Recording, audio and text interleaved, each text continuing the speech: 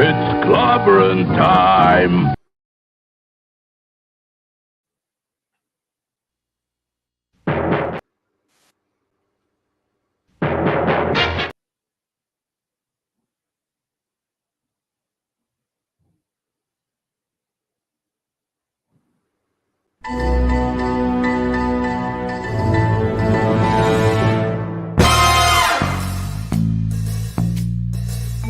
Clobberanimo!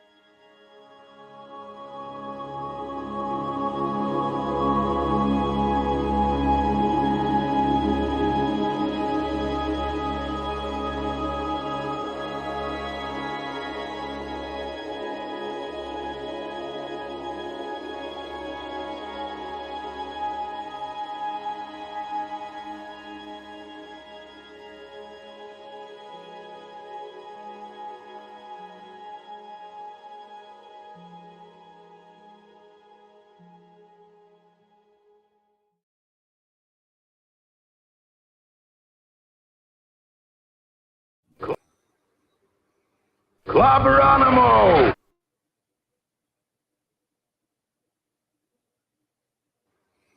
Wow, my thing's going really slow on me tonight.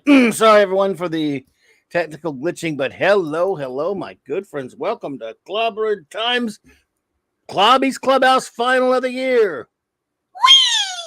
We Clobberanimo! Clobberanimo, indeed. You like that one, huh?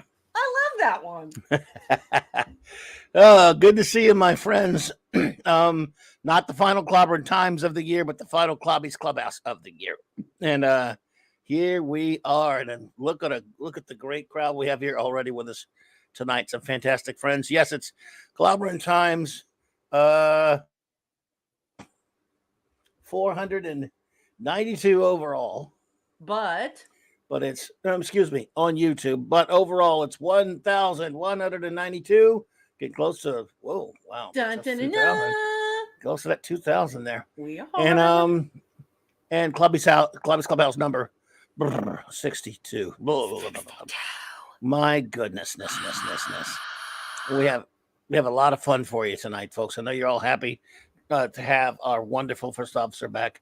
The extraordinary, the beautiful, the talented, our amazing Commander R.M. Briggs. Welcome back, Commander. Welcome back. Look, first of all, I don't deserve that beginning, like that intro, but I got to tell you, I have been languishing without my friends. I have missed you all so much. And what's worse is now that we've been friends for a couple of years and you're so far away from me, it's actually truly upsetting that I don't get to have you all here with me. And so I am so honored and so excited to be here tonight amongst some of the finest human beings in this whole entire universe. I love you all so much. Yay! We love you. Love that you're back here with us this weekend and this week. And hey, wow, I just missed you. We had a good time last week, but it's just never the same. And they let me know it too. They all told me in the chat. Look, someone needs to invent a transporter because that would make things a lot easier. To Indeed, people. Indeed, and everyone's. We'll see about that It'll because happen. maybe we're gonna have to take a trip and we'll go down the West Coast and we'll go see Clobby, and then on the way home we'll go home by way of the East Coast, and we'll be popping in to Mark's extraordinary basement of museum basement. Yeah. Well, And Eric. And the missus will say, take whatever you want. take whatever you want. Please Everyone, take a big shout out and hello to the great Mark D with the CR Chief Engineer. Thanks for being here, dude. Oh, thank you. Wouldn't miss it for the world. Yep. Always Looking great to forward have you. having a fun time tonight. And How'd help that game everyone go in the chat. today? Oh, it was great. We went to the bowl Pinstripe game? Bowl in New York City. Yep, Syracuse, my son's school, lost by a touchdown, but it was a close. It was crazy because not to do too much sports ball, but you know when a team like dominates, but then they have a pick six and the other team returns a kickoff for a touchdown. You know, so even though they dominate the stats, like if you don't get those. Couple of those big plays, so they were coming back. So, but it was fun. It was a good time in the city, and got to go out with the family. And then we went for pizza afterwards. So I got myself some clam pizza, which was excellent. I'm in the city. Not as good as the Sally's clam, but clam pizza. Oh, sea tongues on pizza. You'll never. If you come to New Haven someday and try them, you might like it. You might like this it. is what you don't understand. I'm definitely, Andrew and we're definitely coming down there, but I'm not eating sea tongues. That's a no. That's a no. So no, good. no. It got voted the country's best. We've had this debate before, but it got voted one of the country's best pizzas. So I love your country, but I don't think... Well, you could try a little. We could try one bite, though. I mean, if I get the clam, you could have try a bite. I mean, well, be that as it may, let us start out. The only show notes I have for you, folks, is tomorrow. Tomorrow, I will be on at. I know it's sports ball. Sorry, but it's at 7 p.m. Central. No, 6 p.m. Central, 7 Eastern.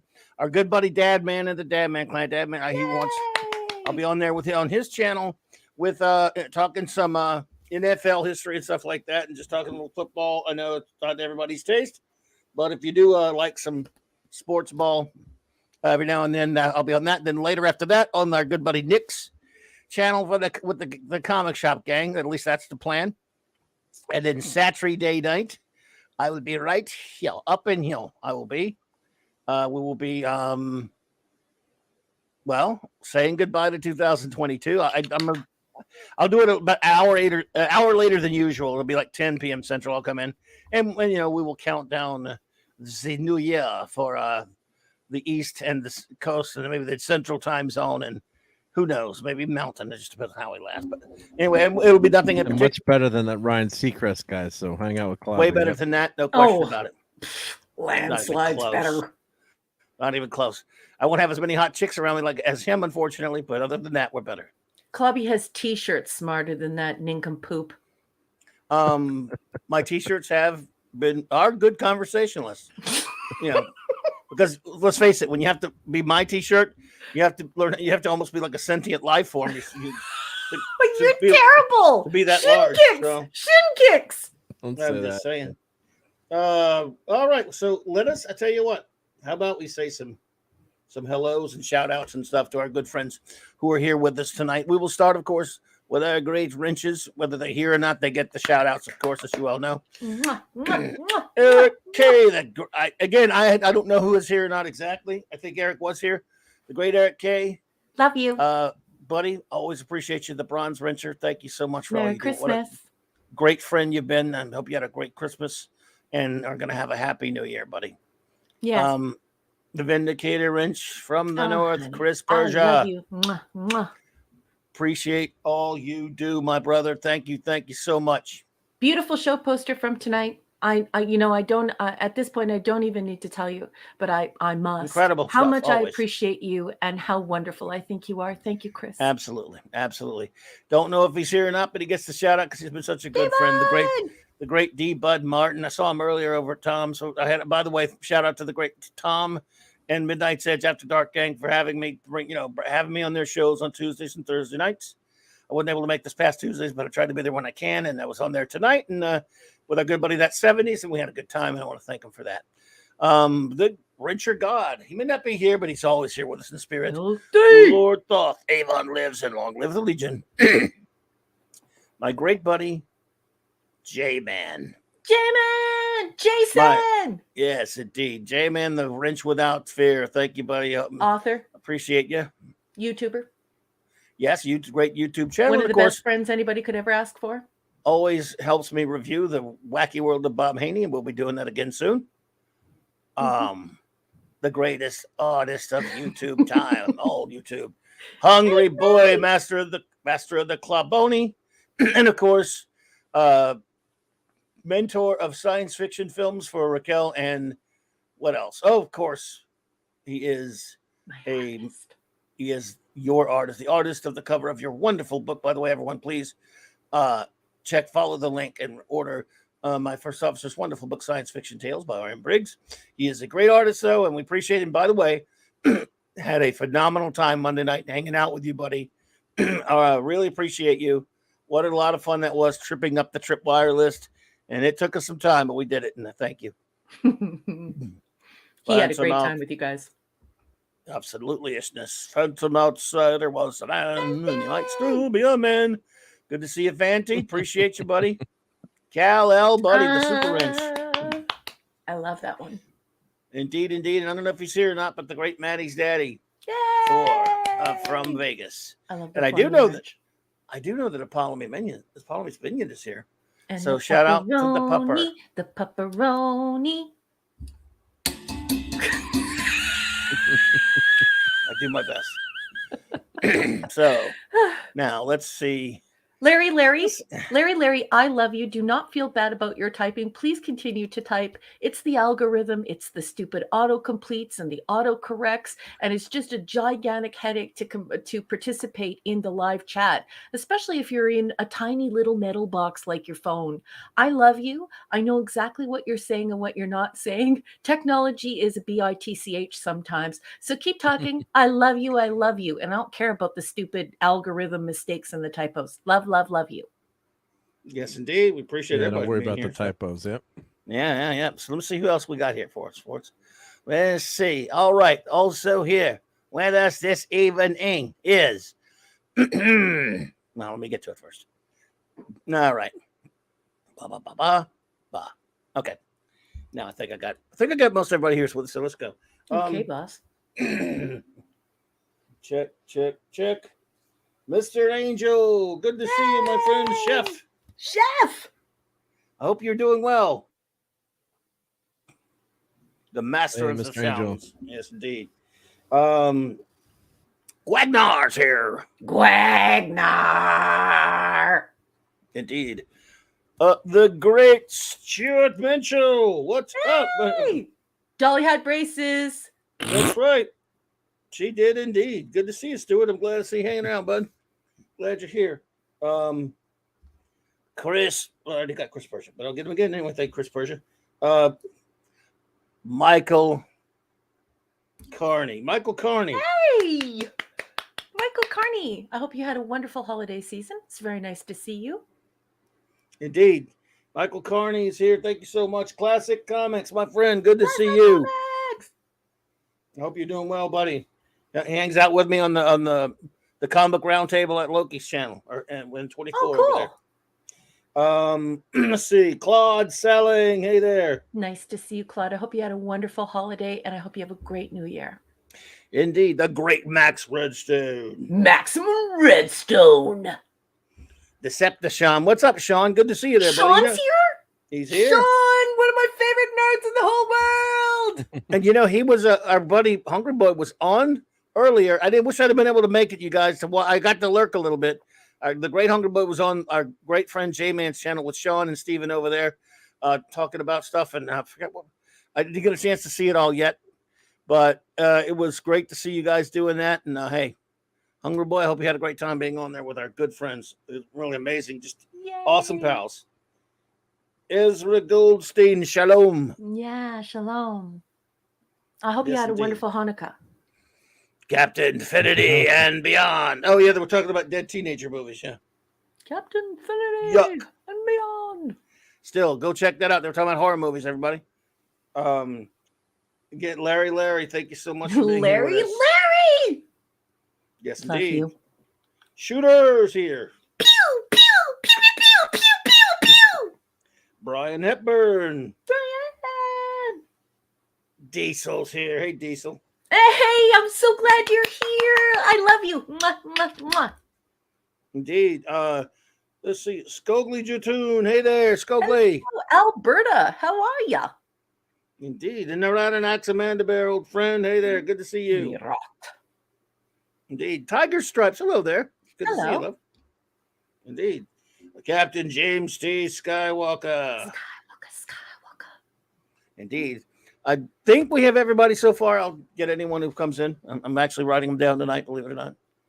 Take the fun out of it, I know. Take the guesswork out. Yeah, take the guesswork out for a change. Well, we'll have like a real two of you here. Pencil and paper. I can do it now because I have two of you here. So before we get started, everybody. Oh, lemon pie's here. Hey, lemon pie. Lemon pie. Cheese by lemon pie. It just made me think of that. I know. I love it when you do that. I can't resist that. Michael Beacom, look at you. Hey, Michael and Cassandra. Hello, Beacums. I love you. Yes, Beacums. And Retro Nerd Girl just walked in. Oh my goodness. Retro Nerd Girl. Retro Nerd Girl. Hey. Good to see you. Good to see you. Oh, I hope you're doing well, my dear. Hope you had a great Christmas, and we'll have a happy New Year. Let's see here. Always great to see you, Retro Nerd Girl. Okay, we'll start out with you all. Some of you are familiar with this show. Not everyone is, but some of you are fans. A show I love very much, Blake 7, is a show I've talked about a bit on here, and had a bit of a loss this week. So we just want to. One of the excellent recurring stars on Blake 7, of course, was the great Stephen Grief. I've never really been sure how they pronounce it. We'll say Grief, since we are grieving for him anyway, if it rhymes. I mean, Stephen Grief played, of course, the first incarnation of Space Commander Travis, and he was brilliant. He only did it for I think he did maybe 5 episodes, believe it or not. It seemed like so much more because he was so just charismatic, just a great villain. One of the greats. I agree. I found it hard to let go of him after he left the show after 5 episodes. I was like, why is this happening? And I remember texting you thinking to myself, how am I going to deal with this? And you're like, you're going to be fine. I know you don't like it when they change characters, but you're going to be fine. But he did leave a mark because, proper Travis, HB. Proper Travis. So I just loved this character, and I thought he played it so well. And perfect. Just thank you to him, to his whole family, and our sincerest condolences and thanks for his body of work and for the inspiration he gave us all. He was a very talented person, and rest in peace. He was again, I hold nothing against Brian Croucher. He just had that's just a tough guy to follow. That's a tough act to follow right there. Back then, it's not uncommon in all, especially older television, for a character to be on the show, then the actor leaves and someone is asked to come in and fill in. That's never easy. That can't be easy. If it's a character that's really good and crucial to the story and stuff, no one could have ever played Avon again. No one ever will be Avon but Paul Darrow. I feel kind of pretty much the same way about Villa and even Blake. And these are the other ones maybe someone else could fill in for. I don't know, but those guys know. And Servalan, no way. Nobody's playing Servalan. Those characters, right? No, it just can't happen. Now, Travis, I can't say that about Travis only because he's not a regular, but he's a semi-regular, and he left the show. Look, British actors, they weren't superstars. They just left for practical reasons in their lives, and he leaves, and they had to get somebody in there. And I thought Croucher was okay, but he's not the same Travis. Maybe they should have made him a different character or something, but I think he did an okay job, and it was a tough. Well, at the end, he got better in the end. He got a little bit better toward the end. I mean, again, better. He had one really good episode, I thought, towards the end. Yeah, definitely. Yeah, you don't want to. So if you're listening to this as a radio show and you're out in listener land and you're not watching this on your phone or you're not participating in the live chat, I just want you to know now that there are a stream of wonderful comments of thanks and condolence and celebration of Stephen's life in the live chat. And I just want to shout out to the live chat, just a bunch of friends of ours, too many to name without taking the floor. But thank you so much for these beautiful comments in tribute to Stephen's work. It's just terrific. And I wanted to let the listeners at home know that is what is transpiring in the live chat right now. I'll agree with that statement. Max Redstone, Stephen Greif, of course, made the mold of Travis. However, Brian Croucher took the character to places that Steven might not have done. I don't know if I would agree with that he might not have done so well, but he did take the character to places that would have been different with Steven, but I still prefer. I mean, it sounds like you might prefer Croucher, which is fine. But Croucher had better Travis episodes that were close to Travis centric. That's true. Mm-hmm. But I think Grief would have been just as great in him. I would have preferred him to stay in the role because, even if it had been the other way around, let's say Croucher had been first, I might not have wanted him to change to someone else either in that case. So who knows? So this is not a slight to Croucher. Here's the thing about this. Beyond how good they are on the show, I've seen I never met the man, but I've seen over the years, read so many accounts, anecdotal, about the way how great he is with fans at cons. Yeah. And you can see it on Twitter, and you watch interviews with Steven Grief and Croucher, by the way, he's a cool dude too. Just as nice a guy as you ever want to meet. It seems he was just really great with his fans. He didn't leave the show out of any malice. Back then it had to be a business decision, back Probably then. They got more money on another show. Yeah. I mean, those actors worked for a living, they didn't, but yes, Croucher was given better stories and I think better material for Travis in the second season, but that doesn't mean I don't think I think Grief would have been fine with those as well. Either way, marvelous actor, great character, and Blake 7, great show. It just keeps missing. Outstanding show. Yeah, it just keeps missing people. Let's see here. Yeah.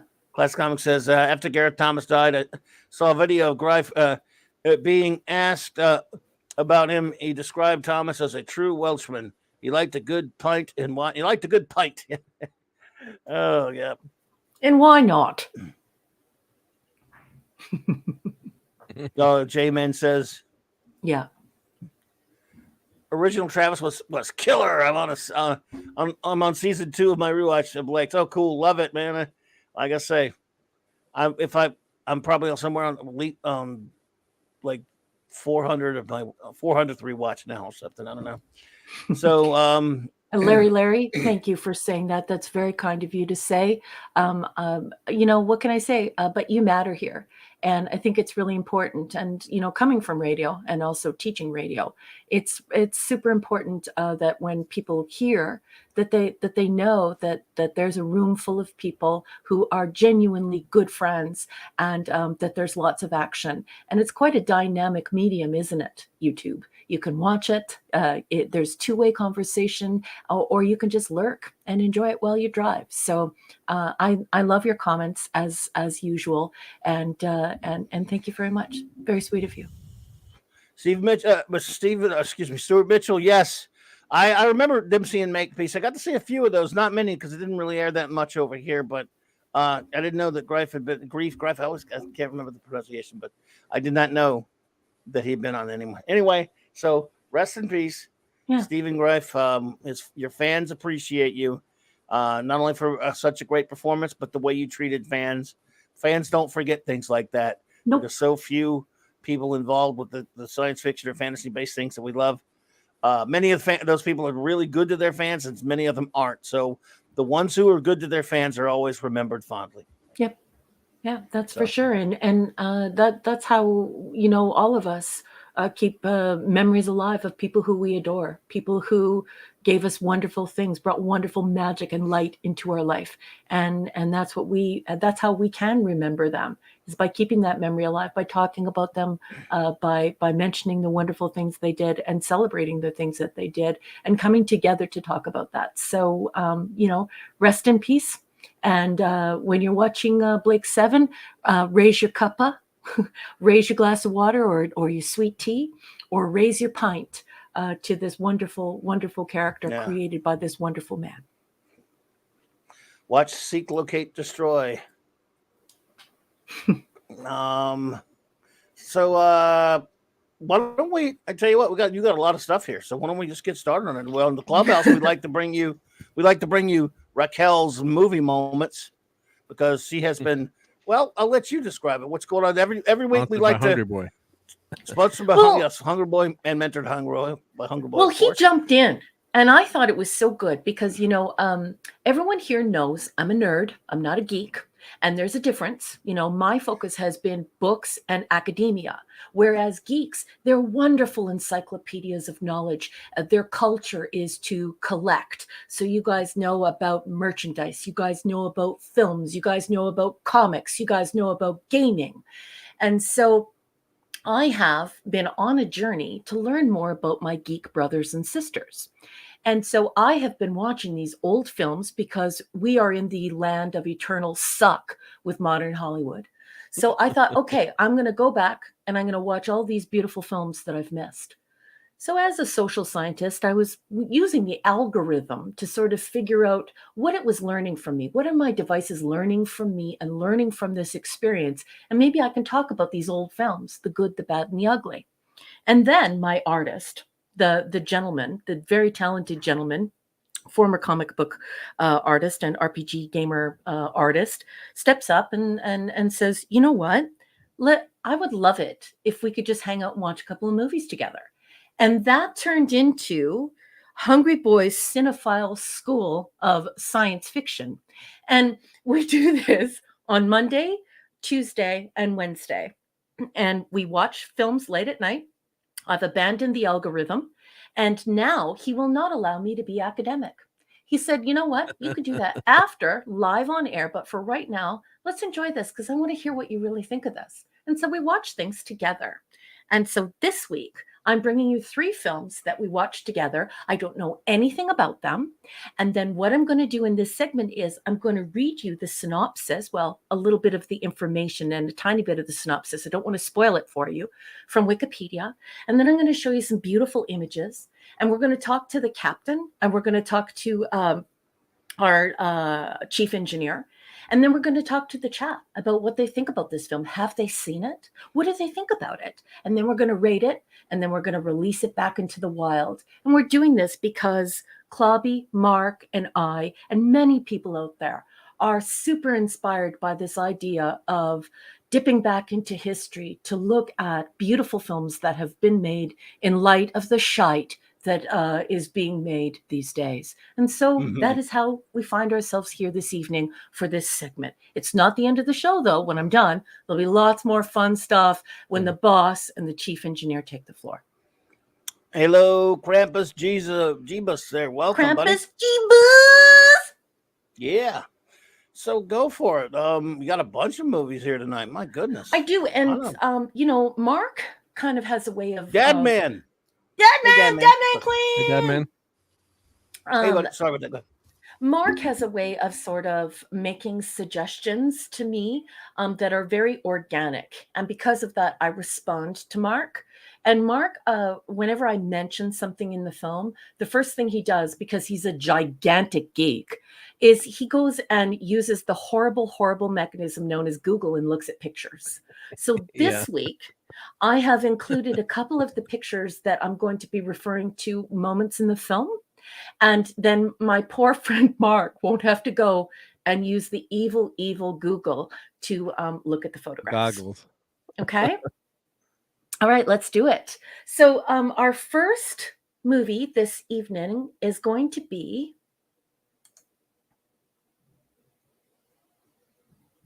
It Came from Outer Space. And if you're sitting at home and you're listening to this as a radio hour, you're listening in the car, there is a huge movie poster from the theatrical release, and it says It Came from Outer Space, and it has a huge eyeball on it, and it says amazing thrills in 3D dimension, fantastic sights leap at you. Hey, Stunt Brat's here. Hey, hi, sweetheart. Hey, love, good to see you. Hope you had a great Christmas. Yes. So that is what the poster looks like. I think there are a couple of versions of the poster. I like to use these ones. And I don't know what they're called, but you geeks will obviously tell me what it is. Yeah, Classic Comics definitely has pink eye, which my husband actually refers to as poo eye, because that's basically how you catch it. But I'm not a doctor. Consult your physician. But these are like lobby cards or something like that. Yeah. Yeah, lobby cards. So I like the lobby cards because I find them a little sexier than the movie posters. So let's stay copyright compliant. I'm going to read you the little blurb about this wonderful film. Sort of revealing my review there, but I'm going to read from Wikipedia and then we'll talk about it. It Came from Outer Space is a 1953 American science fiction horror film. That is true. It is an American science fiction horror film. That's perfect genre. The first in the 3D process from Universal International. It was produced by William Allen and directed by Jack Arnold. The film stars Richard Carlson and Barbara Rush and features Charles Drake, Joe Sawyer, and Russell Johnson. The script based on Ray. Hello. Sorry. No, I'm saying it's the professor from Gilligan's Island. Oh, the professor from Gilligan's Island. Sorry, go ahead. I thought somebody came into the chat with that name. No. Sorry, I'm looking at a different computer screen. No, I got you. The script is based on, okay, I didn't know this. Hungry boy, you caught me again. This is why he won't let me go academic on this stuff. The script is based on Ray Bradbury's original film treatment, The Meteor, and not, as sometimes claimed, a published short story. Hungry boy. Wow. Wolfie's here. Ow! Hey, buddy. So it's really super cool.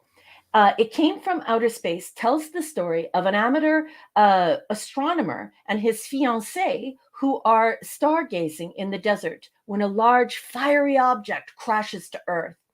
At the crash site, he discovers a round alien spaceship just before it is completely buried in a landslide. When he tells the local sheriff and newspaper editor what he saw, he's branded a crackpot. Before long, odd things begin to happen and belief turns hostile. So that's all I'm going to read because I think that's enough. I'm going to throw it over to my captain and I'm going to say, Captain, my captain, tell me, have you seen It Came from Outer Space? Oh, yes. Back in the 70s and even once, I think, in the 90s maybe. So it's been some time, but I have seen it. Barbara Rush. Woo. Yeah, she's quite beautiful. Mm-hmm. And Mark. Marky Mark and the Funky Bunch. I've seen this, but a long time ago. But yeah, this is one of those classics. And of course, I didn't get to enjoy it in the original 3D, probably on a little black and white TV. But, 3D was a big deal back then. And one thing to mention is, TV is getting more popular. So this is, the 50s were, people are starting to buy TV. So one thing that Hollywood was scared was that people were going to stay home and not come out to the theater. So that's when widescreen came about, the 16:9 format, and also 3D became a huge, massive thing in the 50s. The technology was pretty primitive. It was, the green and blue glasses, and it looked pretty horrible. But it was a gimmick to get people in theaters. But this was also, if you like sci-fi, this was a fun movie too. It's been so long since I've seen it, but I just remember enjoying it when it came out. So it's a weird idea though, right? Because like you think back to like simpler times and you think to yourself, on a 3D poster, you would put that eyeball. It just makes you think, okay, well, weren't they worried that at the time people would think that's what would happen to their eye? Yeah. It's such a bizarre thing. Like when I see the marketing, the communications and technology scholar in me begins screaming out, why did you put that beside the three-dimensional? Fantastic sights leap at you. Gonna give me pink eye if I watch it, but then yes, fantastic sights squirt at you. If you watch the trailer, a lot of the shots are for 3D when you watch this movie. So, just with that 3D, the 3D effects. So, rocks are falling or things happen. It's they kind of cheesy 3D stuff, but all in good fun, and it makes sense too when they're doing 3D technology. To have that. So, I don't know if anyone. We're not going to get on the Avatar subject. But I don't know if anyone's seen the new Avatar, but I wonder how that how. Technology wise, I wonder how the 3D is, but this is, it's fun. You got exciting. Let's go see the movie's going to be in 3D. It's sci-fi, and then it's 3D too. So that's a big big part of the thrill of going to see a movie like this back then. Or imagine seeing this as a drive-through. I guess it'd been fun. Drive-in, you mean? Well, yeah, drive-in. Drive-in. Yeah. What did I say? Drive-through. Because you have McDonald's spring on my mind? brain and it's the 'Cause you're holidays and hungry. you're a cutie patootie. Yeah, drive-through. We're not going to stay. We're just going to watch the beginning of the movie. Listen, do you know how many times I've had stream brain and I've been like, Mark, what's the word? And you're like, it's this. Yeah. Ah. Anyways, so I loved this, guys. I thought that this was absolutely fabulous. I did find it to be very proto-Trek, as Hungry Boy is saying. I had big conversations with Hungry Boy as we watched this. It was more like a film class, like it was two people speaking academically about film and presentation and storytelling and perspectival shift and how things and how you can sort of be immersive with the viewer, and how this had a very book-like quality because of the perspectival shift. There are so many words that I use in academia, like verisimilitude and perspectival shift, that are really difficult to say when you're on a stream. Anyways, so much easier when you just type it out. Anyway, I loved that aspect of this film. And if you're just listening as a radio show, there's an image of the lovely woman that is in this movie. She's basically the co-star. And it's like this. It's as though there is electric cellophane or like saran wrap with a hole in the middle of it. So it's this plastic sort of like laboratory look, but it has been shaped to feel as though you're looking through an eye, and this thing pulsates. And so there are times in the film when we focus on objects or when we focus on people, and we see from the alien's perspective. And this is very proto-Trek because the aliens are not evil. And I'm not spoiling the movie because that is made very clear from the outset. And so it gets into this sort of how are the meatheads going to react to this? So there's some really gorgeous stuff happening here that very much reminds me of Gene Roddenberry and very much reminds me of Stephen Hawking, where we're looking at what the aliens would think of us and how we would react to it. So it's very mature for this for the decade it was forged in, and quite lush. And very beautiful. And there's some sparkle. We're not going to talk about that because that would be a spoiler. And then the final image for this that I have is this. And this is a lobby card. I did look this up, and this is a lobby card. This is what I'm talking about. So whether you see this film in color or you see it in black and white, it is a feast for the eyes. It is brilliant. It is very intelligent, and this is science fiction. This is a science fiction discussion about science fiction. So all of those things that make us nervous about first contact and how we're going to react. And it's glorious. If you haven't watched It Came from Outer Space, you really need to add this to your science fiction library as a geek, because as a nerd, I can tell you, I think this is essential viewing for anyone who loves science fiction. And that's all I have for this one. Anything you guys want to say? Sure. Nope. Just I want to see it again. One. Well, I do. quick. So I want to say Go hello ahead, to JD Lewis. That's all. Go ahead. JD! JD. Good to Hey, see you, buddy. JD, yep. Go ahead, Buck. I just well, of course, it's Bradbury, so not to give the story away, but that's all you need to know in terms of the intelligence of the film. It's not a one-eyed purple people eater. Mm-hmm. And I did watch Nope last night. My daughter wanted to watch it, and I think that they copied some of Nope in this movie. There's a lot of similarities there. I don't know if anyone in the chat has seen Nope, but we're not going to talk about that now. But there were some surprises in that movie, and Wouldn't be surprised if they did copy this. Yeah, and it looks like they did just many even other some of the things, Well, shots. it's very proto Star Trek. So basically, you're looking at a hard science view that is very pro-human. So like this hope for humans to be better. And so you can definitely see how this would be seminal. And you guys know that I'm more a book person than a film person, but I could definitely see, like I said, I yelled to Hungry Boy while we were watching this. There is no way Gene Roddenberry didn't watch this and didn't feel inspired, because this wasn't the, oh, the aliens are here to kill us all. It was really like, oh, the aliens are here, and how are we going to start this dialogue and prevent the meatheads from breaking down our what's going to happen between these two species. So yeah, I can totally see what you're saying there. What could you please tell me, what is Nope? It's a sci-fi movie. Current movie this year. Jordan Peele. But I can't I don't really like that guy. I know, but the movie was interesting. I think it's worth watching. I can't really discuss it, obviously, because of spoilers. So to get into why the movie is good, you kind of got to give some of the reveals. But it didn't impress me in terms of actually having some thought there and some science fiction and having some nice twists and turns in the movie. So as Hungry Boy is saying, even that line could maybe give some things away. But it was it had some good points to it, and maybe only one time where you had to put your blanket over your eyes, but even then it wasn't too bad. But it was intelligently written, and kind of surprised me, and how it wasn't just a Jaws. Not Jaws is one of the great movies. Yeah, I gotcha.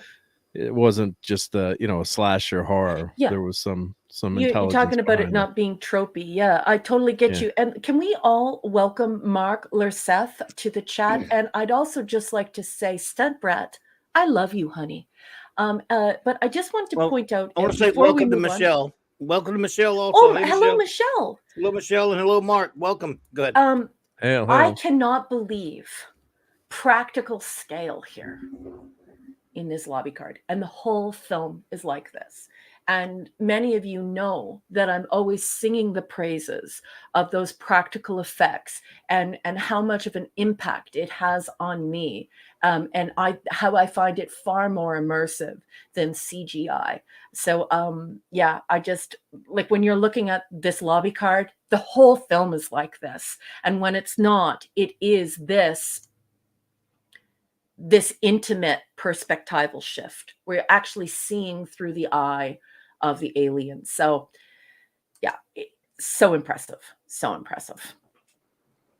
Excellent. Excelente. That Hungry Boy knows his stuff.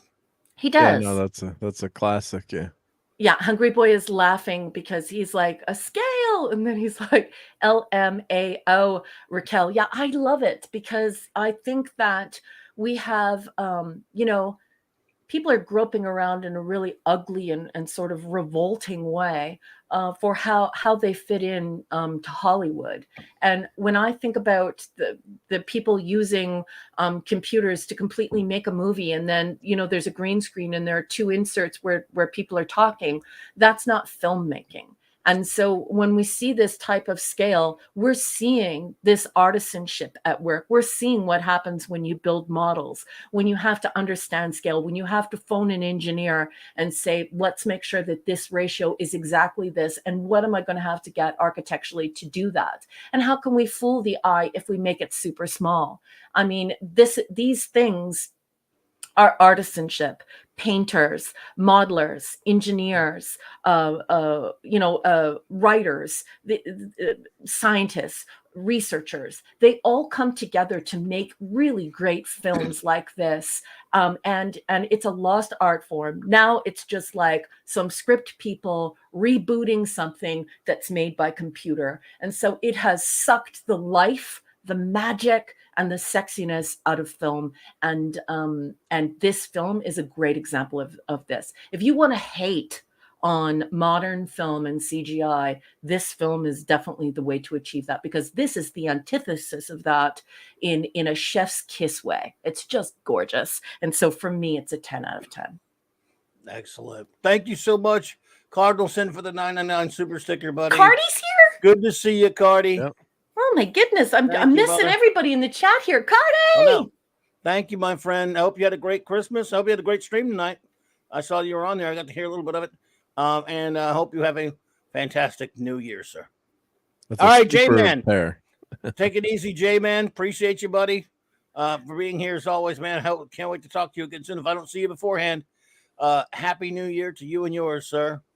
Really appreciate you. And Happy New Year, J-Man. Yep. And J-Man, you all know him as J-Man. His actual name is Jason. You need to follow him to Twitter. You need to follow him to his YouTube. He's a published author, and his wife is a Canadian award-winning poet. And they have great content. They have wonderful things for you to read, for you to listen to, for you to interact with. Jason is a really wonderful person who hangs out with a great crew of people. So please follow J-Man to his various channels and make sure you give him a listen. Oh, recalling that movie, was the professor able to fix the ship? And just No. Get him off the island? To get off the island, yeah. But HB and I did make several jokes about that. Yeah. Professor, Gilligan. Could make a nuclear reactor out of coconuts, but can't fix the minnow. Coconuts. He plays a completely different character in this movie. Yeah. Well, that's good. Yeah. Okay, are we ready to move on to the next one? Yes. Okay. Yes, and thank you for that, Michelle. Just feel better. Just don't worry about us. Just be safer than hospital and do well. We wish you well. All right. Oh, my. So here is a movie that I had heard about, but I did not watch. Ooh. And I'm going to read from Wikipedia a little bit of information. Now, if you're reading along here, you don't need to know that I'm talking about altered states. But if you're just listening in the car or listening in bed and you're lurking and you're listening like it's radio, there is a movie poster, which is also that horizontal gloriousness that is the lobby card on the screen right now. And it says altered states. And we see William Hurt inverted with a bunch of, medical devices attached to his face. It's a very harsh and a sort of scary image because everything is black. And then he is physically distorted and illuminated by a lemon yellow light. So very ominous image. And now I'm going to read from Wikipedia. Altered States is a 1980 American science fiction body horror film directed by Ken Russell and based on the novel of the same name by playwright and screenwriter Paddy Chayefsky. Mm-hmm. Okay, so Hungry Boy does it again. He keeps doing it. If it's a novel writer or a playwright, he gets me every time, you cheeky bugger. Paddy Chayefsky also wrote Network, a movie called well-known film called Network. But go ahead. Oh, nice. The film was adapted from Chayefsky's 1978 novel and was his final screenplay. The novel and film are based on, in part, John C. Lilly's sensory deprivation research conducted in isolation tanks under the influence of psychoactive drugs like mescaline, ketamine or ketamine, and LSD. It marked the film's debut of William Hurt and Drew Barrymore. Chayefsky withdrew from the project after disputes with Russell and took his name off the credits, substituting Sidney Aaron, his actual first and middle name. So that was his nom de plume. I guess he was embarrassed. The film score was composed by John Corgigliano. It's hard for me to read. The film was nominated for the Academy Awards for Best Original Score and Best Sound. So I think that that's all you need. I'm not going to give any spoilers here. This is a weird movie. I didn't enjoy it. I thought it was mad as hell. It was very psychedelic, and you could definitely tell that it was from the 1980s. I've talked about this before. 1970s horror was very explicit and very gory, and it turned me off of horror. And I grew up in the 70s, and so it just made me absolutely abhor everything about the horror genre. I don't enjoy it, and this is the echo of that. So we see this 1980s thing, and I do have to tell you that this movie is so odd that it reminded me of Cat People. Do you remember that movie, Cat People? There are a couple of them, but yeah, no, you're probably talking about the one of the same era, 1980. Yeah, Malcolm 1980. McDowell. Yeah, and so it's creepy. That was weird. It's dark. It's weird. And very psychedelic. Well, it's Ken Russell. Everything he makes is weird. Yeah. So there are some super jarring images that may be offensive to some, but I'm going to show them. And please, if you are, somebody who is quite religious, I want you to know now that I'm an agnostic and I completely respect your religious beliefs. And I love you very much. So I hope this doesn't offend you, but we're talking about the film. And so I'm just going to show a few of the images that I found quite jarring and sort of why I would like to put this into the dumpster. So here we are. So this is one of the images. So we see this messianic pose, and then we sort of see this the difference between the the sort of sacred and profane, and we see this physical monstrosity. We see this perspiration, crucifixion, the old wood cross. So here it's definitely going after the Christian Jesus, and just especially choosing like the goat, and to give the goat two types of horns. Baphomet. Pardon? Is that Baphomet? Anyway, go ahead. And also this distortion of this sort of Greek mythology where you can have the head of a beast and the body of a man, and so you see that this crucifixion, and so it's a very jarring image. And so for an academic, when I look at this, especially an academic who one of my areas of expertise and specialty I studied in undergraduate school and graduate school is actually semiology, and that's the study of signs, symbols, and artifacts and how they create interchanges in communication. So when I see this image, I think to myself, wow, this is cutting edge. This is up for discussion. But this does have an element of revulsion to it, where it's so oppressive that it can stop conversation, because the conversation has to be purely academic because of its extreme offense. It is disturbing. Mm-hmm. And so you didn't like this, Raquel, or you did like it? I think it is a complete and utter garbage pile. Okay. I think it is like if you took a tires on fire and threw poopy diapers on it. This film. Hey, Pleasant Valley, good to see you. Yeah. So I found this to be quite jarring, and I did not like the interplay of the images, because I think if you're going to play with images like this, I think you need to flesh them out. And you need to be brave about it. You can't be cowardly. You can't throw an image out like this and challenge somebody's belief and make their God appear filthy.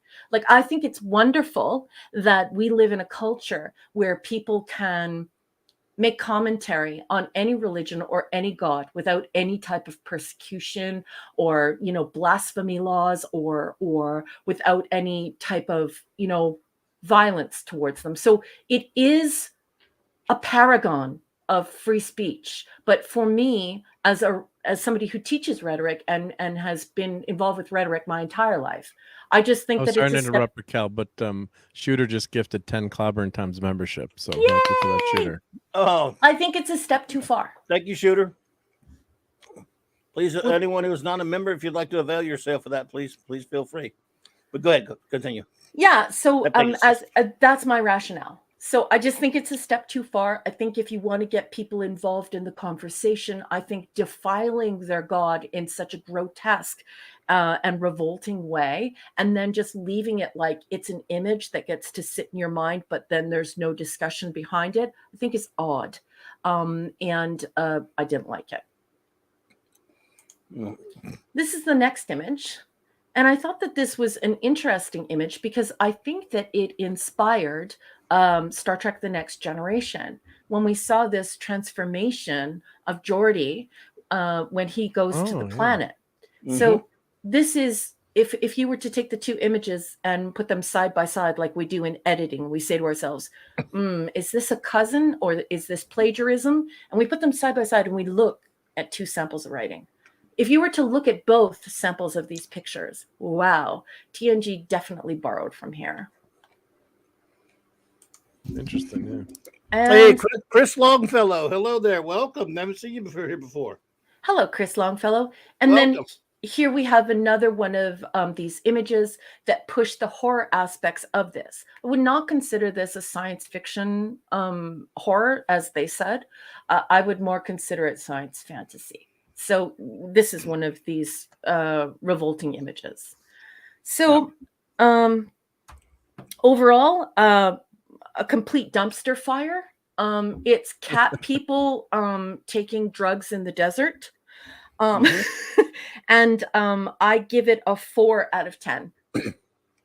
I went to see this in 1980. I was 16 years old, and the only reason I went to see it because it was on the cover of Starlog magazine, and they were talking about it. I never heard of William Hurt. That's his first movie, right? Yeah. I would watch anything that would fall in anywhere close to the category of science fiction. And I wasn't supposed to be in there because it was rated R, but I went to see something else and I snuck in there and watched it. And, because it was like 17 or, I think it was 17 was the age at that point. So I didn't like it then. So I probably wouldn't like it now. I haven't watched it since that one time. I just walked out like, yeah, it didn't have any effect on me whatsoever. But, what I do know is that was Patty Chayefsky's, well-respected writer and everything, but Ken Russell's a nut. I know that from just knowing of his filmography and having seen maybe one or two of his other films and knowing what just basic mainline critics used to say about him. Blair Brown was a cutie. But, just not a film I ever really cared to go back and revisit. So don't got much more to say about that. Well, before I put it to Mark, because I'd like to know what Mark's thoughts are on this. Why did in the Wikipedia article did it say that it was his first? That it marked the film debuts of William Hurt and Drew Barrymore. Who is Drew Barrymore? The daughter? E.T. Oh, who was Drew Barrymore? Yeah, I don't remember her being in it, but it's I don't remember her being in it. I think this Wikipedia article is full of hooey.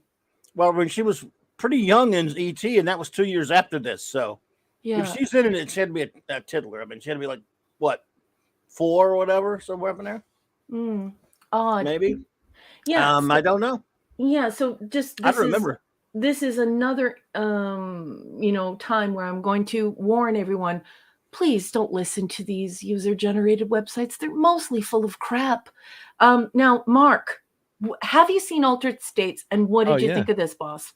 I haven't seen it in a bunch of years, but I've always liked this movie. So I don't know, maybe because sometimes I like more of the cerebral horror. I thought it was more of a cerebral horror movie versus a sci-fi movie. Obviously, it's more of a take on Dr. Jekyll and Mr. Hyde, or because you've got that transformation. So there was something about it too. That kind of grabbed me. I didn't probably think about it maybe that critically. Just hey, it's for me it was a fun movie to watch, and kind of a scary movie to watch, with your friends late at night while you're chewing down on pizza and maybe drinking some beers back then. I don't remember how old I was when I saw this. I didn't see it in the movie theater, but I remember seeing it on VHS, and I thought William Hurt was good in it. I thought it was an interesting. Cardinal says Drew wasn't in it. So. Yep. Thank you, Cardinal Sen. Go ahead. Thank you. Yep. And I just thought the idea of it was just interesting, regressing like that without, it's pretty obvious what, just if you've seen the trailer, not to give anything else away, but, there's something, there's the natural aspect of, the nature and this drug that came from some indigenous tribes. I think it was Mexico. So there was something, to it. And of course, maybe, in some ways it was a little silly, but it's probably been 20 years since I've seen it. But I always remembered, thinking it was kind of a fun, scary, like a fun, scary movie. So I don't know what people in the chat, not that we want to go through and take forever and review it, but I just wonder if people in the chat, thumbs up or thumbs. Well, we got one. We do have one. Well, HB doesn't always give me fabulous movies. He gives us stuff to chew on, guys. And this is, I think, an entry from him that's a little beef jerky. He wants to know what we think about these signs, these symbols, and the movie proper. And even if it's science or if it's horror. We do have one reaction to it. First of all, Makani Draws, welcome. Nice. Hi, Honor sweetheart. to have Happy you New here. Year. I hope you're having a. Hope you had a great Christmas. Hope you have a wonderful New Year. Before we get to one opinion on it, Stubber said Ken Russell was so awful. We never turned down work, but he was intolerable. Wow. I heard he was Ouch. I heard he was a tool. Yeah. So Michael Beacom says that Cassandra and I love this film. We Yeah. both watched this over and over. Not enough room, but Drew played one of Blair Brown's daughters. Okay, so gotcha. Well, thank you, Michael. There you go. Very cool. Yeah, it could be I it. could see There where you go. people love it or hate it, but there's an intelligence to the idea. I think the kernel of the idea is interesting. No, Than, the DNA thing is dopey. Oh, I think that's cool. Well, I know. Boy So does HB, and I love you and HB very much. You guys are my friends, and I respect you, and I care for you, and I totally respect your opinions. But on this one, I really felt like if they really wanted to keep it science and not science fantasy, we wouldn't have had a Geordie LaForge transformation. We wouldn't have this regression of DNA. Since when does swallowing the worm in Mexico and entering a sensory deprivation changer reverse your DNA? Well, I'm gonna go take a bath tonight and talk to me in the morning. No, but don't do it. I agree with some. Don't drink the worm. Don't drink the worm, Mark. But it's just it's a movie, and you kind of let it go, and just but God, that picture, now that you make of it, that Geordie's DNA was changing, and that creature did a lot. Oh, like Geordie, let me show that again. Hold on, sweetheart. I know you love juicy stuff like this when I find stuff that's like a great. this. You That's like to a talk great. about it. Now that you see it, and the effect is probably almost the same effect. Would you do me a favor? Really good catch there. Could you please go on Brave or DuckDuckGo and grab that image, and we can show it? Of Geordie, or yeah, I would like to. What episode was that? That is what's the name of it? Oh, God. It was called the dumb episode where Geordie got turned into something. Yeah, I forget what that episode is. You guys already know I'm not good with my titles. One in the chat will help us. Yeah. Yeah. Identity Crisis. Everyone might be that one. Everyone remembers. They don't need to see it if you can't find it. Not a biggie, but yeah. I think it was Identity Crisis, wasn't it? That might be it. Yeah, I think that could be it. Yeah, here we go. I got it. So it'll take 2 seconds to show. So check this out, right? This is pretty interesting. Yeah. Well, thank you. Yeah.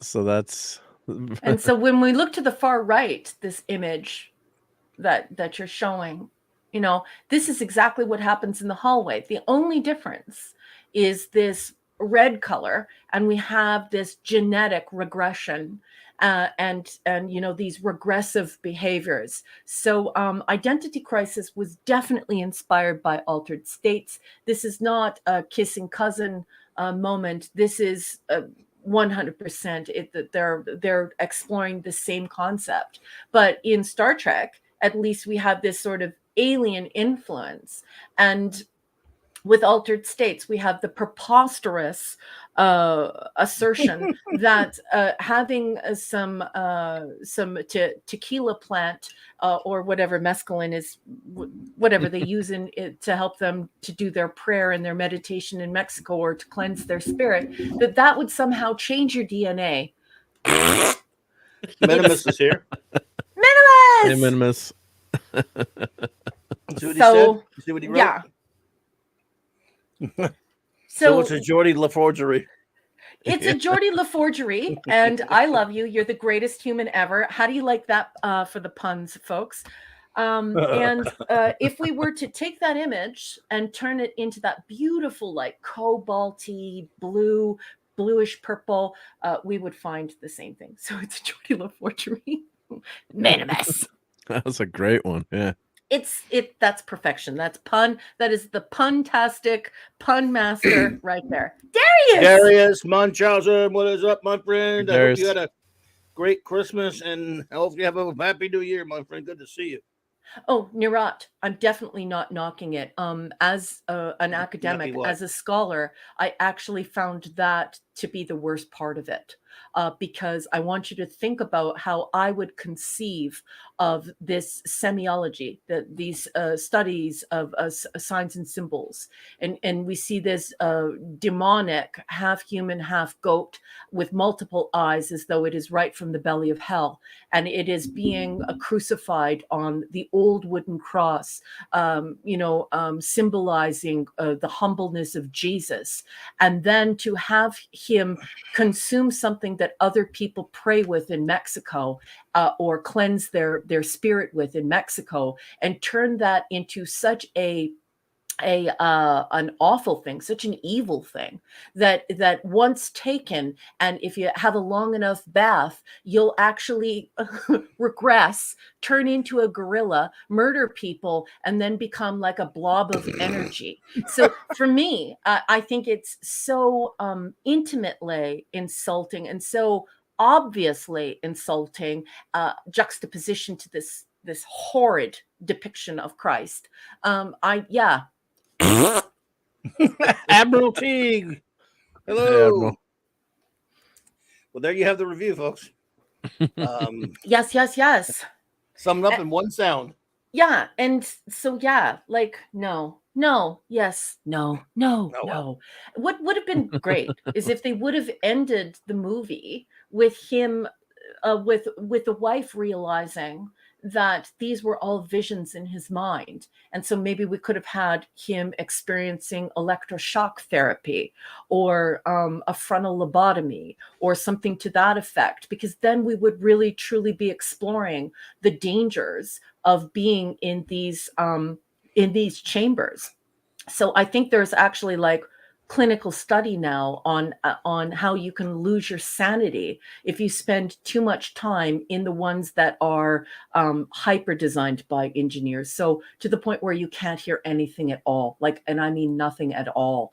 And so when that's achieved scientifically in a practical sense, it leads to madness. So if the manifestation of that would have been what was happening in his mind, and at the end we see him, his wife standing over his body as he's got a lobotomy, and it's this sort of one flew over the cuckoo's nest moment, then I would have said brilliant, 100% out of 100% for the film. But what was the Twilight Zone episode with the Matthew Pounder? Welcome, hey, Matthew. Hope you had a great Christmas, sir. Go ahead. What was the Twilight Zone episode where it's the astronaut and he finds out in the end he's actually been in solitary confinement, and he's walking the town? What was the name of that? Was that one of the first season episodes? It was the first episode. Is there any is anybody here? Something like that, isn't it? Yeah. Where is everybody? Where is everybody? Yeah, where's everybody? Earl Holloman. Thank you for that super chat. Cardinal Sin, you were too kind, buddy. I appreciate you. Thank you so much. He says, Raquel, Alter States is just a goofy movie that isn't intended to support verisimilitude. I would disagree. Uh-oh. Very heartily, I would disagree because of the semiology. So here we have this academic, this professor, and back then in 1980, there weren't as many people attending university. So we have this call to, we have this rhetorical postulation that comes from authority. So we have the authority fallacy, and then we throw out all of these semiotic images that are desecrations of Christ, and then we have somebody imbibing a Mexican plant that is used to cleanse the soul, used to pray, used to get in touch with their God, and it is portrayed as something that will literally turn you into a chimp and then a puddle of primordial ooze. So I don't think that it is quite as playful and nothing as some people would suppose or put forth. But that's because I see the rhetorical device in there, and that's how I would take it apart using semiology. However, I respect anybody who loves this film. If you love this film, honey, you love this film, that's okay. Plus, there's a cute redhead in it, too, so that helps. Oh, yeah, Blair Brown. Real Wade Nation Gaming on Real Twitch. Wade Nation, hey there. Welcome. Hey, Wade. Good to see you. I hope you had a great Christmas. Matthew Pounder. Matthew Pounder, buddy. Yeah. Well, so what's next? Oh, I'm getting in trouble from Cardinal saying, honey, there's another $10 there. Thank you so much, Cardi, for the $10 super chat. You're too kind, buddy. Appreciate you. He says, Raquel, no, the semiotics are in there. They are. But it's not intended to suspend your disbelief. It's just a dumb body horror movie, which I enjoyed. It was dumb and definitely a body horror movie, horror movie, that's for sure. With Ken Russell. So yeah, I hear you there, man. But you enjoyed it. Yeah, I only saw it the one time in 1980. So yeah, very dangerous thing to say. Like, I want you to think about this. Somebody has gone to Greek Orthodox Church or Russian Orthodox Church or Ukrainian Orthodox Church or Catholic Church, and they're using the incense. And somebody were to put that into a movie, saying that anyone who smelt it would de-evolve into a chimp and then primordial ooze. That's a pretty strong statement by the filmmaker. And I think it's insulting to the audience, to our intelligence. And I don't think that somebody should get away with something like that. This gentleman definitely deserves dirty diapers thrown at him, although I'm not saying to do that. And I'm sure Ken Russell had it happen a lot. All right, next movie. Next movie. I've been It's a lot looking of fun. forward to this one. Are you ready? Mm-hmm. Here it is. Yay! Clobby, would you do me a favor? Captain, my captain. Sure. Would you please describe this beautiful theater poster for those who are listening in the car or those who are just listening as though it's a radio show? Oh, okay, fair enough. It's a film called Mysterious Island, my friends. And of course, it is a movie poster, a world beyond imagination, adventure beyond belief. Some Confederate and Yankee soldiers during World War, Civil War, sorry. World War, Civil War, listen to me. Anyway, get up in a balloon during a storm, during a battle or whatever. If I remember right, it's been a few years, but they're blown way out to sea and end up on an island controlled by whom?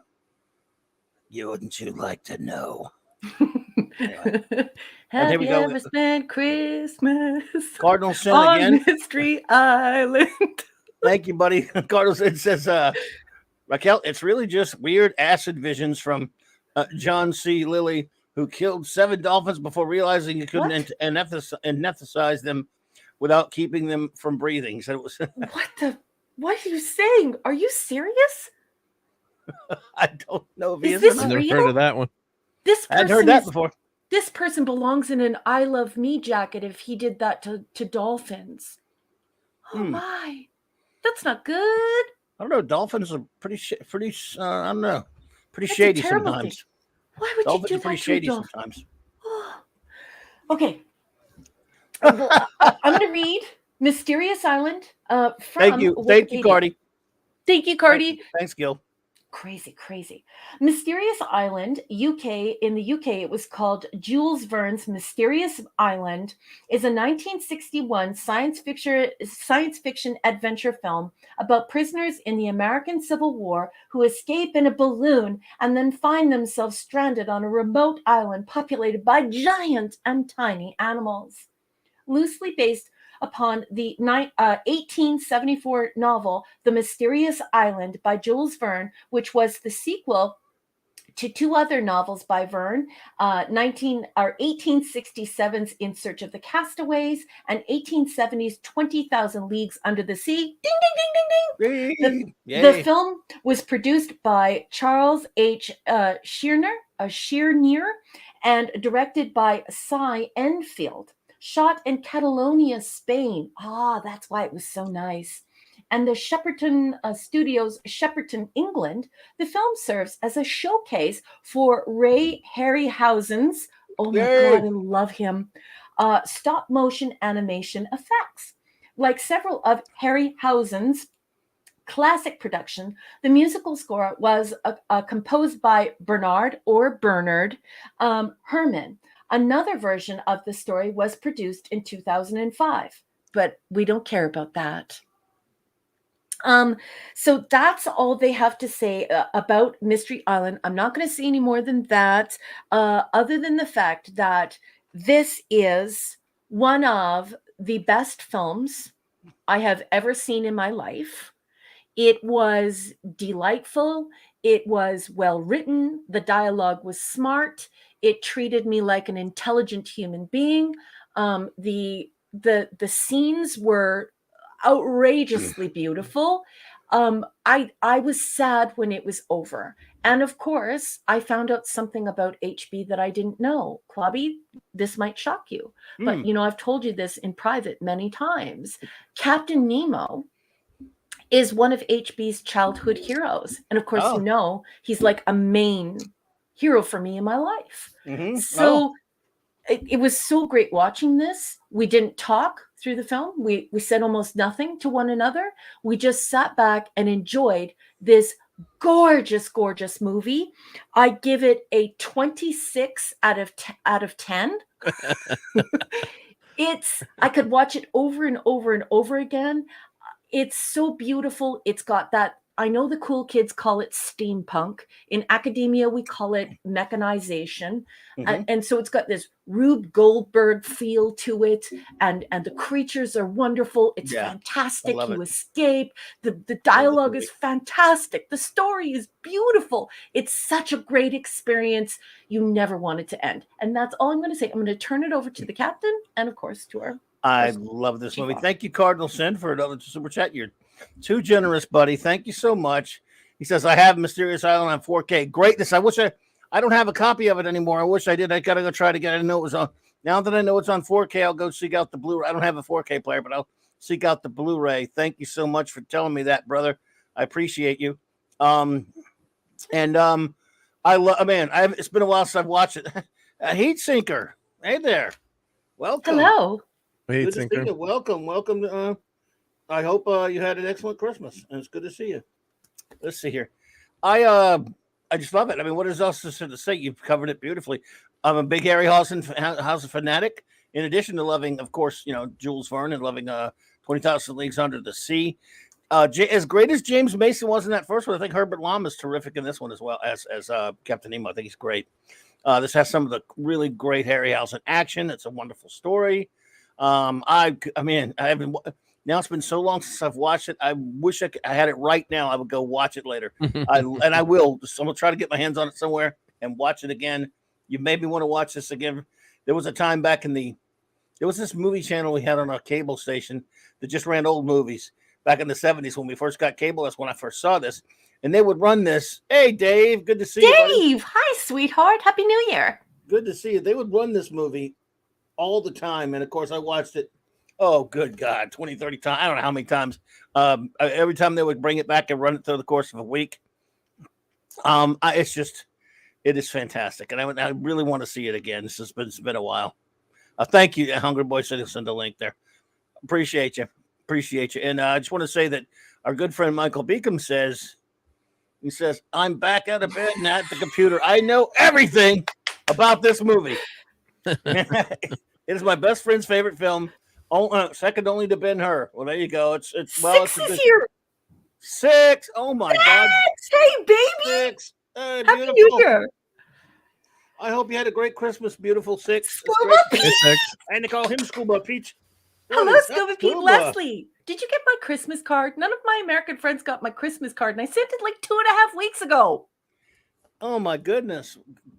I don't know. Great to see you though. Great to see you, 6. Great to see you, Scuba. I hope he did.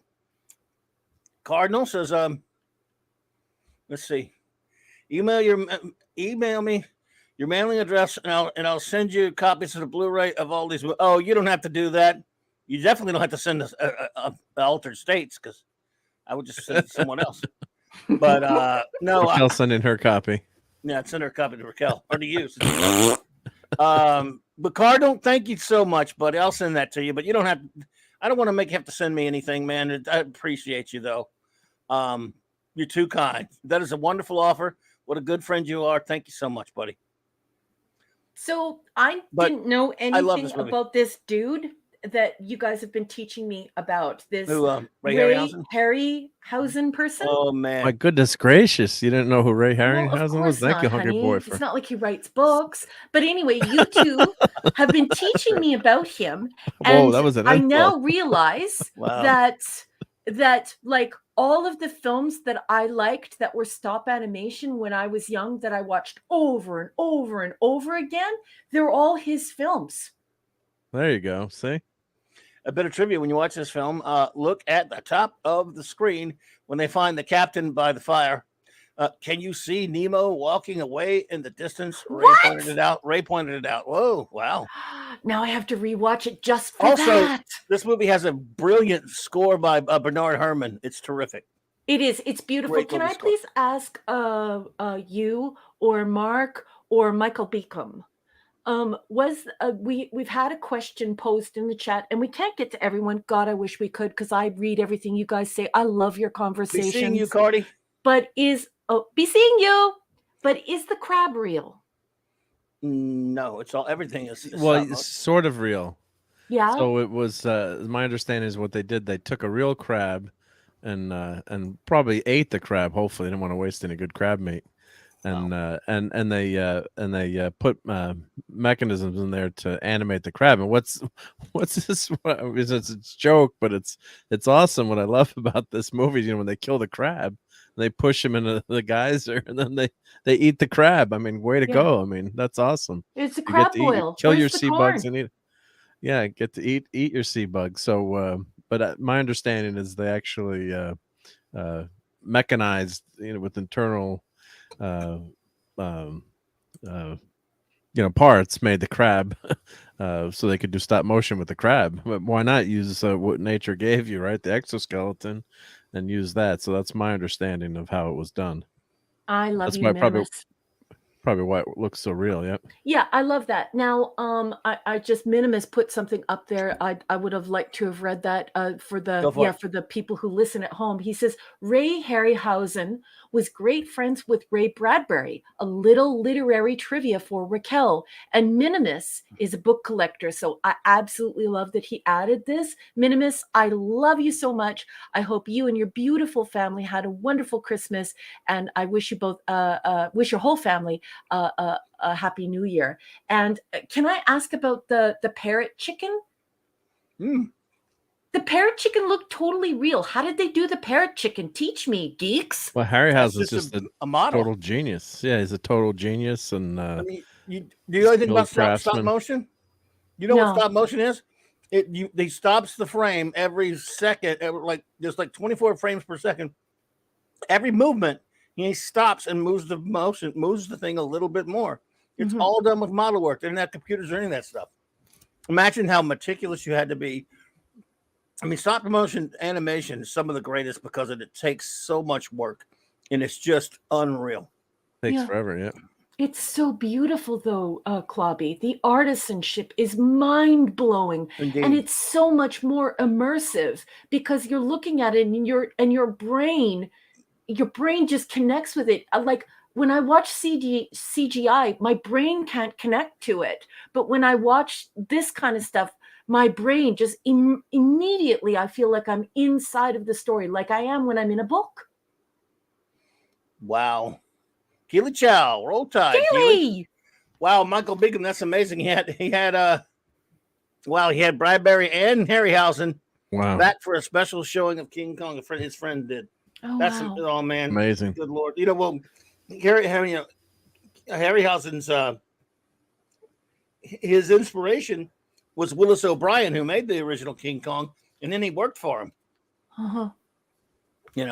But you should. I was talking to Hungry Boy about the other night. Hungry Boy, I think Raquel should see Valley of Goanji. He's not sure if he'd like it. Would you get too scared? No, it's not scary. Well, there's kind of creatures in it. They're dinosaurs. Are you afraid of dinosaurs? I know, but no. Not afraid of dinosaurs. But cowboys and dinosaurs. Holy crap! I don't like gore and I don't like violence. And the thing that I don't like 1967 is when people when they're delighting in gore where other human beings are being harmed. This is a 1968 movie with takes place in the old West, but they go into this valley and they find a couple of dinosaurs in it. It's got Harryhausen animation. Oh.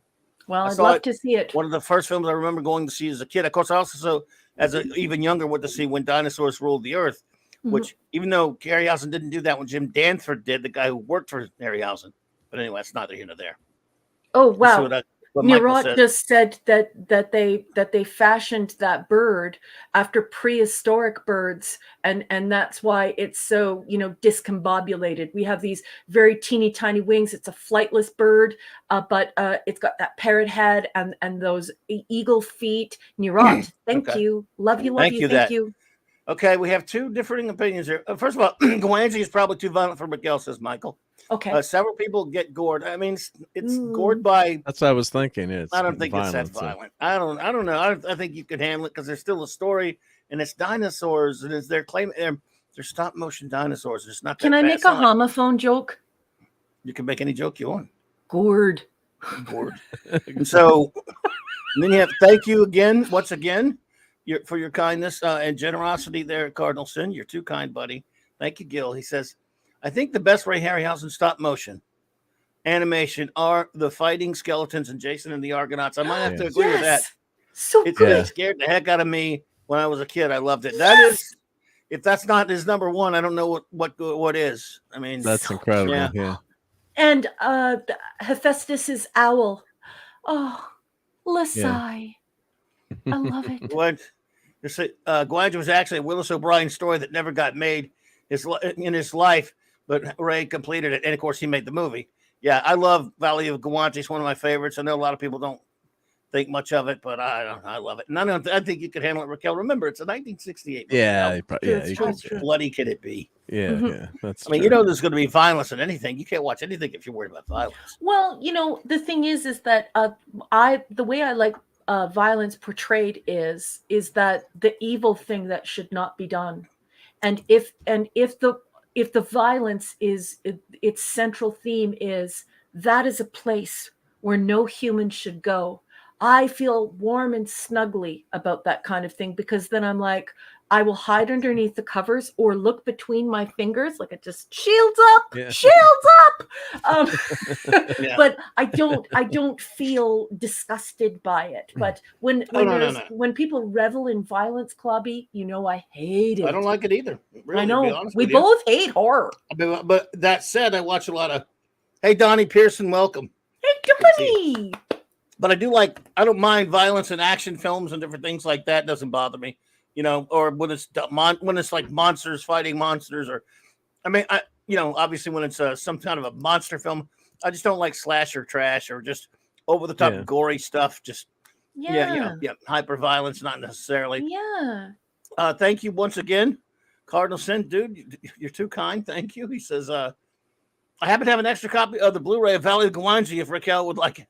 Wow, I gotta get that. All I have is the I don't think I have that on DVD. I have the DVD. I don't know if I have the Blu-ray. I don't think I have the Blu-ray. Ooh. But anyway, well, that is a very generous offer. But I think I'm going to abstain. But if you wanted to send it to Clobby, maybe Clobby could send it to me. I would. Yeah. Wow, the chat is just exploding with conversation about just everything we're talking about violence, when violence is good, when violence is bad, about this wonderful person named Harryhausen. Just, you guys, I'm so happy that you're having fun with this. And the whole reason why you're having fun with this is HB's Cinephile School of science fiction.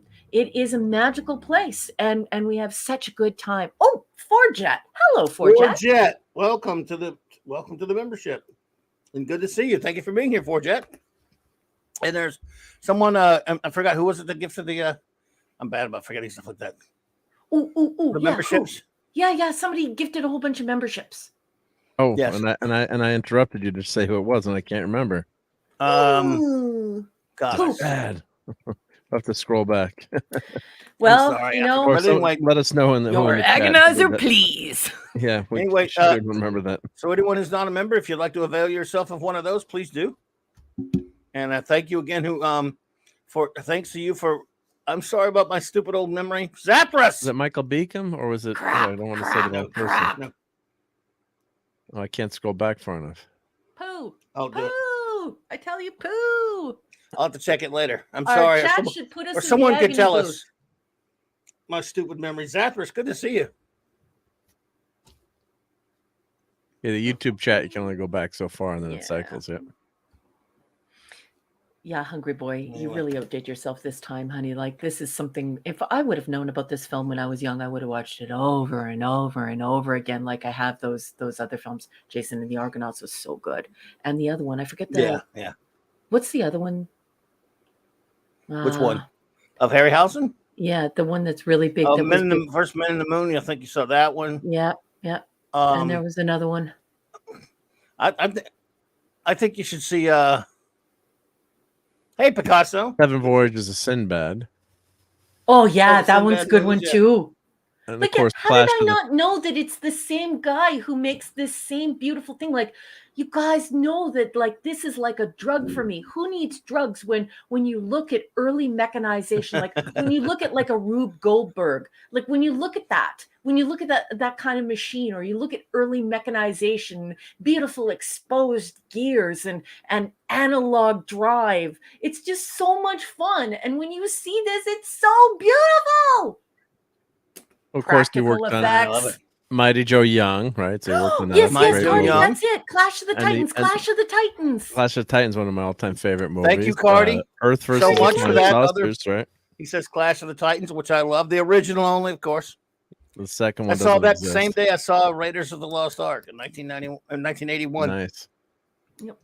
Love that one in 1981. I think I watched it 9 million times on the VHS. Mark, you were saying? Yeah, so just go through his voyages, his movies. He had 20 Million Miles to Earth. Okay. 7 Voyages of Sinbad. 3 Worlds of Gulliver, which is like Gulliver actually is such a deep movie. It's a satire, a political satire. Have you read the book? Visual. Yeah, that's why it was written. Yeah. Jason and the Argonauts, of course, which we were talking about, and the 3 Sinbad movies. 4. Yep. First Men on the Moon. 1 Million Years BC. Valley of Gwangi, Golden Voyage of Sinbad. Then you got Sinbad of the Eye of the Tiger, 77, and then 81 Clash of the Titans, which was we went to on my birthday in 1981, and the mom tried to block as many eyeballs as she could when the priestess came out of the water. But one of the all-time classic. Is this man still alive?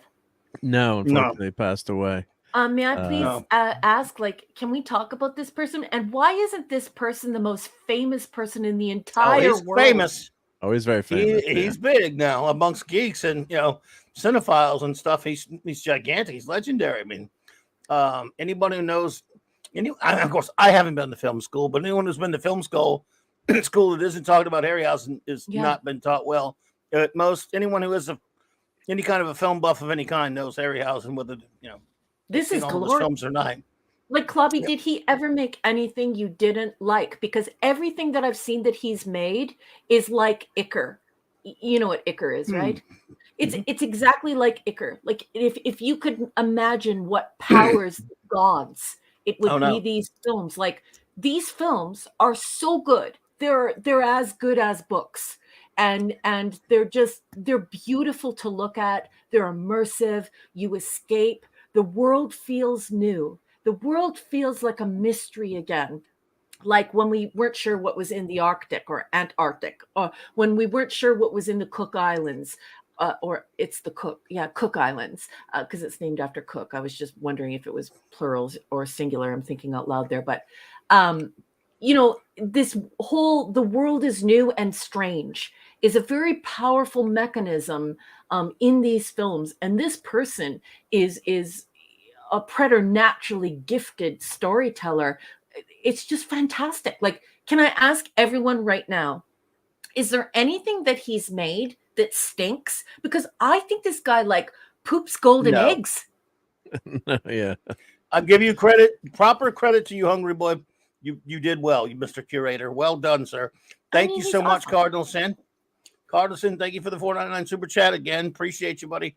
Said Ray Harryhausen passed away in 2013. Wow. Did any of you meet him? Long ago. Oh no, I wish. Never met him. I wish. If he'd ever been any con where I could go close, I'd have been there. I mean, he stopped making films. I mean, Clash of the Titans is his last movie. Last one, yeah. That's 1981. I love that movie. I can't think of any movie he's done that I personally dislike. No, I mean, I want to watch all obviously of them. probably like some better than others. Obviously you might go, Yeah. well, I like this one better than that, sure, but no, he has not made a bad film that I have estimated. Again, I mean, he's just. It's funny. This was interesting about this to me. Zacharat, hey there. Zacharat, this is a guy, hello. Usually when you say let's say when you say the words a Spielberg movie or I don't know, a Tarantino movie or a Scorsese movie or whatever, those are the directors, right? When you say, when you call a movie you're calling it because of the director. Well, this is the guy that did the special effects. He didn't do all the writing and all the other stuff on all these movies all the time. And yet they're called Harryhausen movies. Yep. There are a lot of special effects people in the world. Name one that has the Willis O'Brien's, is this King Kong. That might be close, right? I guess. Yeah. So, I mean, if you look at but Harryhausen wasn't the director or the writer, certainly not an actor, and yet his effects are so extraordinary that these are called Harryhausen movies for a reason. Thank you so much. I mean, name me another one. I mean, I'll wait. You hear about Bergman films and Ford films and Orson Welles films and all this stuff because of the director. This guy's what he does is so potent and so special that they're called. He has the movies. Again, I can't tell you who directed any of these movies. I'm sorry, but I can tell you Harryhausen did the effects. Yeah, because that's why it's the CGI of the day, right? I mean, it brought it to life, right? I mean, that was what was so amazing about it when you saw that skeleton fight in Jason the Argonauts, and you're like, these skeletons are real. This is really happening. This is actually happening, and it's so immersive. Hey, do you guys know that PvP said in the chat that Harryhausen? He passed away when he was 92. You know what? I'm so happy that such a beautiful artist, such a talented, ridiculously talented human being got to have a long life. And I hope it was a happy one because he certainly deserved it for all the joy he brought everyone with his ridiculous talent. Like, it's hard to believe that this type of talent exists. It's so good. Anyway. It's amazing. Yeah. So just to I found a quote here that's interesting, but he met Willis O'Brien through a friend, and O'Brien suggested he go to while he was in high school, take some classes in art, photography, and editing. And meanwhile, this is from Wikipedia, but meanwhile, he became friends with aspiring writer Ray Bradbury with similar enthusiasms. Bradbury and Harryhausen joined the LA chapter of the Science Fiction League, now the Los Angeles Science Fiction Fantasy. Bradbury in 37, Harryhausen in 39, where they met Forrest J. Ackerman, and the three became lifelong friends. Oh, wow.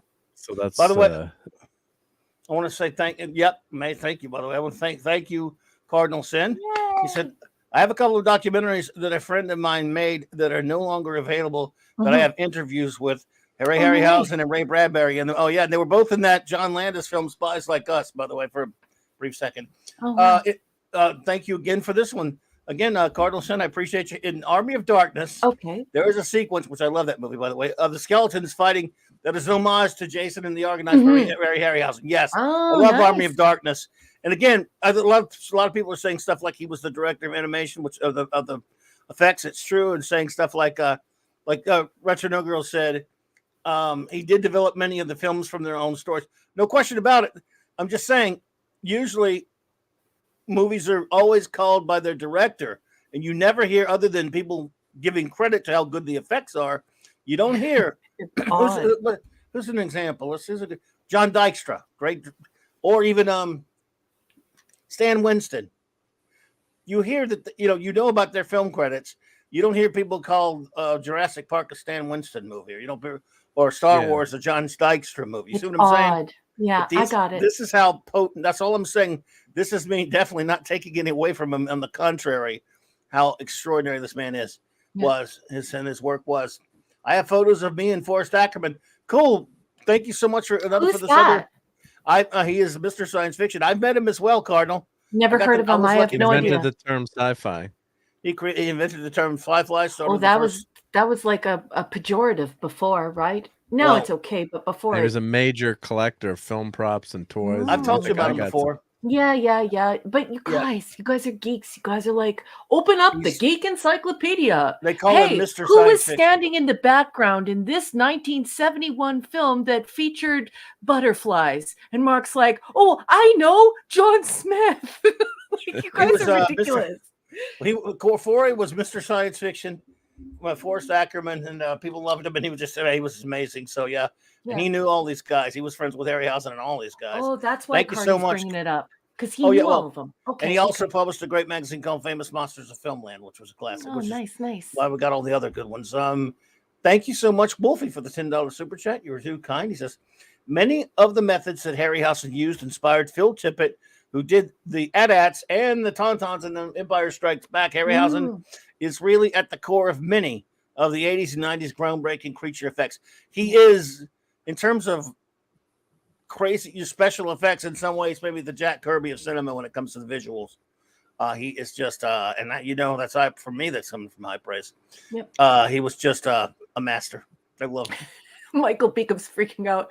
It's like, Raquel has never heard of Forrest J. Ackerman.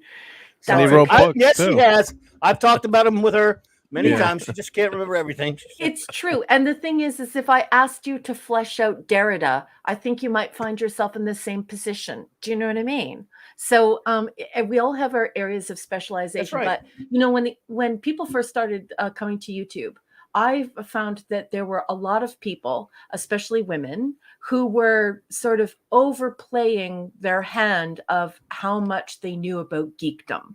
And you could tell that many of them were quite quiet when they would get into details. And I think it's because people are attracted to wanting fame and wanting to connect with people and to be on YouTube and to grow their channels. But I am somebody who always admits when I don't know what I'm talking about. Sure. And I'm also a person who very much appreciates expertise. Nowadays, everybody Googles everything, so they act like they're so smart about everything.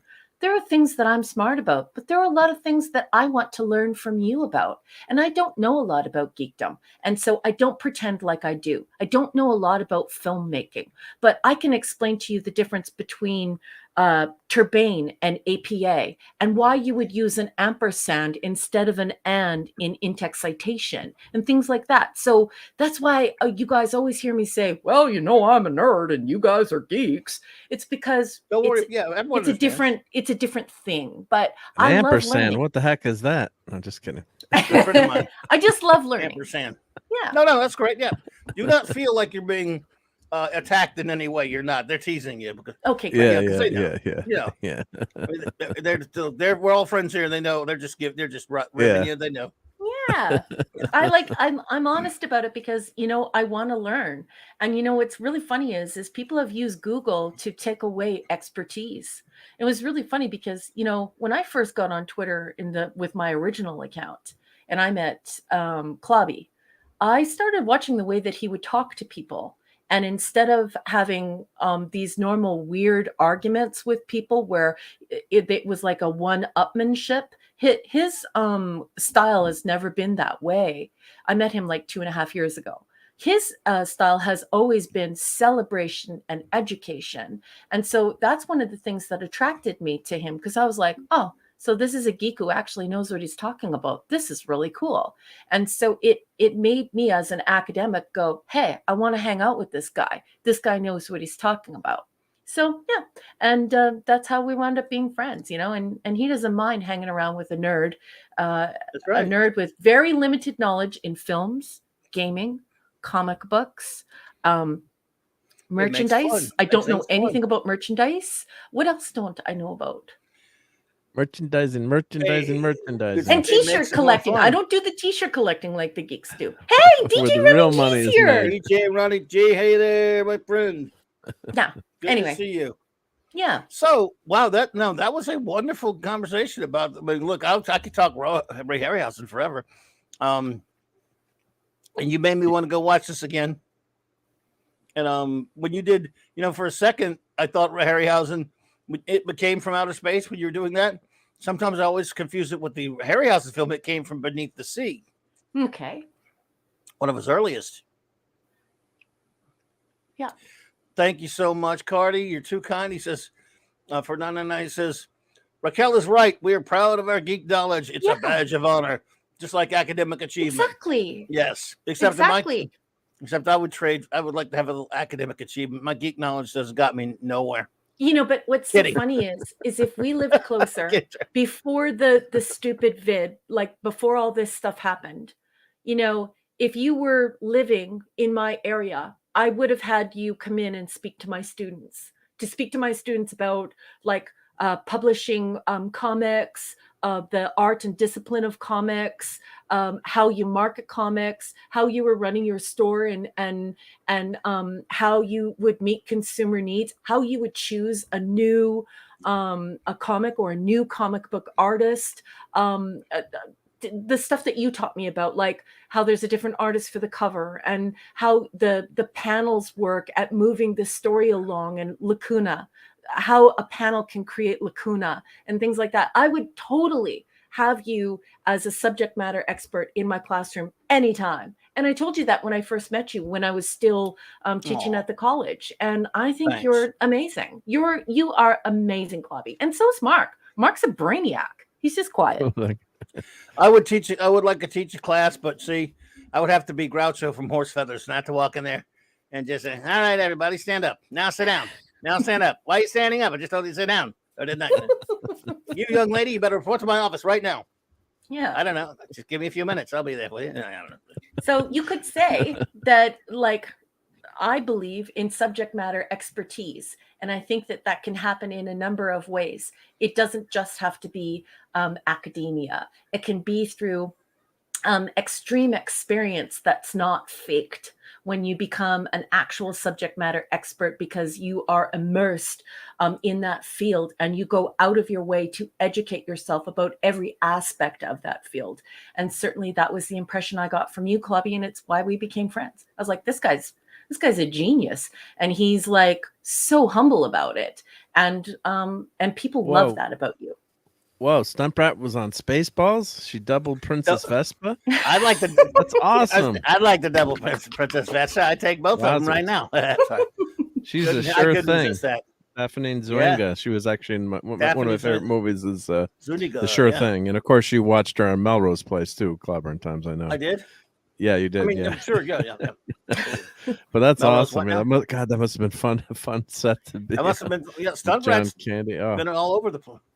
Been in a bunch of that stuff. She's been in Star Trek. She's retired now, though. Yeah, indeed. I love Spaceballs. Spaceballs. Gotta love Spaceballs. I told her she has to come out of retirement so she could be my body double. Yes. Someone posted today, Spaceballs much better than the sequel trilogy. Well, but then again, of course, yeah. Don't insult Spaceballs while putting it in the same sentence.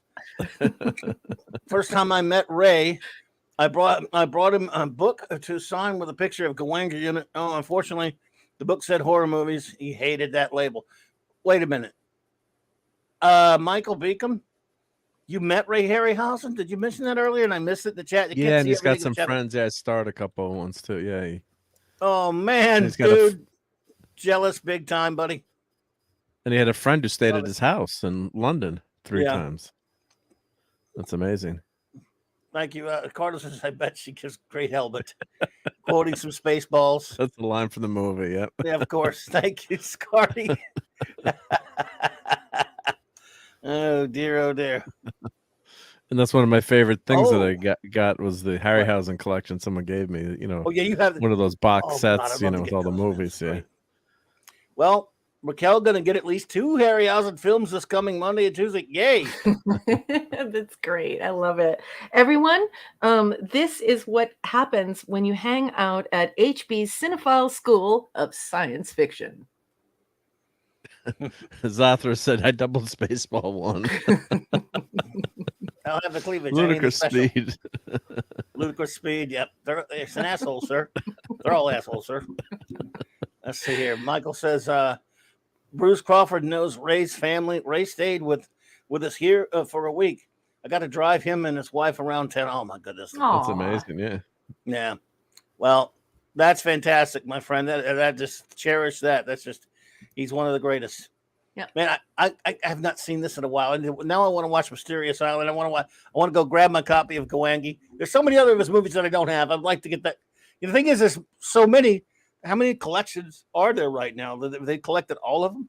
Mm-hmm. Like, the collection I got was missing a few. It didn't have Guanji in it. Damn it. And of course now they're on. That was regular DVD. Now they're on the Blueberry, Bradbury, Blueberry. Blueberry. That was great. So what they? Let me check the interwebs to see what they sell for collections. Hungry Boy says, "Oh, and the booty shots in Mysterious Island too, right, Raquel?" Yeah, there are so many gratuitous tuchus shots that it leaves you cheering. You're just like, girl, go for it. The ladies are quite hot in the movie. They are, and there is like some gratuitous tuchus. Good. And of the ladies, you mean? Pardon? Of the ladies? Yes. Oh, good. It's been. I haven't seen it since the 70s or 80s. So you need to. Serious. This is a 26 out of 10. Maddie's this daddy. Needs to be watched 7 million times. Maddie's daddy's here. Hey, Thor in Vegas. How was Maddie's Christmas? He hung out. I hope you're doing well, buddy. It's good to see you. Cool. Yeah. So I'm going to draw my segment to a close, and I'll just go through those images again. Okay. So everyone can see. So first we have Mysterious Island. Mysterious Island is a 26.9 out of 10. I'm just making this up to make you laugh. And then it's really because of this gorgeousness. And then we have this steaming hot garbage with flaming poopy diapers on it called Altered States. Assaulted States, as Mad Magazine called it. Yeah, assaulted intelligence. It's just absolutely, completely beyond ridiculous. I gave it a 4 out of 10, and I was just really being generous there. It's literally like a -1 million. And then we have this glorious ness here. It came from outer space. Seminal, proto Star Trek, extremely intelligent, positive. So we have this beautiful idea of how we're actually going to tackle first contact, and because of that, it's beautiful, it's intelligent, it's engaging. We have this authorial effect here where you have perspectival shift, but instead of doing it in the form of like epistolary exchange or through the change in narrator, we have this beautiful, weird eyeball frame. It's so much fun. And we need to talk about practical. We talked about Harryhausen and how he is ridiculously gifted, but let's not forget about these incredible artisans, all of them with their own area of expertise coming together to make incredible films like It Came from Outer Space. This is a 10 out of 10 for me. This is a must-see film. The scale is incredible. The effects are mind-blowingly good. The story is great. It's very intelligent. Stephen Hawking would have loved this. Gene Roddenberry would have loved this. If you love Star Trek, you will love it. They may have. You never know. They probably saw it. Yep. And that is the end of my HB Cinephile School of Science Fiction segment. Thank you so much, Cardinal. Once again, appreciate you. He says, actually, I wrote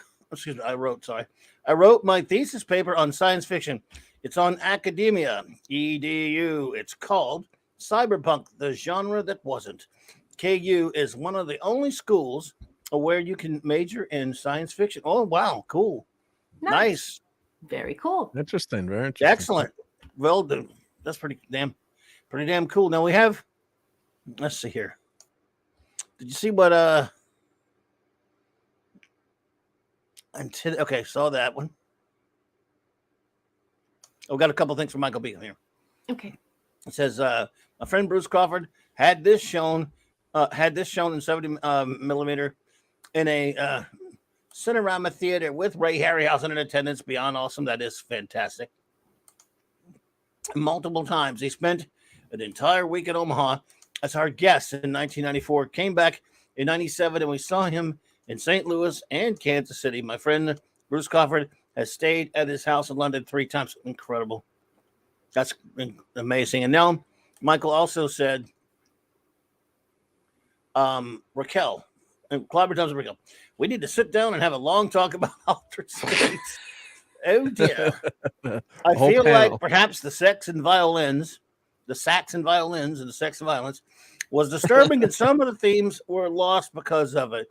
That didn't really bother me as a 16-year-old kid when I saw it, but I was 16, so the 16-year-old might be a little bit bored with such things. So, and I just never went back to it. I just think that Michael Beacom is shocked that he and I are disagreeing about something because I love him so much.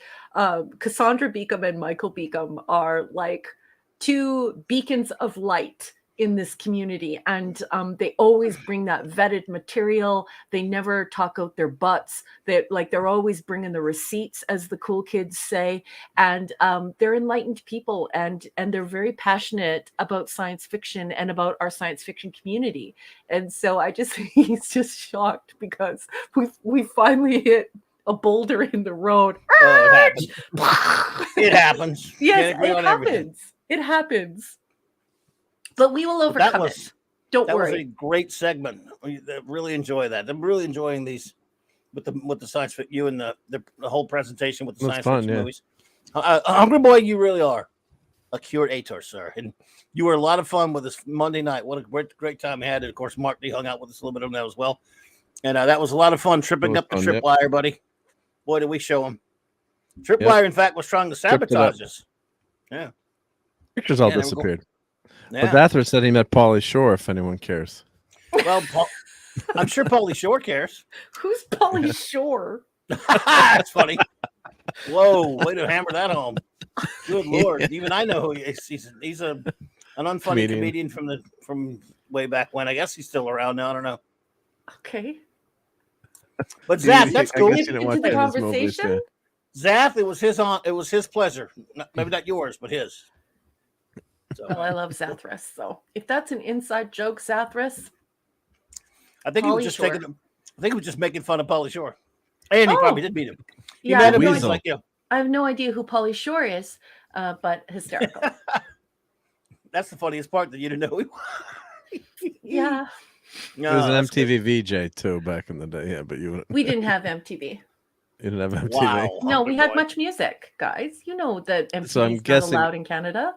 I'm guessing you never saw Biodome either. Yeah. No, anyway, I don't know what that is. I mean, is that a movie? Did they let you all watch? It's a cheesy movie. Yeah. In Canada, were you allowed to watch Footloose as a kid? Yes. I would have thought not. I was a teenager when Footloose came out, though, not a kid. I was just making sort of like you were saying how they wouldn't let you have music in Canada, so I figured that was a Footloose. Well, it's because we have CanCon and Maple laws here, so we have heritage laws. So, like, you have to have a certain percentage of content that has to be Canadian, and so and also at that time there was a huge difference in the psychographic and demographic tastes of Canadians. Compared to Americans. So your guys' style of advertising did not work on us. We had like our own specific way we like to be advertised to, and we have our own odd habits. So Much Music was a Canadian content run by a Canadian, network, and then it could only have a percentage of American music on it. And it's because there's just some of it is done to maintain Canadian culture so that we just don't become a part of America.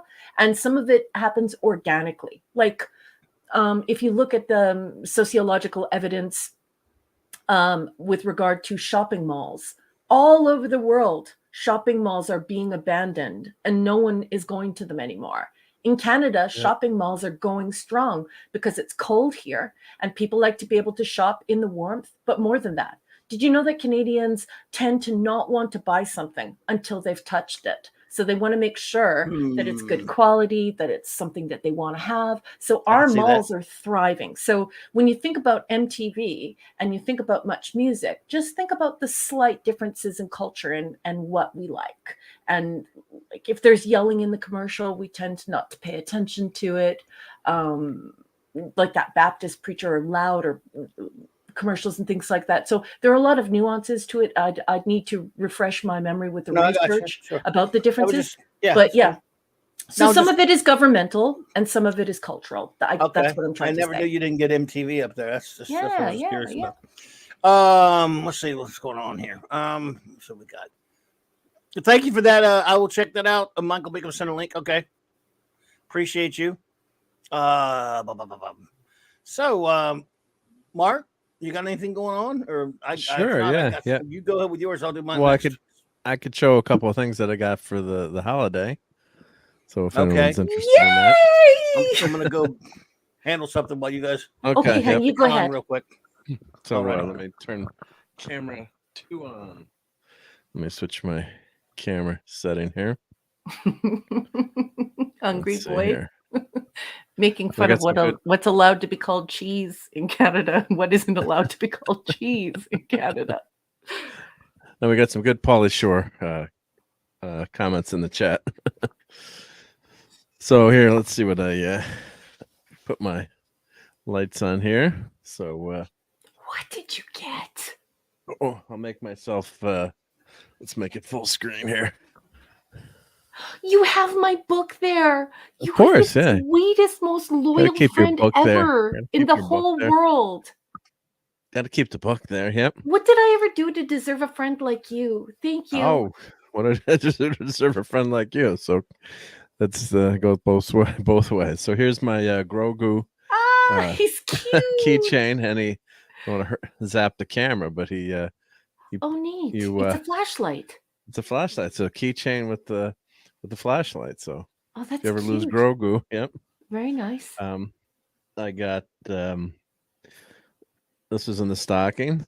So of course, Game of Thrones. Oh, nice. Daenerys Targaryen. It's Is like a little micro. Lady? Yeah, from Game of Thrones. The Why Firewalker. Does she look like that? What's wrong with her arms? Well, it's like a Lego figure.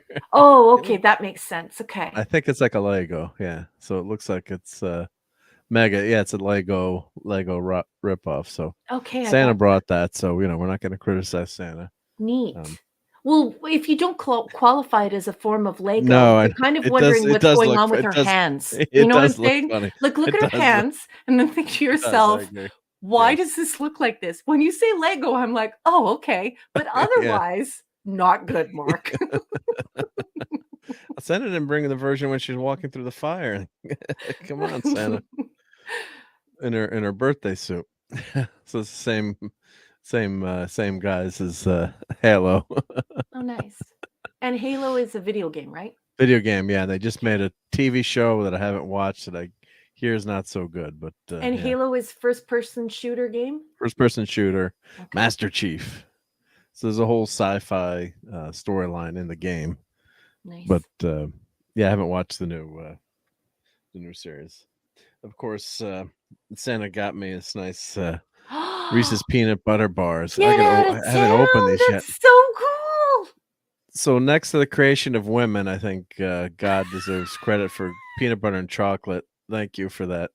You need a cup of coffee and to just eat that whole thing. That's the problem. Once I open this sucker, it ain't gonna. It's like I'm just gonna have one. I'm too fat. The whole damn thing is gonna go. Don't talk that way about yourself. Well, I am, but that's okay.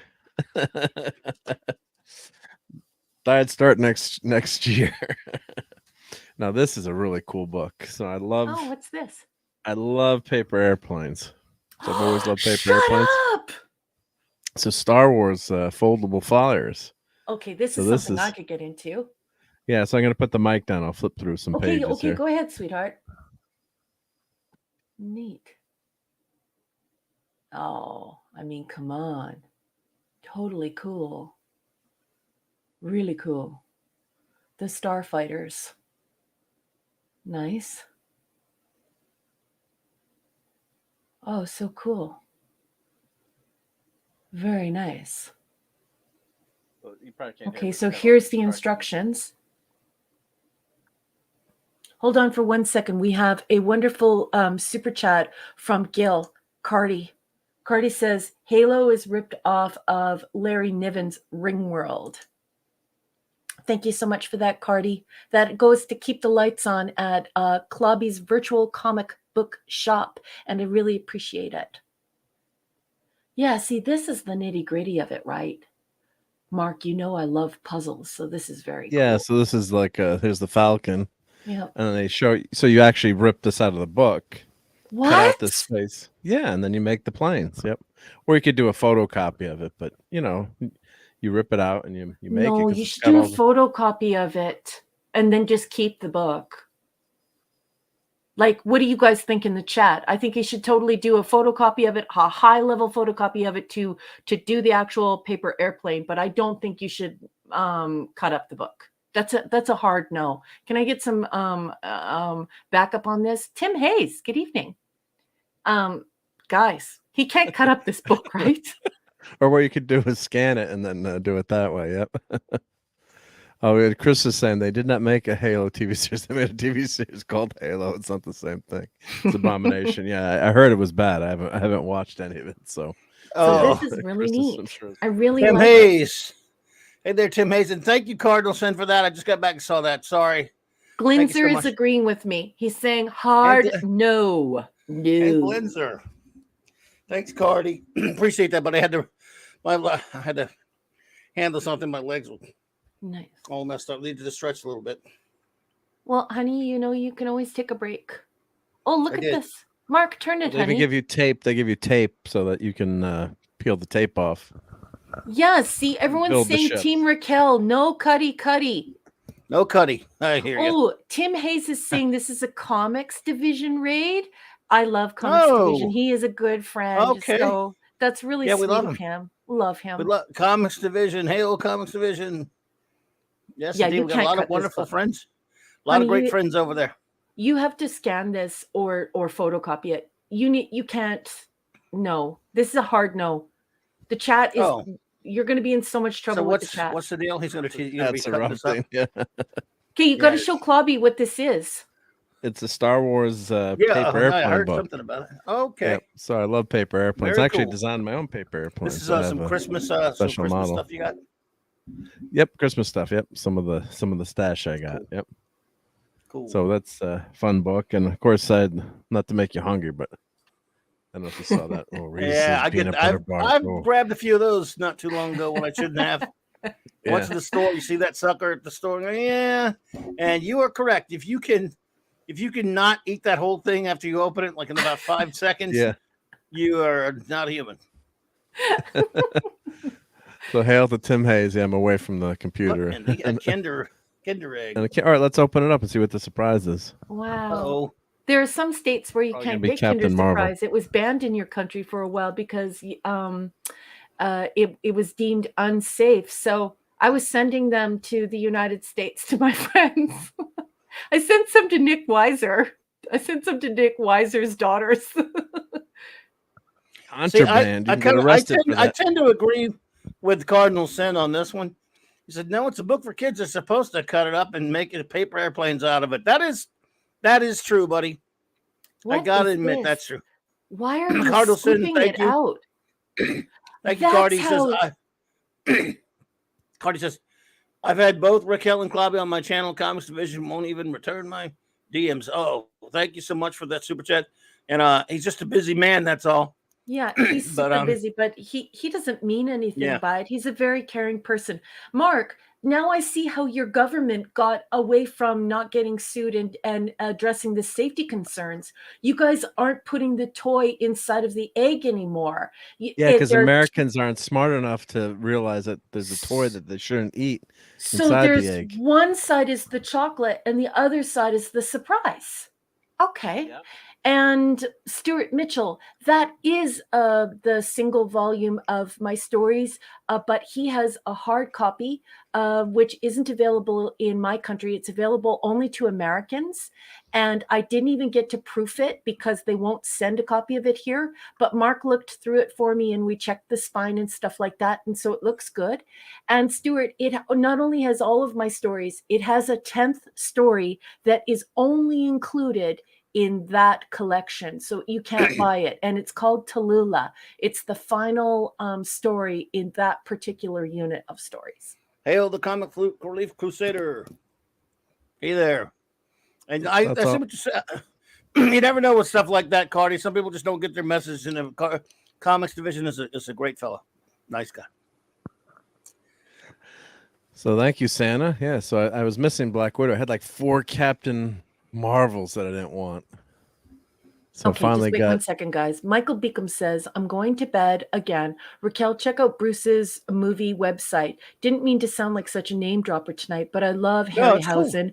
Won't be on the Saturday night. So Happy New Year. Hey, you listen to me right now, mister. I'm sending you some shin kicks. You are not being a name dropper. I like it when you tell these personal stories. This is an international show. Different people have different life experiences. I think you are a magnificent conversationalist. I love how you always bring the receipts, and I love your stories, and I'm glad that you shared them, and you shouldn't be ashamed of that because we're here to celebrate that person. So you telling a personal story is pretty damn cool, and don't ever think otherwise. I appreciate you so much and consider you and my wife, you and your wife, my friend. My friends. So I loved your stories tonight, and there was absolutely nothing wrong with anything you said tonight. And I know that you're worried about the tone because it's texting and it's weird and stuff. Yeah, but we're your friends. We care about you, and we're not judging you like that. We love the Beacons. So Happy New Year, Beacons. I love you. Mwah, mwah. It's great to hear stories like that too. You have a personal experience with someone who's a legend like that. That's awesome to be able to hear about those stories on that website. I am a name dropper. Zafra say I know everybody, and everybody know me. Except for he names people that people haven't heard of. Like I'm a name dropper, but well, everyone, unfortunately, in America, everyone's heard of Pauly Shore. I'm glad you have it though. Now, I'm sorry you had to hear about him. Here's your chocolate surprise in the what in the hell? Oh, that is so Kinder cheap. Joy. Yeah, it's like chocolate. It's not bad actually. It's got like a but that's cheap. Yeah, that's it. I'm sending you some more. I never even got one of those. So you got a Halo toy? Who gave you all this stuff? Santa Claus. Okay. Oh yeah. Sorry. I love Santa. In the stocking. Game of Thrones. Gotcha. Yep. Game of Thrones. Yep. And then my son found this. He was going to buy me a new action figure, but he found me a morph, which I don't have actually. Oh. You don't see that? I haven't seen that one. The rare one. Cool. Yeah, so morph is one I didn't have, and of course, what's cool is he can morph into Cyclops or Wolverine. Nice. The Toad. Lisa. Lisa's here. Shut the front door. Lisa, hey, Lisa, good to see you. Yeah, that's Toad. And also, where is this? I just want to see this. Where is this? It's Classic Comics. He says, always wondered what was in those Classic Comics. That's only in the United States.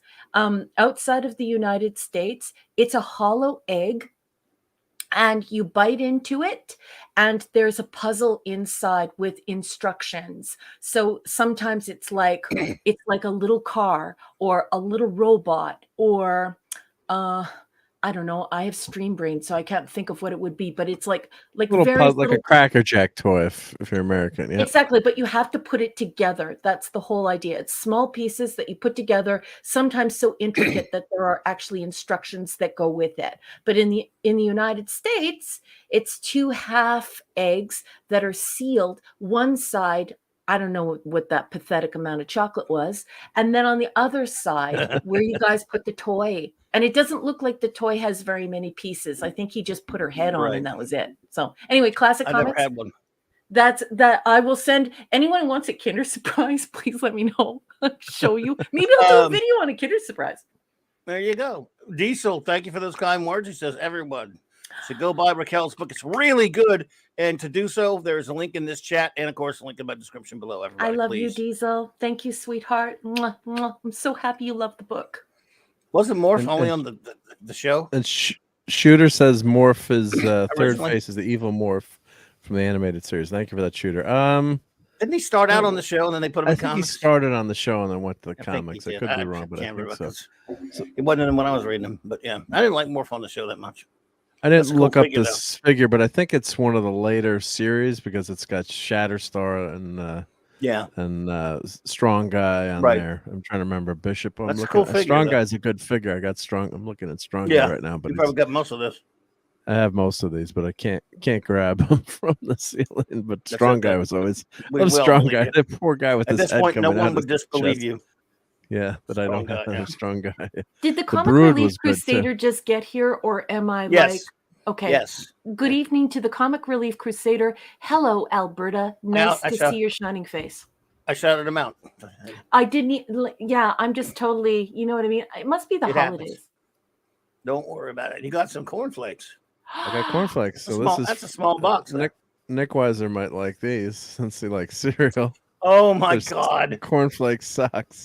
Holy crap! Nick would like that. And I love cornflakes too. So, but not eat the socks. They even make them like that anymore?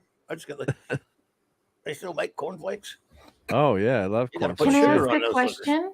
Is that a perforated box? Because in Canada, those little boxes have they have two perforated doors in the front of the cereal, and you push them down and open up the two little doors, and then you pour milk into the box. Oh yeah, that's the little mini box. Yeah.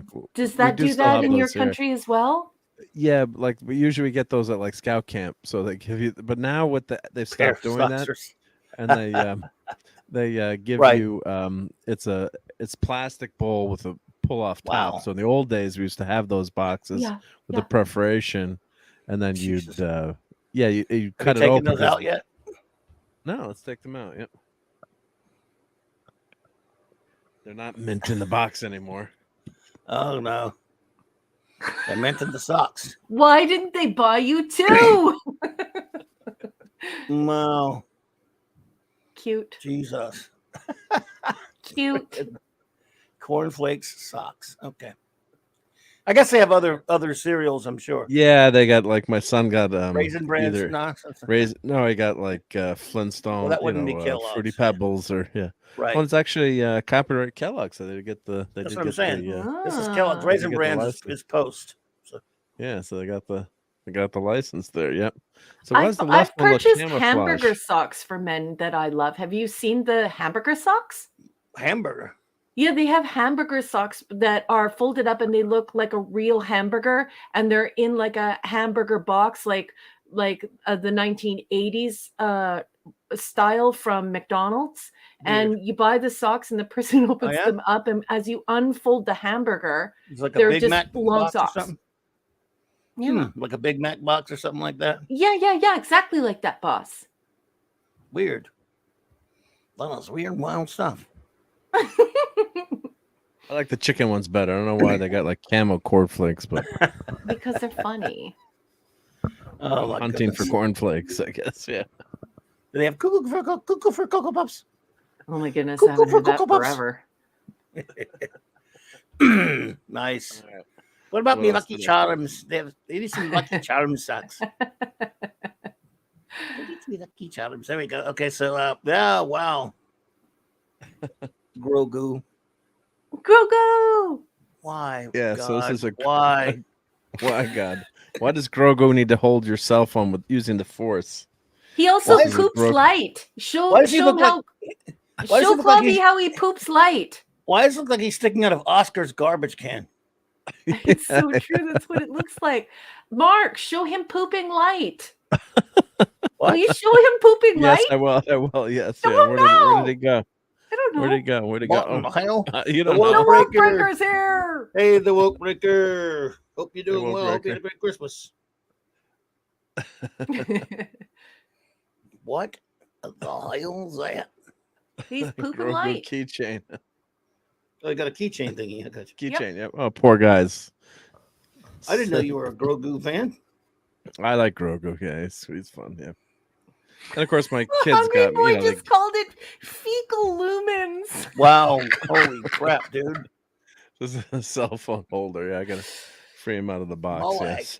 you crazy? This is Chris, I just saw them a couple of years ago, still in the boxes. And I think they keep them around for like people who go camping and stuff. I think they actually like sell quite a bit here. So I don't think they've been canceled. I don't think individual perforated boxes for cereal have been canceled in Alberta. However, now that you've asked me, I'm going to check the store and I'll let you know at the next Clubhouse. I'll check Safeway and I'll check Sobeys. And I'll let you know. I'll check Superstore too.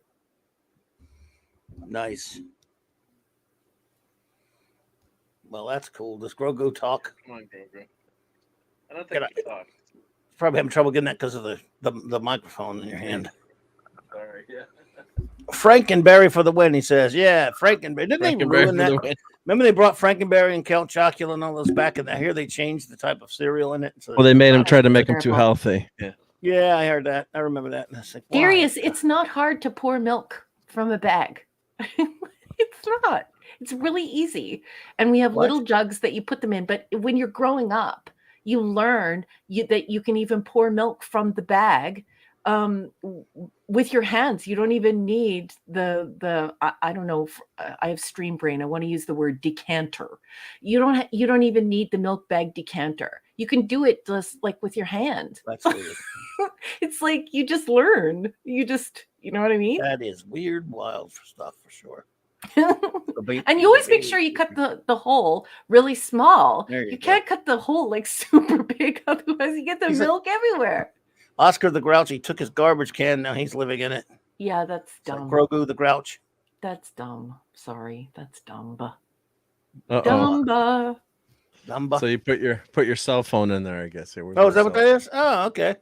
Oh, it's a cell phone holder. That's cool. So is that well, I got you. For in your car or just anywhere at home or whatever? On your desk, I guess, yeah. Your desk, okay. It's a fat cop, but society is to blame. There you go. All right, Grogu. Oh, Maximum Redstone. Good night, Max from Redstone. Be good. Night, be honey. Good, buddy. Thank you for being here. And if I don't get to see you before New Year's, Happy New Year. Thank you for everything that you contributed this year. Thank you for your beautiful limericks. Sir. Thank you for everything. For being so kind to everyone, for all the super chats and super stickers you sent to Clobby, for just being really a good friend to everyone in the chat. Max, have a wonderful and safe New Year, and we love you very much. Good night. Thank you for everything you did, buddy. We appreciate you here. Everyone, great Max Redstone, master of the great limericks. Is that Meister Burger? Yeah, that's gonna be my next video. Crap. But he's on my desk, so Meister Burger. We watched a watch party. We had a watch party of this the other night, Raquel. We watched there was Santa Claus is coming to town. The old one that was yes. About Rankin and Bass, the same ones that made the Mad Monster Party when we did. Yeah, yes. You'd have loved it. You'd have loved these two. We watched the other night. I was watching Star Trek with my family. Well, that's better, of course. But well, how come your family came in all to watch the watch party? No, just kidding. It's like a Star Trek. Do you know that there's Cardinal Sin? I did. You get it? That they were like, they were like, do you want to go hang out with your friends? And I'm like, but they're not watching Star Trek. And they were like, oh. They were hoping that you'd bite on it, so we could not. You can let us off the hook this once. I'm just kidding. They love me. They love me, so they watch Star Trek with me because they love me. Clearly because they'll sit through a show that they don't love as much as you love, even though they care for it and put up with it. So that's true love. No one's doubting that. Katie! Hey, Katie. Oh my goodness, Mr. Burgermeister, Miser Burger. I hope you had a wonderful Christmas, and I hope you'll have a happy New Year, Katie. It is absolutely wonderful to see you. Yes, Katie, we watched that. We had a little watch party that Mark showed that one, and he showed The Year Without a Santa Claus, the two Rankin and Bass things. But isn't a yo-yo a Japanese weapon that was developed into a toy? I think Actually, I remember it was used reading to that melt somewhere. Burgermeister Meisterburger's heart by Kris Kringle. So by giving him the yo-yo, he saw the light, and he finally realized that banning all toys. Imagine the horror of banning all toys in a village. Yes. Yeah. So Kris Kringle was a rebel. He was a disruptor, and but then Meisterburger got the yo-yo from Kris Kringle, and all was good. Hey, Cardinal Sin, wait till you see the toys I'm about to show you. Is Chris Persia still here? Because if he is, it's okay. I understand if you had to step away, Chris. But it's just, I know that you know how to vet your sources. Can I ask Chris, am I right about that? Because I seem to remember reading about the fact that a yo-yo was an ancient weapon that was developed into a toy. It was, yeah. No, that's correct, yeah. But we just didn't want to say that Santa was giving out weapons. Santa was a weapons dealer. A well-known weapons dealer. I found this going through my. I found this going through my Star Trek files. I got to put it on the wall. You can read this. You are in phaser range. That's classic for the car, right? I love you, Chris. So my daughter got me this. What? Oh, okay. Imperial Troop Transport. Oh my, yes. Wow. So this was actually a toy that a friend gave me. So this was originally this toy was in 79, 80, somewhere thereabouts. And Michael French did a video on restoring it and fixing it. I should grab it. It's in the other room, but the original one, and it's got a record player on it. So I fixed mine next to his video.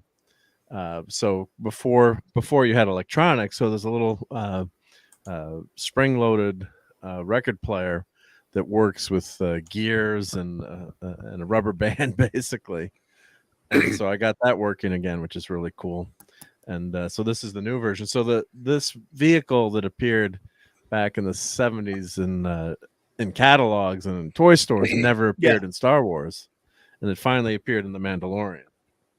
Absolutely. I'm gonna have to put these back to back. I'll have to do an unboxing video on this. Joe's Atmosphere, by the way, is here. Hey, Joe! That 70s rock band buddy. What's up, my friend? Hey, 70s. And I can't yell Kamloops anymore because now he lives close to me. He's in Berta now. Berta! Indeed. Katie says, I've been playing Star Trek Seen It.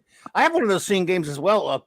I wonder if I have the same one as you do for 2 nights, and it's so fun. It's free 2009. And so it has all the goodies with no tarnish. Nice.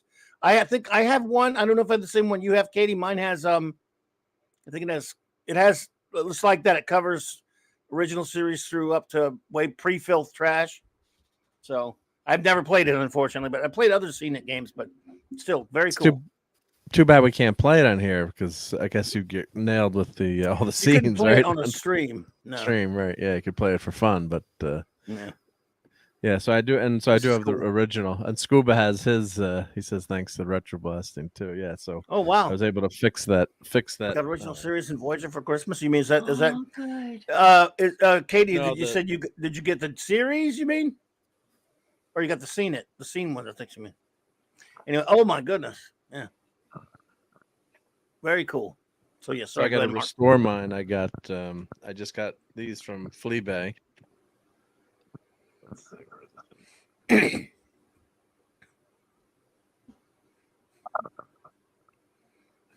I got Star Trek sticky notes for Christmas in my stock. Well, that's cool. Nice. I don't know if I'm going to use them or not. I would want to, but then not want to at the same time. You know what I mean?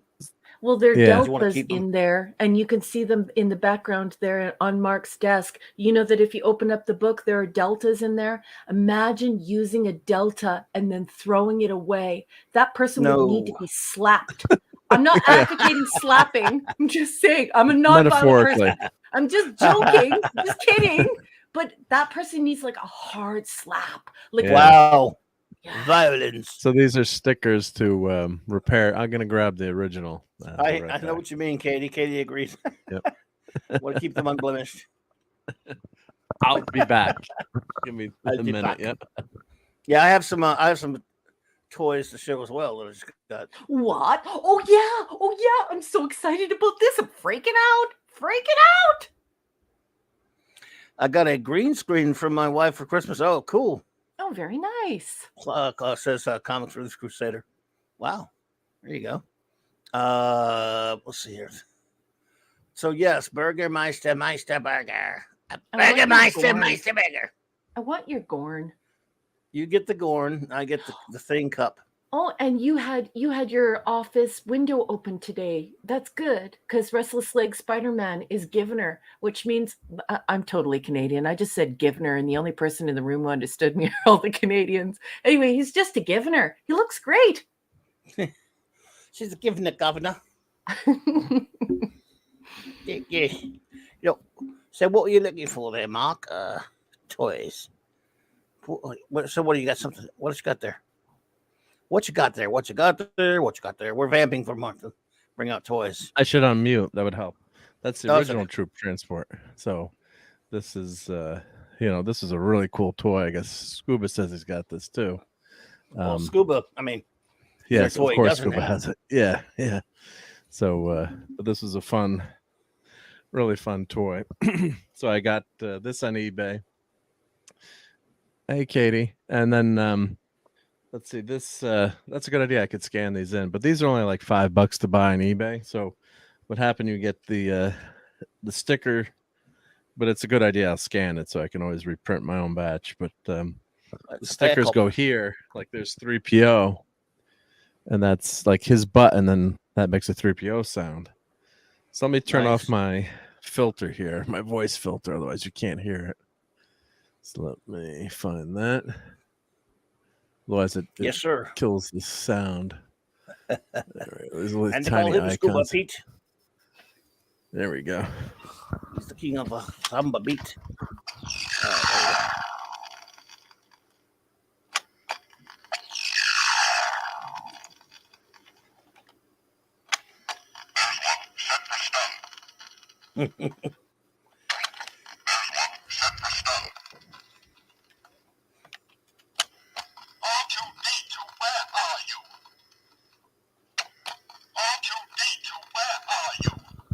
So what happens, since it's a record player, sometimes tries to find the right track, and sometimes it plays the wrong thing. But who cares? It's the 70s. Of course.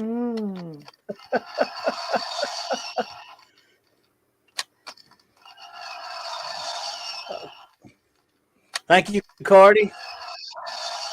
He says,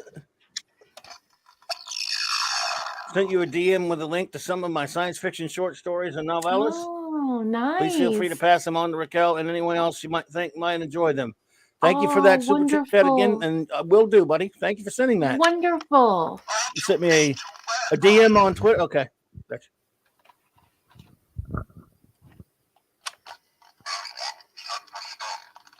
My batteries are getting low. What kind of a battery is that? I'm trying to get it to play R2D2 sound. Yeah, I got to get a new. And you can change the speed of the voice, or maybe Rayovac. I think I've seen that before. Rayovac. Oh yeah, it's mostly Energizer and Duracell here. Well, anyway, I got it to work again. I got a 3D printer battery cover here, so I'll do a video on putting these stickers on, and so it's fun to have the original, very first one. And this was kind of I love this toy. It's really cool, and I got the door. It was missing the door, so then you don't want any stormtroopers flying out at speed. So I'll put that door on there, and then that's good. You have to keep everyone safe. That 70s rock fan. Why are you itchy? You don't have the chicken pox or something, do you? Why are you saying you're itchy? I tried to go back in the chat and find out why you said, why are you itchy? What's going on? What's wrong, boy? I don't know, but they're openly talking about how itchy that 70s rock fan is. I hope you don't have chicken pox. That's not good yet. Oh, he was sick recently. I think he's gotten better. Oh, no, Tim says he grew a beard. Oh, okay. Oh, yeah, that's right. He's got his beard. Yeah, we saw that. He's looking debonair and he's swaving debonair or swaving debonair with his beard. Oh my goodness. With his beard. thick Scottish accent and that beard. Yes. Oh my goodness. He could just put on a kilt and the women would just throw themselves at him. That would be the end. He's constantly saying, let's sail into history. I'm now that 70s rock fan, yes. Do you know what I bought Andrew, my husband, that 70s rock fan? I did a whole bunch of research on Amazon, and I was looking through tens of thousands of reviews, and the coolest thing happened. I happened upon several guys who were in the military who talked about having a bore brush with a wood base, but the fact that military guys like it when the bore brush is small because it fits in the palm of their hand, and when they stroke the beard downward with the bore brush, it takes out all of the dead skin, it gets rid of itch, and it prevents any type of ingrown hairs. So not only are you keeping your beard really clean and straight and nice, but it's actually really healthy for your skin. So I highly recommend a bore brush with a wood back, but get yourself a round one like the military guys do and make sure it's small. Don't get that big weird paddle thing that the kids, are using. That's garbage. Get the ones the military guys use. My husband loves his. Loves it. Oh my God, you got him. Look what you got. Holy shit. So this is enabling. So this is on sale right now on Amazon. I treated myself How with much? a gift card, $60. Oh, Normally $120. it's both books? Just the first one. You got but both it's, books there. Well, 12 Don't you? posters. No, there's volume Oh 1. my volume God. For those who don't know, it's a book about the Marvel blacklight posters of the 70s, and it's beautiful. Oh, So it's kind of tough for me to show. killing since me. it's Why so- either? Well, Killing move me. that other stuff out of the way. Well, it's just so big. This thing I is know, just- but you got to get rid of that halo thing. You know that halo thing? Get that thing out of there and move Winnie the Pooh. Move Pooh and then move it Wow. over. I'll just show this because Abigor, hello there. Hello, Abigor. Welcome. Oh, that's better. so here's class. There's Doctor Strange, and a lot of these were Kirby creations, obviously. Yep. Buscema, I think, was one. So this was, back when we were kids, back in the Stone Age, you had these ultralight, blacklight posters. It was so psychedelic back then. Oh So my God, super popular.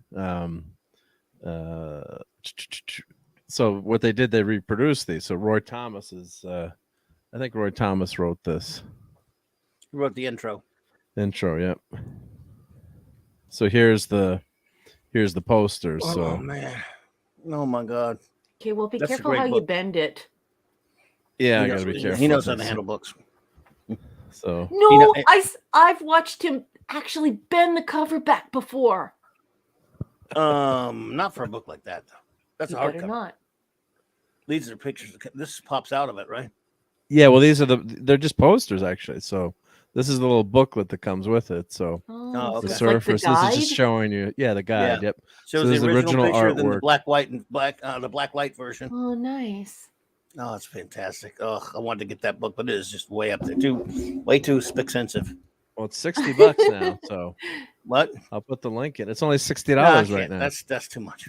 But I know. I'm thank just you, saying but, it's a lot as cheaper. long as you than it got used to be. somebody got it. Somebody I know got it, so that's all right. That's all that matters. Because I was I at love Comic Con, you the so guy's like, much. "Well, you can have it today for 140." And I'm looking at Hell on Amazon. that. And I'm like, huh. They're So two books, here's- right? Well, it's Or is just it one? 12 It's bucks. just It's just one. the one. There's a volume 1 and volume 2. That means Look at two. the Doctor Strange one. Yep. So Aw, there's 12. poor that 70s rock fan says, well, he's had a beard several times before, but last time it wasn't quite as white. Hey man, when I try to let mine go, it's going to be white no matter what. Now either same deal. So, No, 70s. When Right mine there came with in, you, it buddy. was actually. I was surprised how blonde my hair turned. It wasn't white. It was blonde. Oh, mine's white.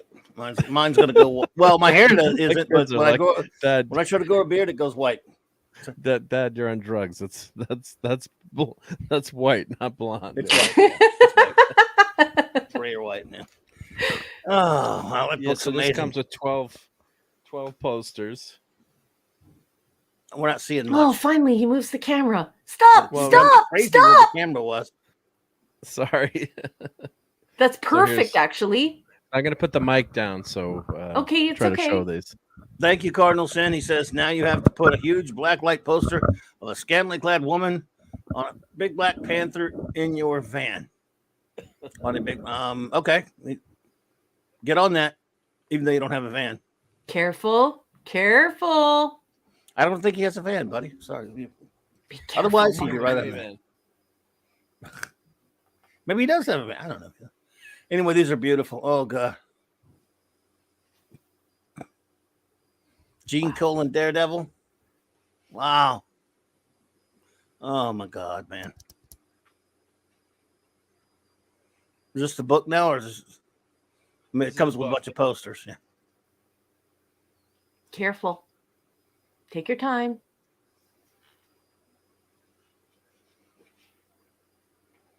Nice. Yeah, take your time, sweetheart. Don't worry, we've got all the time in the world. Don't rush for us. You don't want to wreck it. Wow. Yeah. Great Oh, Kirby. that's Great really nice. Kirby Silver Surfer. One of his classic scenes. Yeah. One of the greatest Silver Surfer pages ever. Wow. Oh, it's beautiful. So, did Hungry Boy, Honey, did you leave? Can you please explain? He'd love to be seeing this. Yeah, and he might have fallen asleep though. Like the guy never sleeps because of us. He never sleeps. Well, because he's in Australia and we're in North America. He was on a stream earlier, so yeah. Yeah, but I'd like to know what colors are used to change the effect or to create the effect. As far as turning them into blacklight posters, yeah, he'd know. Yeah. Maybe it's just like neon or something. I don't know. But I wish he were here, but it's okay. Oh, there he is. There he is. Oh, he's swooning. So how do they take that art and turn it into blacklight art, basically? I'm sure there's some trick to it. But, and Larry is going to need your help, Mark. Honey, I know you're not near your microphone. You don't have to answer me, but Larry is going to need some help finding those because he just went to go and look for them and couldn't find them, hon. Okay. Hopefully they still have them. Wow. Not even on Amazon now? Wow, that's crazy. Oh, Gene Colan, Doctor Strange. Even though I hated this look for him, the short time he had that look with that dumb mask thing over his head right there. This is great stuff. I love this one.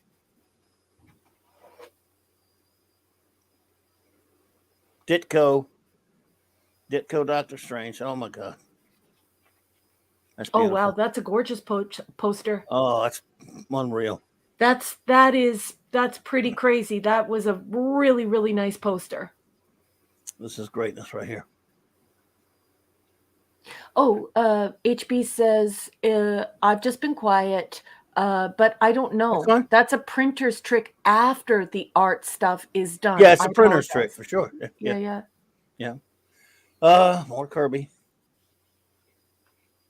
I love how, like, you're speaking to somebody who's like truly intelligent, because like intelligent people are completely unafraid of saying, I don't know.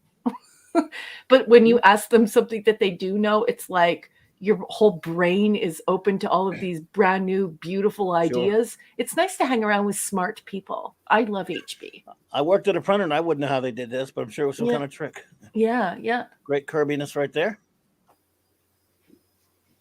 Gene Colan, Iron Man, love it. Oh my goodness. Really nice. That's beautiful. So I'm going to frame all of them and put them up in your museum that I'm going to run, Mark. Thank you, Cardinal Sin. It's actually pronounced Jakob Kurtzberg, of course, the original name, Jack Kirby's original name. And I know that you weren't insinuating that I wasn't aware of that. I'm sure. Oh my gosh, no. I hope not. Pretty sure he was. I hope he wasn't. But thank you, Cardinal. Be careful, Mark. Be careful, sweetheart. Take your time. Come on, don't rush. Beautiful. Well, this thing's amazing. Yeah. You said there are 12 plates. That's nice. That's the 12. Yep.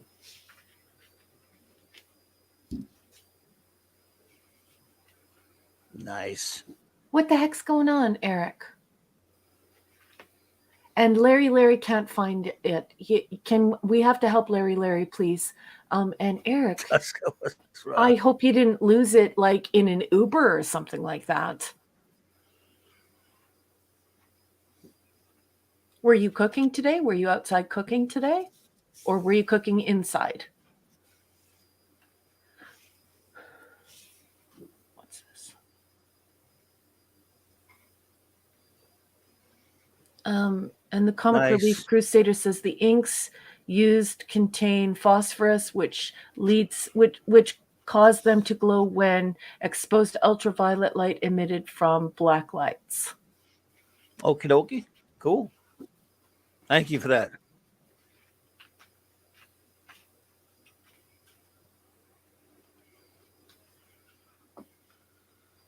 Mm-hmm. So it's like Hungry Boy said, it's a treatment that they put over it. So they print the poster, and then they obviously they use that same stuff. Phosphorescent stuff. Nice. Hey, Tim's Talk. Tim's Talk. To the left, to the left. Let's see here. Thank you so much. Good to see you, Tim's Talk. I hope you had a great Christmas, my friend. No, Clubby, just that he was Julius. Also, something I'm sure you cannot be thinking I was not aware of. Right? I mean, I'm fairly sure. Maybe it was directed towards the chat. I mean, there's no way he could think this Kirby information. What the hell are you talking about? Are you serious? What? My God. That is not good, Eric. What? Oh. Where did you go today? Holy shit. Baby, where did you go today? Did you recheck your steps? Like, did you reverse your steps? Oh my God. It's a lot of money. Oh, I'm sorry to hear about that, Eric. Dude. Good Lord. Tim's Talk, I'd be honored. And by the way, congrats. I think you hit the 1,000 to 1K, did you? On your channel. I believe everybody, Tim's Talk hit 1,000. Anyone who's not subscribed to him, please go over there and do so. Just like, of course, and obviously go subscribe at Cardinal Sin's channel as well, and all my other friends. I don't know if I have the link, but we'll get one. We'll find it for you.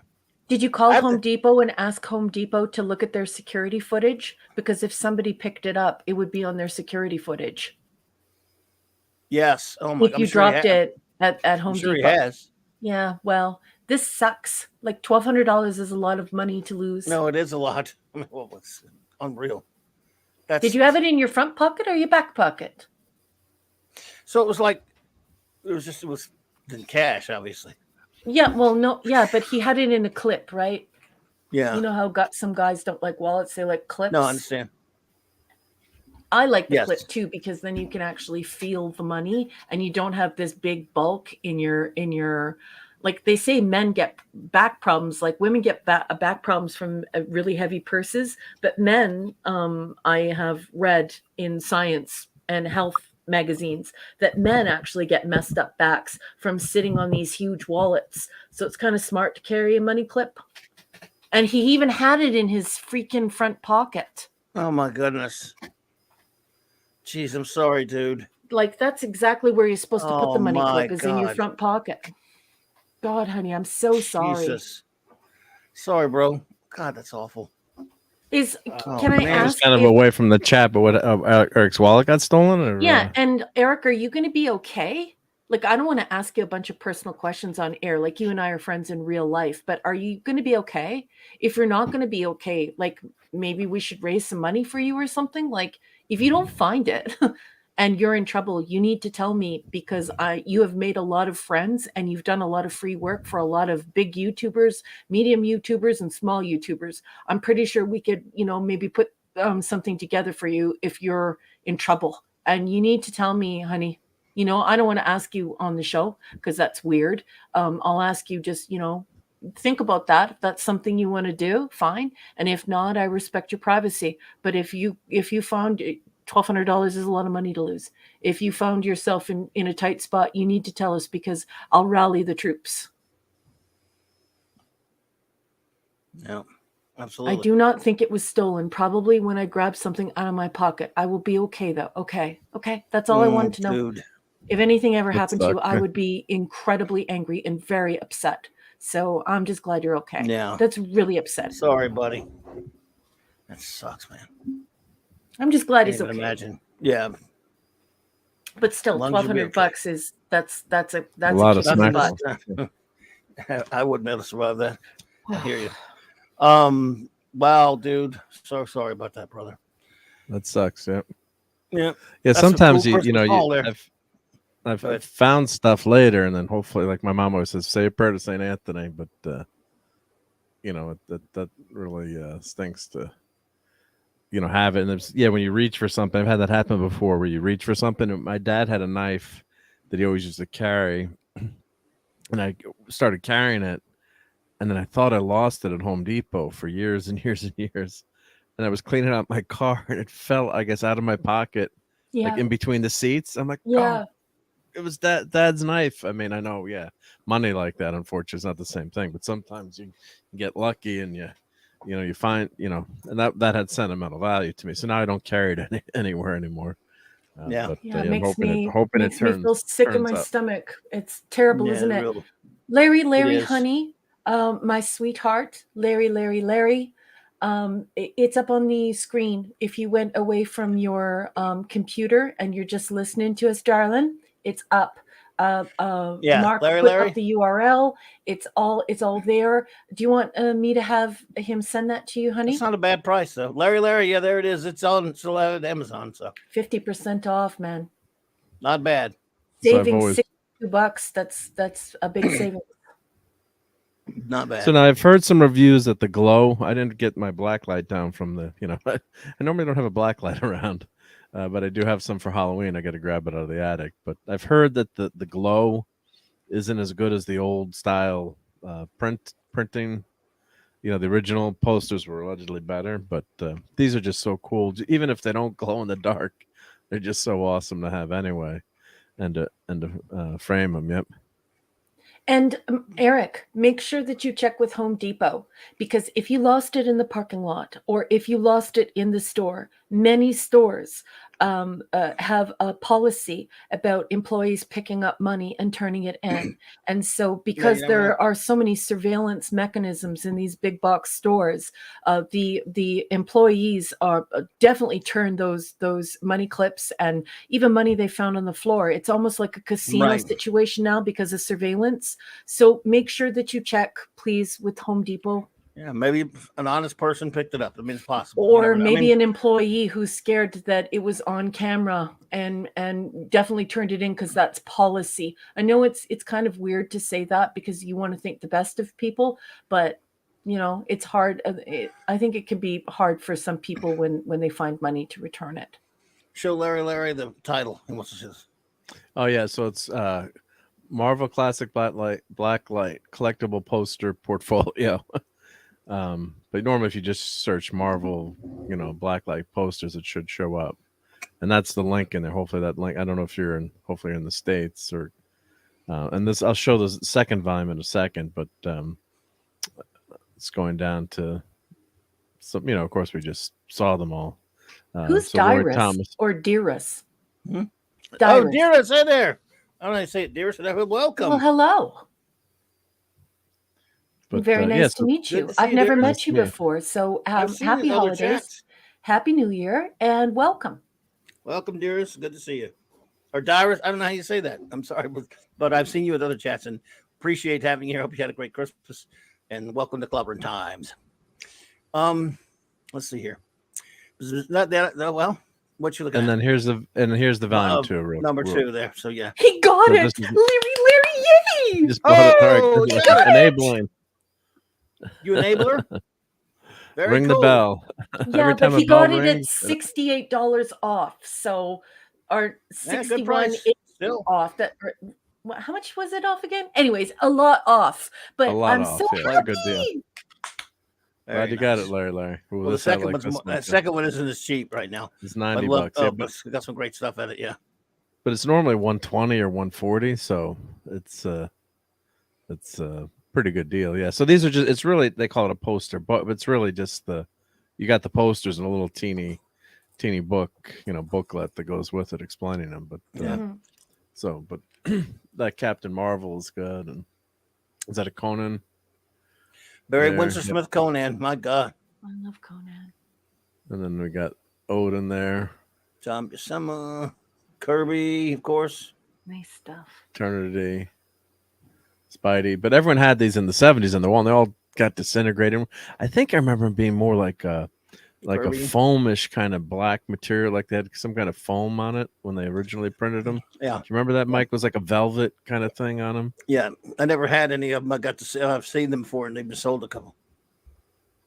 Yeah, and they are pricey now, especially because they got destroyed. Oh, they're ridiculous money right now. A lot of them didn't last long. I mean, the material had to eventually start to,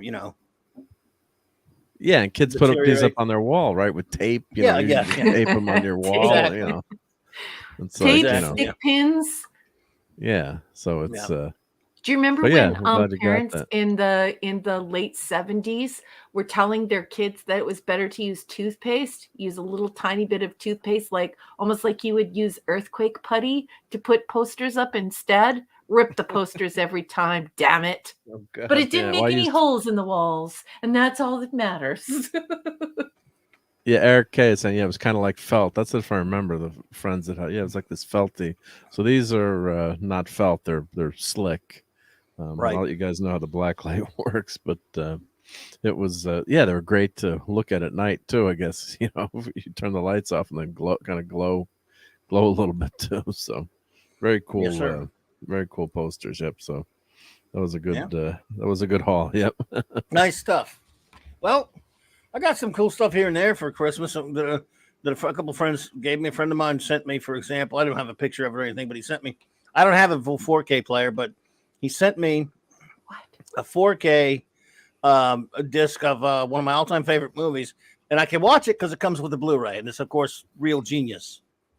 Oh. Again, I love that movie so much. It's one of my favorites show it from on the the 80s. Boog? I don't have a... Can we what? Mark, can you bring it up, please? I shall bring it up. Yes, please. Thank you. And popcorn, yep. As boss talks, maybe we could just get that while he talks. Popcorn. Are you familiar with the film, Raquel? You gotta have... Are you familiar with the film, Raquel? No, I'm not. Real Genius came out in 1985. Of course, Val Kilmer he's the biggest star in it. It's basically a college campus full of, of these geniuses who are working on this laser. It's just a kind of basically just an extraordinarily fun, hilarious mid-80s comedy. Well, he's the smartest guy in the world, but he's a goof off. And yet he's building this laser, and he's got this new kid that comes in. It's just hard to explain, but it's very entertaining. You might like it. It's a lot of fun. I was dating my future ex-wife at the time. Aw. And I'm sorry. Shout out to her. I'm just saying, that's what she was. I would drive like 2 hours to go date her on weekends, and when this came out, we must have went to see it for every week for like 3 or 4 weeks in a row. We just loved the movie so much, and it's one. I mean, this is when I put it out on social media the other day that I got it. Everybody had to come in and comment. Said, "Oh my God, I love that movie! It is one of the most beloved movies of the '80s. It is nice. So fun, great entertainment, great comedy. Everyone I've never been a real Val Kilmer fan. I loved him in this and Tombstone, of course. This Tombstone and Top Secret, some other things. Tombstone is something completely different, and of course, you all know how my husband is with Tombstone. It's like, it's definitely like in his top 5, I would say, of movies of all time. But he likes things likes Tombstone. He also likes the other one. What's the other one? He likes some westerns, of course. Yeah, he likes westerns, and he also loves. He could probably tell you like the entire script from Shawshank Redemption, like the entire thing. Oh, a lot of people love that one too. Joe's Atmosphere. Thank you so much, my friend, for the 199 super chat. You were too kind, very generous of you. I appreciate you being here. He says, "Real Genius is the best Val Kilmer movie ever." Hail! I can't argue with that. I love that movie. So, yeah. Like for example, Raquel, the movie opens with they're skating. Canadian, you would appreciate that in the dorm or the frat house, and he's invented like an instant freeze substance so they can go skate, and then the ice melts. They create ice in the dorm. Yeah, Yeah, Aw, so they're skating everywhere at the beginning of the movie. very The cute. geniuses. It's And a there's really fun movie. popcorn. There's some fun scene with You don't popcorn want at to. the Don't end. spoiler it. No Okay. spoilers, Don't but put popcorn is in popcorn. I it, so will you have check to it out. you It's have to be probably eating on popcorn. Prime, right? I'm gonna check it out. My kids don't know. didn't like it though. They didn't like it.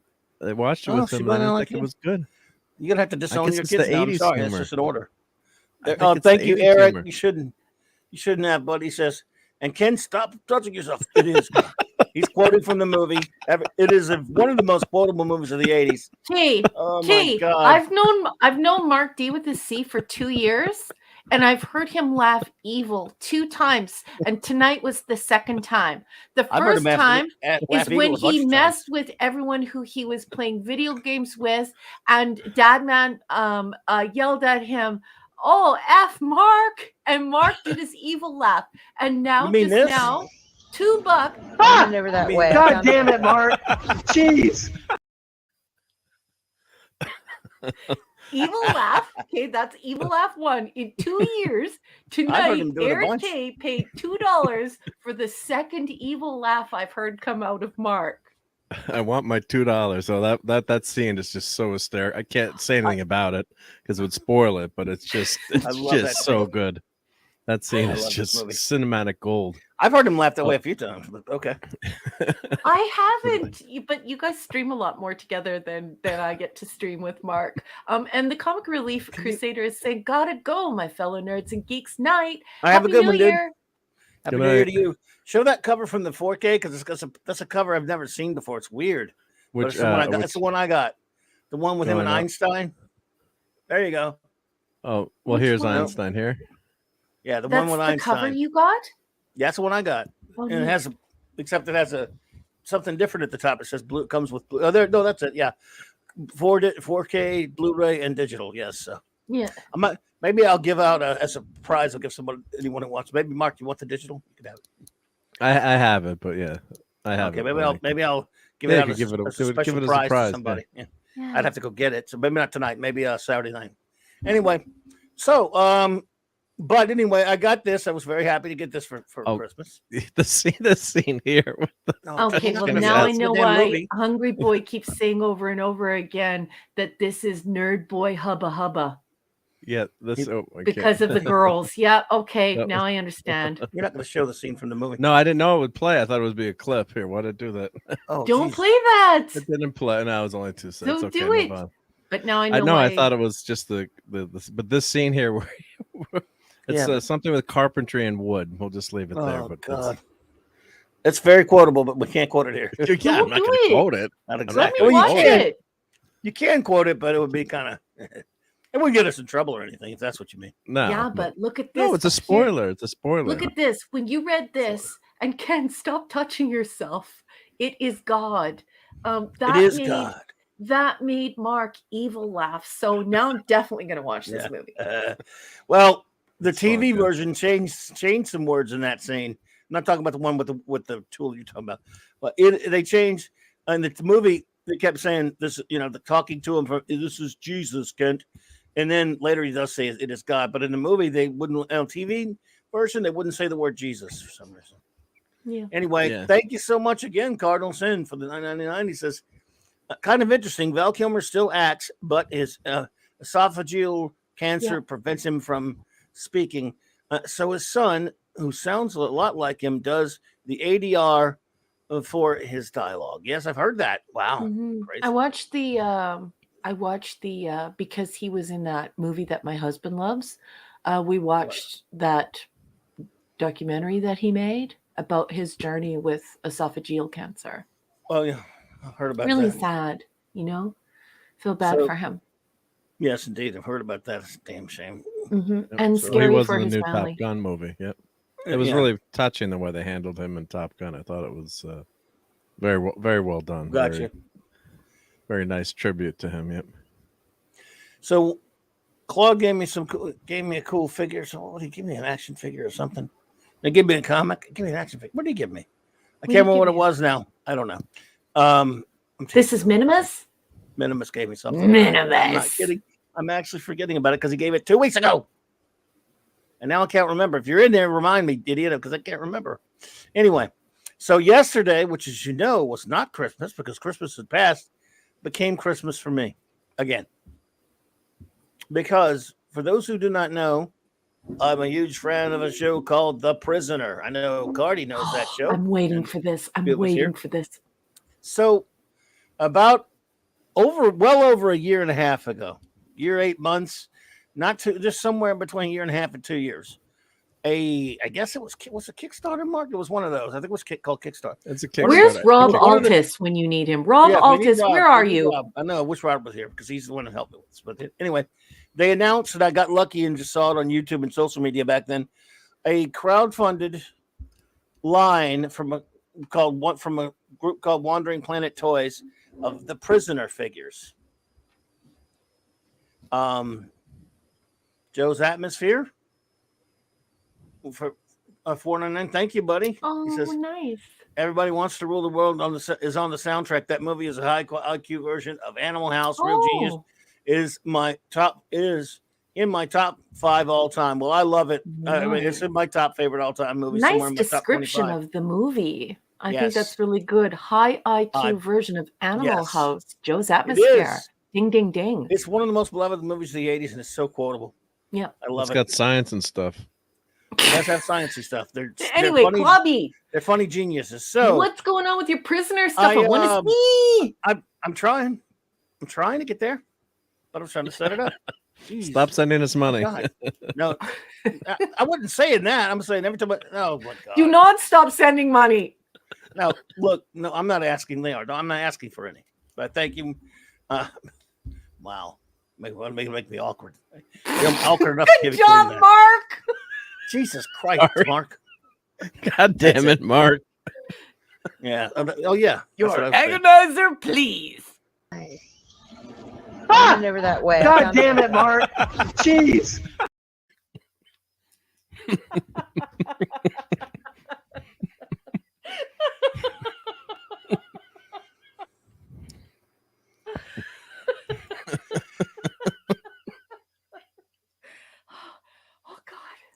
Oh, anyway, so I backed it, but of course it was so expensive to back all of it. I mean, it was see there we go. Thank you, Eric. I appreciate you, buddy. He says, what? Stop sending what? Hey, I didn't say it. You can send M&Ms if you want to. You can send anything you want. So, I couldn't afford the whole kit and caboodle. It was like $240 for all of it. Just ridiculous. But I decided I've never two of the things I love the most, Blake Seven and The Prisoner. I'm never going to have any kind of merchandise other than like books and stuff. I just don't do it. Mm-hmm. And I'll answer that one in a second. I'm never going to get through this. All right, I'll just stop every time. Purpose. But I don't want him to give me money for a laugh. He could say nothing, and I would put it up there. Thank you. Did you say that? No, I don't like De Niro anymore. I think he's not as good an actor as he used to be. Thank you, Eric. Look, now they're all doing it. Well, I'm not gonna be. We're gonna be here all night. Good. Thank you. I love you guys. Keep it going. Thank you. What was the middle thing? Stop sending what? Okay, Mr. Smarty Pants. Stop sending me $1 million. Let's see how that works out. Don't you dare send me $1 million super chat. And I don't want any $5 million super chats either. Let's see. Shekels. And I'm forbidding. Thank you, Dad, man. God, I can't even handle it. Wow, this is whose fault is this? Thank you, Dad, man. Oh my God. It's in my contract. You have to blame me. I can keep sending clips of me yelling at Mark. Oh yeah. Sorry, Dad, man, about that, by the way. Again, the first one of you that sends me $1 million super chat, I'm gonna come over to your house and throw eggs at it. Oh gosh, so funny. Thank you, though, everybody. Appreciate you. It was funny. I love you all so much. That was hysterical. Thank you, guys. You're too kind, man. You're overwhelming me here. So, I backed one. I backed it, but I could only get one of the toys, obviously. But I said, it was real tough to pick because they have all kinds of different. There's so many great ones. We'll take a look at them later. Anyway, so I went with one of my favorite episodes, one of the non-7, but still. And here's the outer box of it. The Schizoid Man. There we go again, right? I'm not seeing the screen, so I don't know. You have to go look. You have to go look right now because he just put up drachma. It's Greek I don't know money. what drachma It's means, Greek but thank you. money. Okay, well, I told you to know what it means. Look at Darius. Thank you, Darius. Here's 5 million. God. You left off a few zeros. You left off a few zeros, but I'll trust you. Oh, God. All right. Oh, If Eric. it's really 5 billion, I'll buy you a car. I love Eric. Oh my God, he's making me cry. Oh, He's so thank you, funny. Shooter. You're too kind. Oh, No, we don't like commies around here. oh, Dad.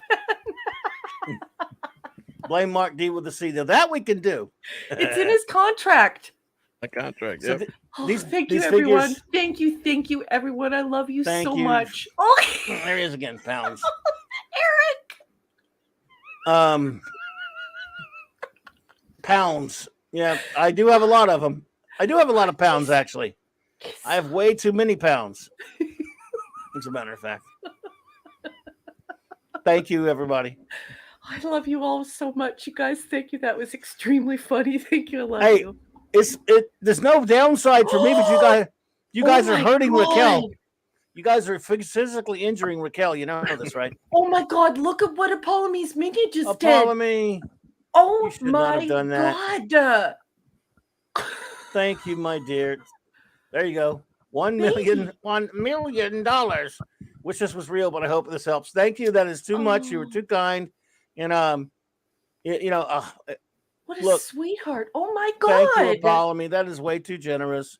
You're too sweet. Thank you so much. Oh my I God! love Look you. at the chat. All right, let's see. Oh Joe. my God. Thank you so much, Joe. Oh my God, Shekels. everyone. I don't know who Shekels are. 70s. Oh my God. Thank you. My beard trimmings is there, rare and valuable. And what is this show? The Poisoner. I don't know. I think I forgot what the show is now. Oh my God. Karuna. I don't know what that is. Thank you, Eric. Oh my God. Maddie's daddy. Oh, thanks, buddy. Is that a super sticker? I think so. Or is it just Yep. a chat? Or Here, it just, says I think here, it's just yep. a super chat with nothing in it. Super chicken. Thank Super you. Super chicken, sticker okay. that says here.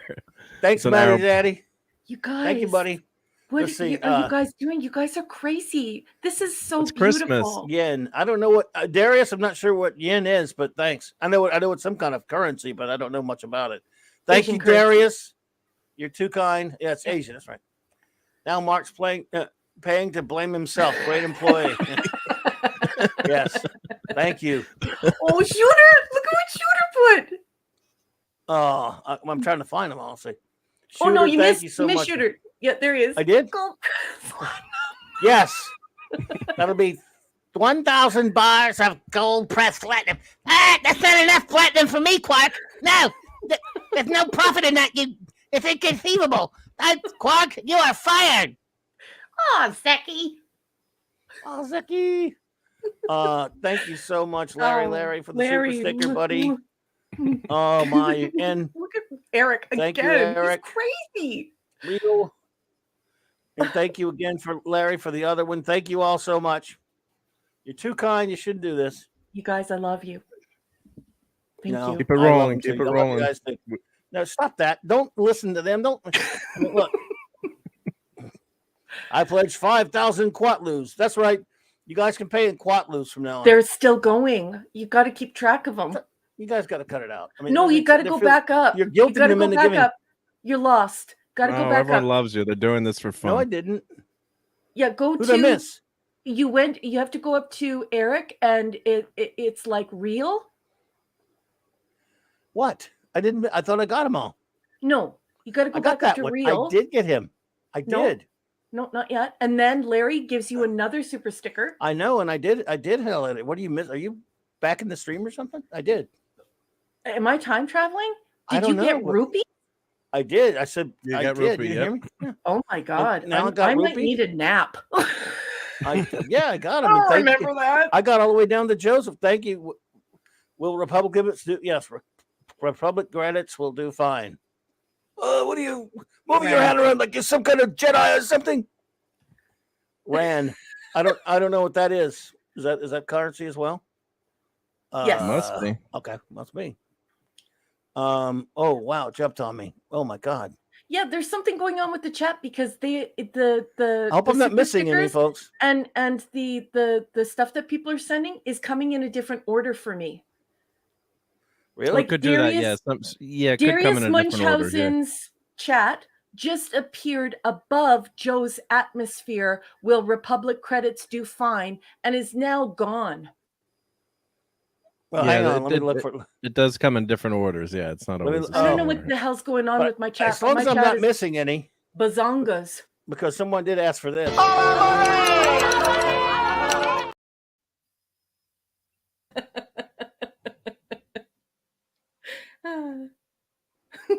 All right, let's see where we are. Darius, thank you so much for that one for bottle caps. Dram, thank you so much again, Eric. Oh, Eric. Lisa, oh, you shouldn't have, my dear. Thank you so much. You're so kind. Ella Moraine! And Thank Miles. you, Larry. I think he wants you to play the Oh, you want the oh, okay. I'm sorry. Let's see. Yep. Let's see here. Where are you? Oh, there we go. Here. This is for you, Larry.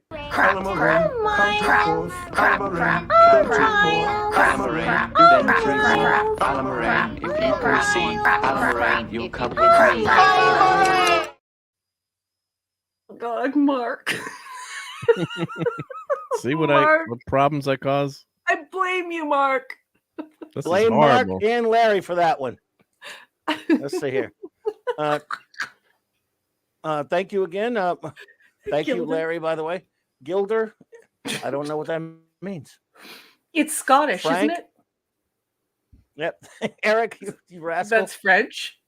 Thank you, Eric. You should have. Dude. Thanks, buddy. What is a lira again? Is that Iran? I don't know. Lira? I think peso. It's Iran, I know right? peso. I know what a peso is. Peso, yeah. We know what pesos are. Chris Persha, how dare you? You shouldn't do that, buddy. You do so. Thank you, buddy. You're too kind. It's Iran. That's wow. An international jet setter. He does. Yeah. We're getting a lesson. He sets jets on fire internationally. Oh my goodness. Thank you again. Cardinal Sin. Thank you, Cardi. Says for 999, thank you, but he says this. I thought I had it. I keep trying to hit it, and it keeps. Yeah, have you seen my Prisoner review show? I am not a number. I am a free man. We did 20 episodes, including Ice Station Zebra. Cool, and a couple of Pat McGowan's other films. I have actually. I have indeed. And if you're anyone who has not, if you're a Prisoner fan, you should go to Cardinal Sin's page. I have a link in my description below, I do believe, and go to us and subscribe to him. And check those out. Thank you so much, Darius, for the one and Larry super sticker. Larry's asking for a live Miles. Oh, Miles. Oh, well, there. Thank you, Chris Persia, Dinar. I do know Dinar. I think that's Iraq or something.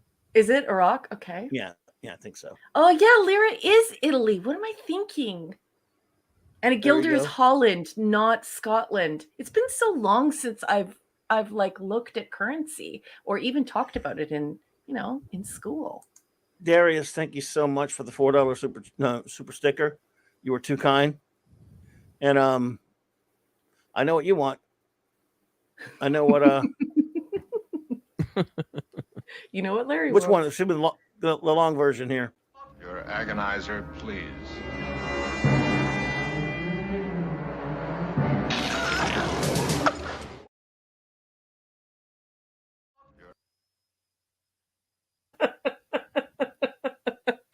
Oh God. Thank you so much, Larry. DJ Ronnie. Oh, thank you, DJ Ronnie. Jesus. I like turtles. I know you're quoting that kid who says that. I remember that. I remember that. You know what that's from? You've heard that? I love turtles. Thank you so much, everybody. Let's see what we have starred up there. Mark D with a C. Member chats, yep. So member chat. Oh, Badman member this chat. Is so fun. Member chat, dabbing. Yeah, because we can't see those over here. Thank you. This is so fun and well deserved for you, Club. No, it's not. I don't deserve it, but thank you so much. You're a good. I think it's incredible, and I think it's really wonderful that everyone is doing this at the end of the year. And I love you all very much. Thank you so much. It is so appreciated. That 70s rock fan, thank you, buddy. He says this member chat is legal tender of in Isle of Man. Thank you so much. Thank Oh, you, wow. 70s. And more Wow. coming in. Wow, Nerat and Darius. I'm never going to get the story about the prison stories done. I think that's the whole point. But that's okay. That's the whole point. Yep. Apollonis Minion member chat. Gold bars, or should we pay with lithium? Or Latinum, maybe? Hey, or was it supposed to be Latinum, Latinum, yeah. maybe? You being here is payment enough, my dear. Wow. Thank you. Wow, you guys. Nerat and Max Manderbear, thank you so much. I also He like says, turtles. I also liked, well, who doesn't? Aw. Especially, who's your favorite turtle, Nerat? Mine's Gamera. Aw, Darius. Thing, did it work? Yes. It did. What work? Oh, the icon didn't come through, though. Yeah, just the icon. Okay, yeah. It's just you can't see it on StreamYards there. Kuna says, thank you again, Chris. What is Kuna? Appreciate you. I don't know. actually I have no idea what Kuna is. I don't know, but he does, obviously. Hungry boy, you don't do that, man. Oh, come on. You shouldn't have done that, buddy. Okay, admit it, Raquel. This is to make Raquel admit Ulcer States is a fab film. Before you do that, Raquel. Yes. Katie, thank you so much, my dear. I love seeing you. We'll be here. I'll be here Saturday night. If you want to stop by and say hi, but I know you're probably busy. But in which case, Happy New Year to you, my dear, beautiful friend. I hope you have a wonderful New Year. Yes. Yeah, we love seeing you here. And give your mom a little kiss on the cheek. Don't forget to tell her that you love her. And you're going to be back at school before you know it. Be safe and have a very happy holiday and Merry Christmas and a Happy New Year. And we'll see you next year, beautiful. Good night, honey. Good night, Katie. Thank you so much, Hungry Boy. You shouldn't have done that, buddy. Nerat says, I also like, well, who doesn't like Gambra, you know? Very I cool, have 4 alligator snapping turtles. You can guess their names. Oh, yes, I can. Okay, Yes. so, and Hungry Boy, I just want to say. Oh, well, she didn't do it. I'm afraid it's going to cost you a couple $1 million to get her to say that one.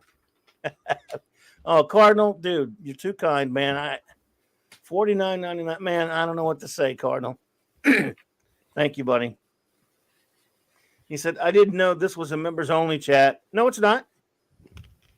What the heck am I doing here? It's not a members only chat. No. And by the way, you are a member. No, I was showing According some to of the this- members only chat, Cardi, that No, they he don't was show up showing. in StreamYard because if someone does a Yeah. members chat. Yeah, you he know, was showing. They can't. I Yeah. can't see members' chats here. Let me finish this. Seriously, Yeah. I've had a lot of fun tonight after my own live stream, hanging out with all of you, my dear friends, and having a great time. Happy New Year to you all. Hey, Cardi, thank you so much. You've been too generous, buddy, and I'll be here 10 Central New Year's Eve night. If you're not doing anything, stop by, come in and hang out with me if you feel like it. If you're busy, that's fine, because I know I'll be gone all day Sunday, but I'll be here. Ringing out the old year on Saturday night. And if you want to come in and hang out with me and just stop by and say hi, please feel free. But thank you, Cardi. No, it's not a members stream. It's just we can't see members chats on the StreamYard side. We can see everything else. We can see super chats. We can see a super sticker, but we can't see what the sticker is, which is weird. And you can't see. You can see someone. You can see if someone joins as a member, but you can't see someone gifting memberships or a member chat. It's ridiculous. Oh my God, Yeah, Valiant Renegade just walked through the door and with a generous gift. Oh my gosh, God. sweetheart. Hi, how are you? I haven't Thank talked to you. you Renegade, forever. what's up, VR? Hey, man. You didn't have to do that, buddy. You're too kind. Thank you. Oh, that's 70s. I see that. Valiant, dude, I hope you're doing well over there, bro. It's been a while. I really appreciate you, man. You were too kind, and I hope you had a great Christmas, you and yours. Excuse me. And I hope you hang on one second here. Had to clear it up. Sorry, I hope you have a fantastic New Year's, man, and New Year, buddy. But appreciate you that you were too kind, old friend. Appreciate Very it. kind. We go back. We have a history because you used to buy comics at a shop I used to help run for a friend. It's amazing. Yeah. I met him through Doomcock. I think I met him when he was on with me on Doomcock, Oh. but I don't know if it was like one of those culture nights that we did, or if it was a Friday night frolic. But Valiant Renegade is a very sweet person. I lost contact with him when I dumped my old Twitter. I was just like, I'm done with Twitter, but I'm back on Twitter now, and I haven't reconnected. I haven't had a chance to reconnect, but certainly everyone should. Everyone, please follow Valiant Renegade. Heck of a nice guy. He does more cerebral videos that look at the economics of what's happening in Hollywood. And he expresses it in simple terms. And it sort of helps everyone to understand the ebb and flow of what's happening in Hollywood. And he's just really kind and fun to be around. So make sure you follow Valiant Renegade and watch his YouTube channel, sub his YouTube channel, and follow him on Twitter. And nice to see you. I think it's really nice that you gave that gift to Clobby, and bless your family, and Happy New Year to you, my friend. Oh, and he's actually on stream now and wanted to pop through. So thank you for that, Valiant Renegade. Yep. Yeah. Yeah, thank you, buddy. He says he's on a stream right now, but I really appreciate that. You were too kind, buddy. Yeah. And I hope to talk to you soon. Yeah. And sorry. I took on off. I was about to read it. Sorry. Thank you so much, 70s. Brother, he says, I am paying in Flanian Pobble beads. Hey, I know what those are, but they can only be exchanged for other Flanian Pobble beads. Don't know what that is, but I don't want to know. I know that. You win that when you get a Royal Fizbin. Nope. I don't want to know what it is. Do you what about Spike and Flame gems? Do you have any of those? Happy New Year, Shooter. Thank you so much. Appreciate that. You were too kind, buddy. He wants the a la Moraine, and also Larry would like to respond to Hungry Boy's $5 request with the Clubberoni. He feels that the Clubberoni is the only way to answer. I completely agree with him. And yes, Hungry Boy, we are a pea pods. So we need an a la Moraine, and we need a Clubberoni. Okay.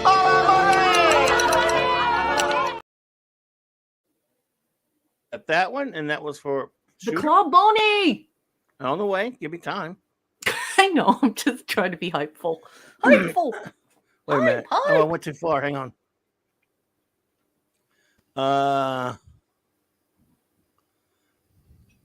Okay. Oh, thank you, Darius. By the way, I appreciate that. Larry knows. Nuka-Cola caps. Thanks again, Larry, for that. I'll get to that just 1 second. And then, Larry knows. Okay. We don't even see that on my side. My Clubberoni time. Crap.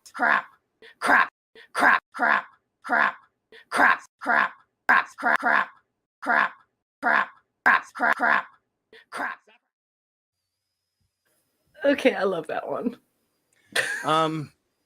Apollomy, thank you so much, my dear. You were too kind for that. And thank you. She says, good night, all. Raquel, I hope to start working. Working's on your picture soon. All have a great night and a wonderful New Year. Same to you, Apollomy. We love you. Be careful out there, my dear, and take care of that wonderful pupper. We really appreciate it. And if you're on the road this holidays, please be careful, and we're thinking of you. Drive carefully and have a very happy New Year. We love you. Mwah, mwah. Yes, indeed. Hope I didn't miss anything. I thought I missed one. Okay.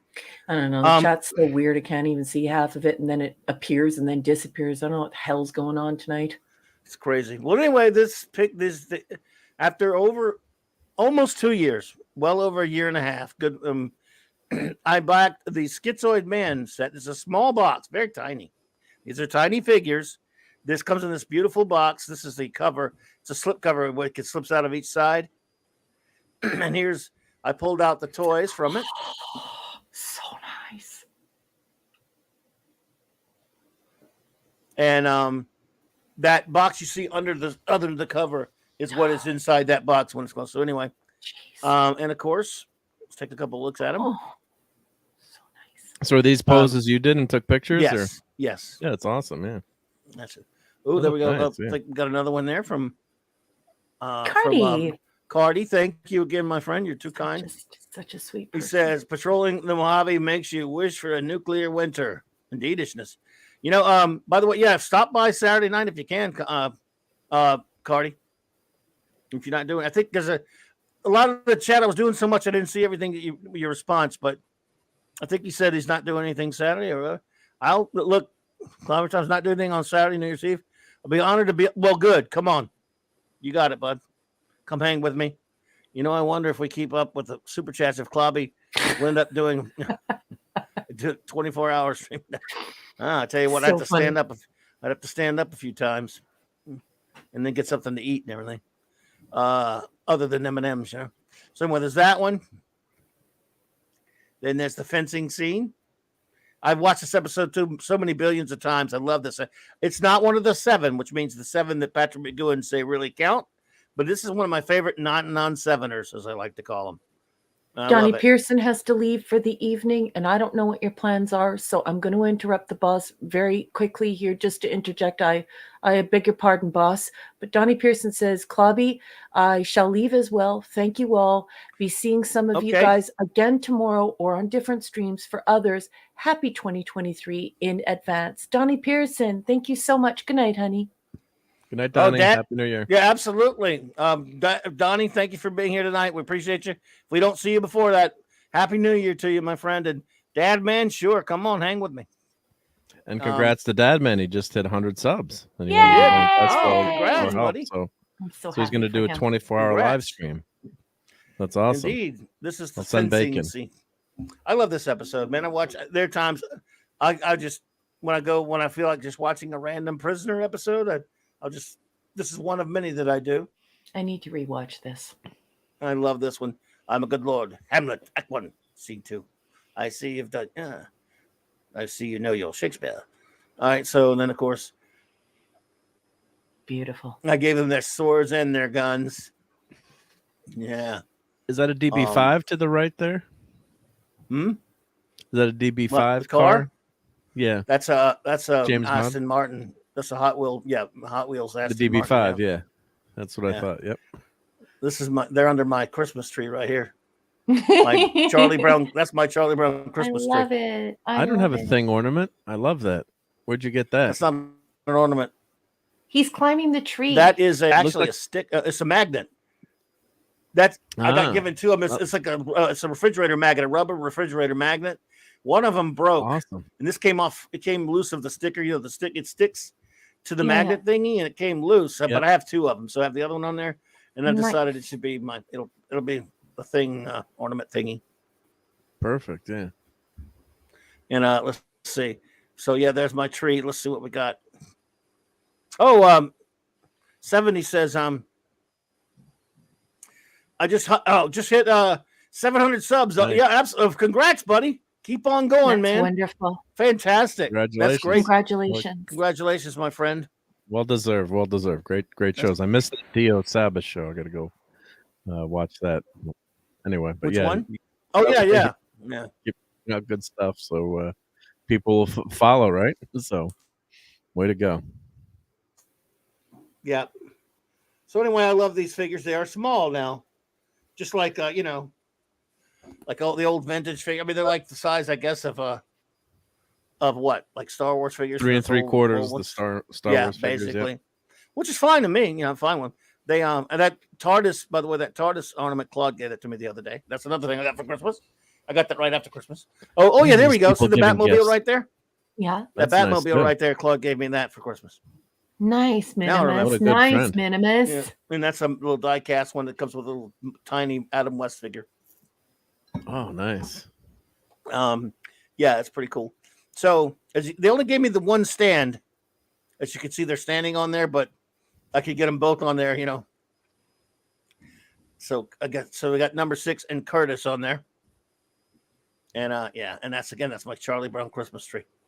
They have feet peg. Yeah, they do. But, yep. But I put 1 foot on one of each of them, using one of them, so they do fit. I love it.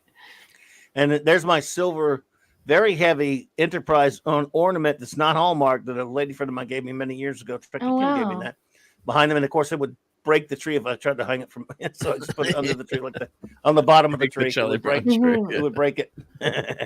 I think I've got that. Oh, I would not doubt it. But yeah. In the attic or the basement, you definitely have 1 or 2 of them. On my tree right now, actually. Oh yeah, there you go. So yeah, I love it. I think it's pretty cool stuff. Those are great. Yeah, I'm that's a blown nice away pick by there. this. You did a good job with. You have to throw a bunch of them, but that was a cool set to pick. When you only can get one. I want. Yeah, it is a cool set. Now I've got the other one ordered. I ordered the because the great Eric K. The night we were looking at these when Rod almost told us about they were gonna, back in September. The great Eric K. Thank you again, Eric. He gave us a super chat. He said, I gotta pick one off of the Big Bag Toys site that they were offering some. And I did. I got the checkmate one. And they don't offer them all on there. I'm wondering, I'm scared now that I won't be able to order any of them going forward. I thought that made me think I was going to be able to order some of the other ones later. I've got checkmate coming. But some of the other ones that are offered on there are sold out. So I wonder if anybody else other than these guys are going to. I didn't get Rover. I wish I got a Rover. I desperately want Rover. You could make a Rover. Pretty easy. I know, but it's not the same because it's not official. I know, but theirs looks weird. Theirs is kind of weird, to be honest, but I still wish I had it. Yeah. It's kind of a puffy, like, blow up ball thing. But they had two. They had two different types of Rover. And the one would have made an amazing bookend for my bookcase in my office. And I was over the moon for it. But, of course, I can't afford that. But it's so beautiful. I'm hopeful, but they're not cheap. Look, these things are expensive. I mean, for a tiny little thing like that. But I understand why. I mean, it's a very niche thing. Not too many people are gonna really want this kind of thing. I just hope it's gonna be possible to order a couple of the other ones. I can never get them all. Back then, I was actually could have, and I just was trying to be frugal. And it turns out, if I'd done it back then, I probably would have survived. And then at this point, I'd be going, wow, I couldn't do that right now. Yeah. But boy, I'm glad I did it back then. Now I got them all. So, but I've seen same thing happened to you with the 50. Remember when that happened with the 50? The 50 from Star Trek. You picked up the 50 box set and you got it for really cheap, remember? And then everyone was trying to get it after that, and it wasn't available anymore. And you waited and waited and waited. I waited 4 years to get that one. Yeah, so I know exactly what you're. But I didn't wait on this one. Yeah, I know. Here we go. Here's the only one that they still have. I've already ordered. Checkmate. Look at that. Checkmate. I would love to get that other one there. Sold out. Sold out. Is the nice Rover? Oh, I want that. I want that free for all set. I want right there. Look out, these things ain't cheap, by the way. Yeah, that's cool. Yeah, that's $43. That's the one to have. Yeah, but for me, that's in American, and then you also have to pay for the shipping. So it's about $100 for the Rover for me. Damn. So. I would have. I wish I'd have got this one. I'm glad I got Schizoids, man. Too. But I think I probably want this one Free for all more now. Is a good one to have as well. And that's a 7. I love it. If it sells well enough, maybe they'll come out with another. When they do the second edition that they're trying to do, or the second. Can we just go look at the Rover one more time, just so I can look at it for just a minute, just to? I do love that one. Stand in its majesty. See, that looks cool. It's just the other Rovers. They have these little that are kind of weird looking. They have seams. And you I guess you're supposed to blow them up. I hate the cheaper one that has seams. That's garbage. This one's beautiful, though. If you had this on your bookcase, like I want it on my bookcase. Yeah, so this splits in half, and you put the figure. You store the figure inside there. Yeah. Yep. It was tough to choose between Schizoid Man and Free for All. Maybe they'll do more episodes. If they do another set and they make other episodes, like I would love one for Arrival. I would love one for Chimes of Big Ben. I need to get that Rover. Let me go see if I can get. Mark, can you please? Oh, it's sold out. It's sold out there. I just want to see. I wonder if anybody else has it. Oh, sure. I'll show it. Yep. I just want to see. Anybody else has it? Oh, it's sold out. Well, yeah, that's what he said. Yeah, I wasn't paying attention to that. I wonder if anyone else is. But what if anyone else is offering it? Do we know? Because we can look into it. I wonder if Wandering Planet, who I ordered it from, I wonder if they're still allowing people to order stuff. I don't know. Well, I've got to look into it. I just wish that I would have bought it. Like, it's so dumb. Well, you hadn't watched the show yet when I ordered this, so I mean, it doesn't look like it right now. I mean, of course, eBay people will be scalping them on eBay. They're probably scalping them for stupid prices. Show up. But the thing is, I don't think they're going to be able. They'll sell some. But I mean, who wants this other than the hardcore? Wandering. Now I've lived long enough to get a prisoner toy. I never thought it would happen. Now the next Holy Grail, a Blake 7 of anything that's not a book or something. Because the thing that with prisoner, it's books, DVDs and Blu-rays and that kind of stuff. Yes, but hey, Jim Largo, welcome, good to see you. But Greetings, it's the same exact way with Blake 7. Now I know they made some old stuff, way back.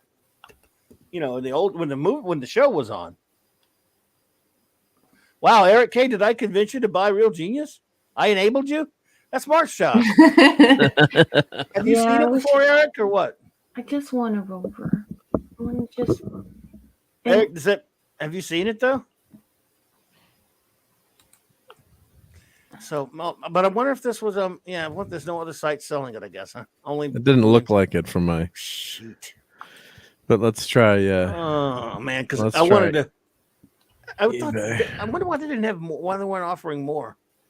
I think it's referred to as the clamshell. I think that's what it's called. Okay. Number 6 clamshell or Rover clamshell. I'm just looking all over for it. But you know what? Come to think of it, was it sold out the first time Mark showed it to me? I don't remember. No, it wasn't sold out. No, it wasn't. Okay, so then I do need to head desk. Yeah, it wasn't sold out yet. I think you were talking about what both of us need to head desk ourselves. You were thinking about it, and I was thinking about it too, and I didn't pull the I trigger hate the either, one that looks like a stupid freaking hacky sack. That one sucks. Well, that was in part of the Kickstarter, so that was the Kickstarter one, but this one of the I Kickstarter love. ones, yeah. That if you go, damn it. I think that was part of the Kickstarter. Yeah, I hate that. It's just a balloon. It's just a blow up balloon. So I'm on the site that has that stuff. Oh, there you go. I'm on another one, a different site. They have a site. Wandering Planet Toys has a site. Do they have any for sale direct there? Or? Yeah, I'm guessing they're sold out. Purchase. How? Like I just want Rover. Links when they go to purchase, it only links to Big Bad. I just didn't have the money at the time. Even now, it's expensive, but I just want it so bad. I wonder if we could order them off of here, though. I know it's off their Kickstarter site. See, look, that was $85 for just those 4. The whole kit and caboodle was $240. That was a heck of a deal. Oh, look at that, $40. The clamshell display, yeah. Yeah, the CLOBBERIN is closed, but I still have contact with them. I wonder if they're gonna. I'm gonna try to. I'll get Rob. That's what I'm gonna get to Rob. Rob can find out. Rob Altus. All right, Maddie's daddy. Take it easy, buddy. Night, honey. Good stream, Steve. Buddy. See you at the New Year's Eve stream, my friend. Kiss Maddie for me, please. He joined me. He joined me for the. I had a good time hanging out with Steve for the Christmas Eve stream. Real Wade Nation asks, Clobberin, opinion on Wahlberg Planet of the Apes is. That's your opinion. Mine is 0. I hated that movie with a passion. I'm a huge fan of the original Planet of the Apes films and stuff. And my God, did I hate that movie. That's for 2000. But all right, so go. All right, God, I love that. There's one I wanted. The one there just says The Prisoner. That's from Arrival and Free for All. It says Free for All, right? Is that Free for All? Yeah, Free for All. But that's also what he wore in Arrival. But I'd love to have that one. You got is that the only 2 episodes they did? Schizoid Man and I think so. I think so. Yeah. Well, they did Checkmate. It's just one figure. So this is the all-in pack for 250 smack rolls. Is all in. You got 245. You got a shirt that wouldn't fit me. Good. Yeah, you got the 4 single-carded figures. You got the Prisoner with Rover, and then you got the 2 scenes from Schizoid or episodes. You said Schizoid Man and Free for All, and then like you said, the T-shirt. So for $250, you got everything, top tier. Is crying allowed? I should have bit the bullet. Yes, crying's allowed. But Real Wave would like an answer from both of you. The 2000 Tim Burton, Mark Wahlberg, Planet of the Apes movie. What's your opinion on that? You heard mine. Which I didn't. I don't think. I'm guessing Raquel didn't see it. That's the Planet of the Apes thing. Yeah, my husband made me watch that. I thought it sucked. The Wahlberg one, the 2000 one. Like I like the old one. Yeah, the old one's greatest. And Mark, I didn't really like it. I thought there were some big misses there. I thought some of the special effects were good, and I thought, but just and even Mark Wahlberg has said it wasn't good. I think they both and the director said they missed. They tried. I think the heart was in the right place. They were trying to give us a good movie, but one of the story didn't hit as hard. Stop remaking things. Here's one of the key problems with this movie that they made. As a fan of the original film, which was not much like the book it was based on, Monkey Planet, but Rod Serling and some other writers made it different as a class. When the original Planet of the Apes film is brilliant, and I love it. Here's your point about that movie for me. Tim Burton is a dummy. He thought it would be cute. He thought it would be cute to make the apes act ape-like, and they're running around and they're swinging on trees and they're doing it, but they can talk. That's a fundamentally missing the point of the first film, because the apes act like people. The point is they've civilized themselves to the point where they just walk around and move around and act like people. They don't move around like animals, because that's kind of the point of the story, whereas humans are more like animals. And apes, they don't do that crap anymore. They don't fling crap at people anymore like apes. That was why it was such an intelligent film. You're seeing a reversal there of apes acting like people. In this, yes, they could talk, but they still acted like animals and apes, and it was stupid. Maybe that's just me. It was a miss. It was a miss. Yeah, it was unfortunately a miss. Yeah, I mean, some good, Wahlberg's a good actor, but yeah, and plus the original is just so good too. It's they want to remake it with all the flashy, fancy dancy special effects, but it doesn't work. And the thing is the effects were so good back then. The makeup was so amazing. And when you watch the original, you definitely feel like, I don't know how you two felt, but like I remember the first time I watched it, I 100% thought that he was on a different planet. So the twist at the end is devastating. And great twist. Yeah, right. And with the new one, it's like you get a sense that it's not otherworldly. And so yeah, it's not as powerful. And this is why I'm saying, like, I'm sorry, and I know it sounds terrible to say this because a lot of people don't like that I say this, but I have to stand by what I actually think and believe. Stop remaking things. Make something new, for crying out loud. Like, why? Like, there are so many people that are waiting in the wings that have original, wonderful stories to tell. And these publishers and these corporations, they don't want to tell our stories. They just want to keep innovating stories that worked before, because they think that they're going to be proven winners. And what that does is it makes our story world, whether that's in books or in film, that makes or television, it makes our story world very small. And we just keep watching the same things over and over and over again. So our universe shrinks, our ideas shrink, our entertainment shrinks. And we have to stop doing that. Just don't remake anything. Just stop. Stop with the dumb remakes. Real Wade Nation, though, I do appreciate the question. And I look, there's no condemnation of anyone who likes things we don't like. You're perfectly entitled to that opinion, and we appreciate you. You said that shows your age. Yeah, who knows? Don't worry about that. Have any opinion you want. Always feel free to express them here. As your other question, that I hate the newest versions. I saw Rise of the Planet of the Apes and found it to be a fairly entertaining movie. It was, and they even tried to find a way to connect it to a reality that would spawn what we see in the other older films. I think the first movie, Rise of the Planet of the Apes, is at least as well done, and it's a likable movie. It's not my Planet of the Apes, but it's likable. I did not like the second one. I think that was Dawn. I really did not like that movie much, and what I heard about War on the Planet of the Apes made me never want to see it. So that's just me. Linrod, hey there.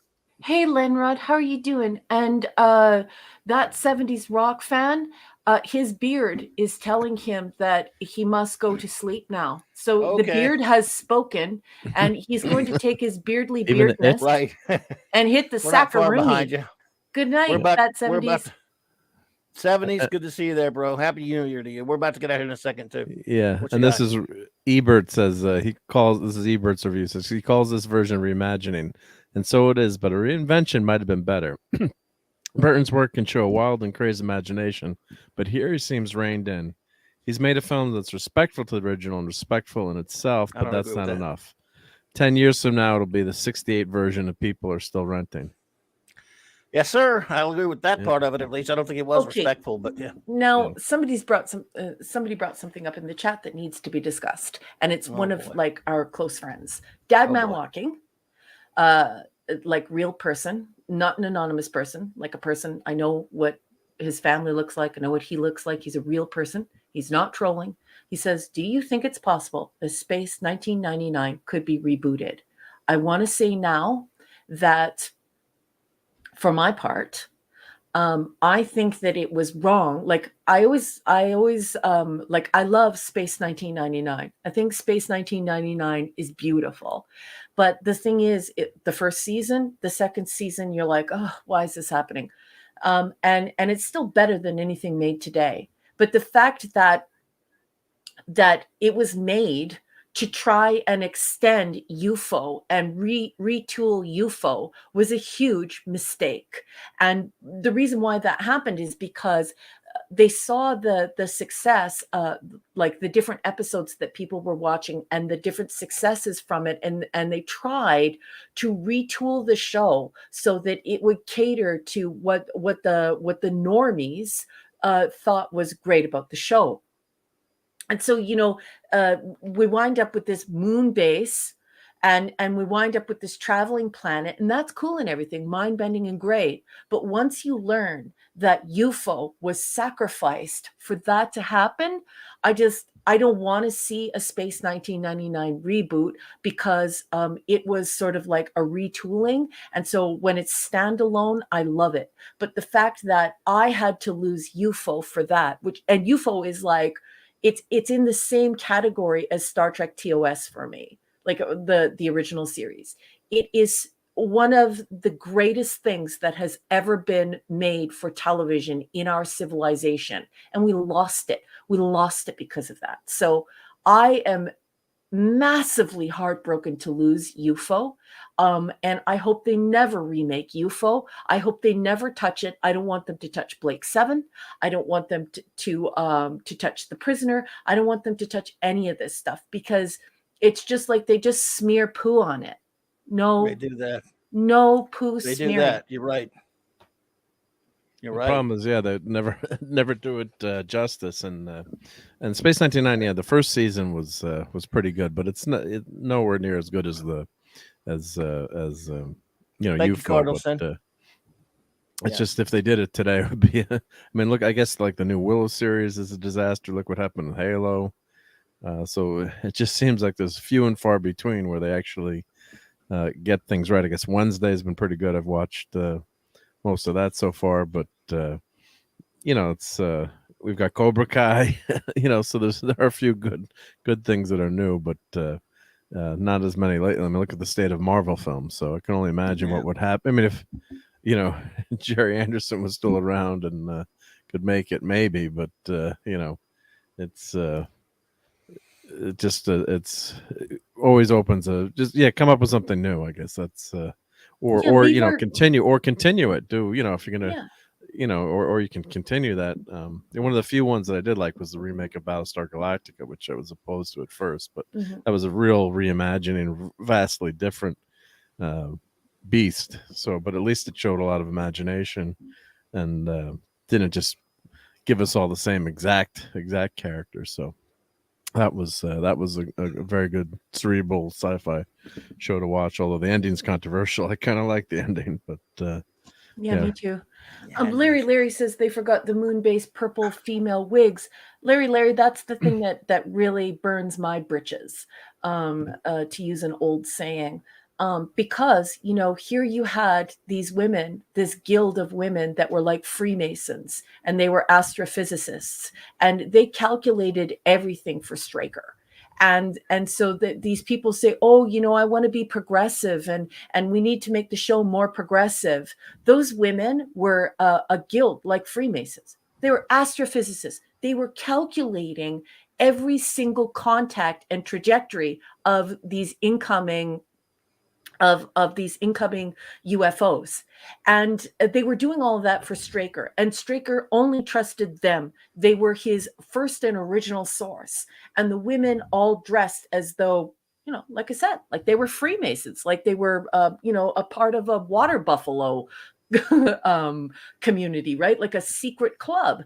And yet they also looked sexy. So not only were they beautiful and powerful, but they were also geniuses. And so when they talk about all this fake progressive stuff that I see, that actually it seems very demeaning and like they're almost exploiting the public politically, it really gets my hackles up, because UFO is beautiful. It is absolutely perfect television. It is so beautiful and perfect. Anyway, I'm going to stop talking now. Well, we're going to get going in a second, but thank you for that super chat, by the way, and for what you sent here, Cardinal Sin. We appreciate it. Let's take a look at this quick before then we'll get out of here, because he sent this picture. Let's see. Oops. Here we find it. It's the Village Shop, and he found some prisoner models that he sent pictures of, and there's nice. Rover for one. Yeah, I've seen that one before. It's weird. Yeah. Pretty cool. Look at that rover. Not as nice as that clamshell. Trying to put it on there. No. But that's pretty cool stuff. I will keep that link and look at it later. Look at more stuff later with it. But thank you so much for that. I want to thank everyone. I don't know. I've got some prisoner stuff on. I definitely am going to go look at it when I got a chance, more of a chance. So, everybody, I want to thank you all for being here with us tonight. It's just. What a great year. Great year in a lot of ways. Rough year for everybody, of course, in a lot of ways as well. But great because of all of you hanging out with us in the Clubhouse and on the Saturday night Star Trek, which is coming back in 2 weeks. And Monday night Mark C Comics Talk. You've all been such fabulous, wonderful friends to us, and I cannot thank you enough. What we will do now is, again, I'll be tomorrow. I'll be hanging out with the great Dad Man on his channel at 6 p.m. Central, 7 p.m. Eastern. We'll be talking some football for those of you who do like pro football a little bit. I'm not exactly sure what, but it'll be football. We know that. Hut. And that indeed, football the hut. She knows that well. I didn't know you even knew that about football. Very good. Anyway, so that, and of course I should be hanging out with Nick and the Comic Shop Boys after that around 8:30 Central Standard Time for that. And then I will be here at an hour later time on Saturday night, New Year's Eve, 10 p.m. Central Standard Time, to go and to count down the new year and just hang out with my friends, all of you, anyone who comes in, just to hang out, just talk to you, and just ring out the old year, ring in the new. Yep. So I'm looking forward to that. Again, congrats to Dad Man on hitting 100 subs on his very new channel and his cool Such channel. A sweet person. Putting in a lot of work. Dad, man, you rock. You've been a good friend, buddy. And of course, congrats to the great 70s rock fan for hitting 700. Onward and upward for you, buddy. Absolutely. Good things happening. Congrats. Yep. That's wonderful. We're going to shout you all out for being here now. We'll just go backwards, I guess, and all the way up to the top. First, before I do that, shout out my fantastic wrenches and mods who've just been so wonderful to us. Eric K., my friend, the stream would go on for another 20 hours to name how important you've been to us and what you mean to us, buddy. And what a great friend you have been to me personally. Yeah, you were too kind. You're the man. And Bronze Wrencher, sir, I cannot thank you enough, buddy. Thank you for all you do and for being such a good friend to us. Chris Persia, same. You've been such a great friend. The Vindicator Wrench of the North. All you do, and just it would just take too long, my friend. Just I hope you and Garrick both know what you mean to us, man. Just thank you for all you do. That's all I can say. It's just so much needs to be said, and it'd take me forever. D Bud, the man of, I don't think D Bud was here with us tonight, but he gets a shout out because he's been a very good friend, and we appreciate him. Just as the man of the wrench of iron, and of course the god of wrenches, also Lil T, not here tonight, but Avon lives and long lives the Legion. The great J Man was here earlier, the wrench without fear, and also fellow reviewer. What a great channel he has. Please go check him out, of course. We appreciate J-Man. Hungry Boy, had a fantastic time hanging with you the other night, buddy, and you have been a wonderful, special friend of this channel as well. Thank you so much. Master of the Claboni, official artist of Clobberin Times, and Science Fiction Tales by First Officer, the wonderful R.M. Briggs. Phantom Outsider, thank you for all you do, buddy. You've been a good friend of this channel. We really appreciate you, you old rascal. Kal-El, the Super Wrench, thank you so much, buddy. Really appreciate you. And you've been a good friend. And, of course, one of my oldest friends in my entire life is Maddie's daddy, the great Thor of Vegas. Appreciate you, Steve-O, brother. Love you, man. Hope you have a great night. And hope Maddie has a great night. And Polly's Minion, we always like to show the puppy because we love your dog. And just thank you for all you do for us. And the wonderful picture you made for me, the one you're doing for Raquel, the wonderful super chats. You're too kind. Please be careful out there. I hope you had a wonderful Christmas and hope you have a wonderful New Year, my dear. Now let's we got another one. Look at that, Eric. Look at that, Eric. Thank you, dude. You're too much, man. Thank you. Did anyone see Chris Persia on Christmas? Nope. Because no one has seen Chris and Santa together. That's true. Yeah. That's true. Very, very true indeed. Let's see here. Linrod, thank you for being here tonight. Jim Largo, thank you, Valiant Renegade, my dear friend. Appreciate that. You're too kind, buddy. Dearest was here. Tim's Talk on your left. Congrats on 1,000, Tim's Talk. Let's see here. That 70s show, my buddy Joe's Atmosphere. Thank you so much for all you did. The lovely Katie Dax, I believe had to run, but love you, Katie. The Woke Breaker, thank you so much. Lisa, lovely Lisa. It was always wonderful to have you here, my dear. Thank you for being here with us. Indeed. The Comic Relief Crusader, thank you. Tim Hayes, thank you so much, buddy. Glenzer, always good to see you. DJ Ronnie G, Zacharat, Picasso. What a bunch of great people we had here tonight with us. Zathras was here. Crap. Of course, Forjet. Who's it? Oh, Donnie Pearson. Thank you so much. Keely Chow, Roll Tide. I had to call him Scuba Pete and Leslie. Let's see. I lost my place for a second. Sorry. The beautiful Six. Love you, Six. Thank you so much, dear. Dave. Let's see. Heatsinker was here. Somebody's name. I'm writing it. I'm in the dark. I can't see my own stupid handwriting. Who was that? Real Wade Nation, thank you so much for being here with us tonight. I can't read my own stupid handwriting sometimes. Heatsinker, Happy New Year to you.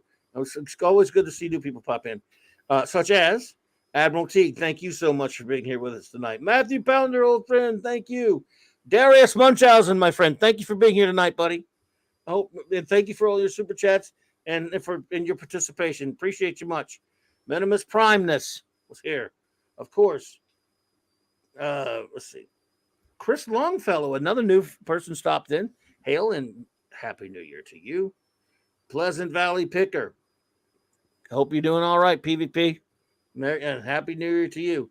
A big shout out to the great Cardinal Sen for all your generosity and being such a great friend, buddy. Appreciate you so much. I hope to hang out with you New Year's Eve if you're able to come hang out. And thank you so much, Cardi. Phil, I know you're Gil. I like to call you Phil just that. Gil, I get Gil and Phil. I don't know what it is. Oh, this is the Swill Brothers. That's why. I'll explain later. Thank you so much, man. Mark Lerseth, thank you. Michelle O'Rourke Johansson, thank you. Happy New Year to you both. Happy New Year, JD Lewis. Happy New Year, Wolfie. Stunt Brat, 777 Smith. Love you. Thank you so much for being here, my dear. Happy New Year. Dad Man and the Dad Man clan. Happy New Year, my friend. Can't wait to see you tomorrow night. Krampus Jeebus. Happy New Year. Retro Nerd Girl. Thank you so much for being here, my dear. Great to see you. Happy New Year to you. Michael Beekman, the wonderful Cassandra. Happy New Year to you. Lemon Pie. Happy New Year. Captain James T. Skywalker. Happy New Year to you, my friend. Tiger Stripes. Happy New Year. Scogly Jetoon. Happy New Year to you. Diesel. Happy New Year to you. And Brian Hepburn, thank you so much for being here. Happy New Year. Shooter, Happy New Year. Larry, Happy New Year. I'll be saying this again Saturday, but I don't know why. I'm just doing it again. What the hell? I'll do it again. Captain Infinity and beyond. Take care, my friend, and Happy New Year to you. Let's see here. What's that? My handwriting is garbage. Well, I swear. It's terrible. I had a nickel for every time I said that to myself. So bad. Yeah, I hate it. Ezra Goldstein, shalom and Happy New Year. Yeah. Decepticon, Sean Buddy. Good to see you here, man. Hope you do well. Happy New Year, of course. The great Max Redstone had to run, but a big Happy New Year and a shout out to him. Claude Salling, thank you so much for being here. Happy New Year. Classic Comics, my friend. Happy New Year to you. I'm just saying this because some of them might not be here Saturday night, so get them in there. Michael Carney, thank you. Happy New Year to you. Stuart Mitchell, my friend, thank you for being here. Happy New Year. Wagner. You didn't do it. Wagner. You had to do that. Mr. Angel, Happy New Year, my friend. And that's everybody. I think we got them all. Got them all shouted out. I hope we did not miss anyone. Thank you so much, my friends. We are going to leave us out. We're going to watch these important messages. And then in lieu of ending credits, we will have a special moment of silence for Mr. Stephen Grief. Thank you, everybody. Take care.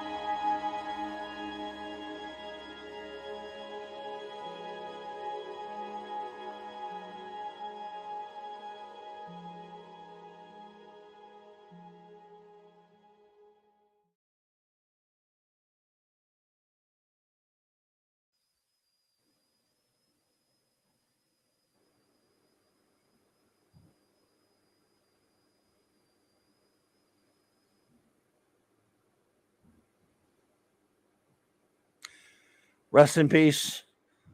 Proper Travis. Good night, everybody.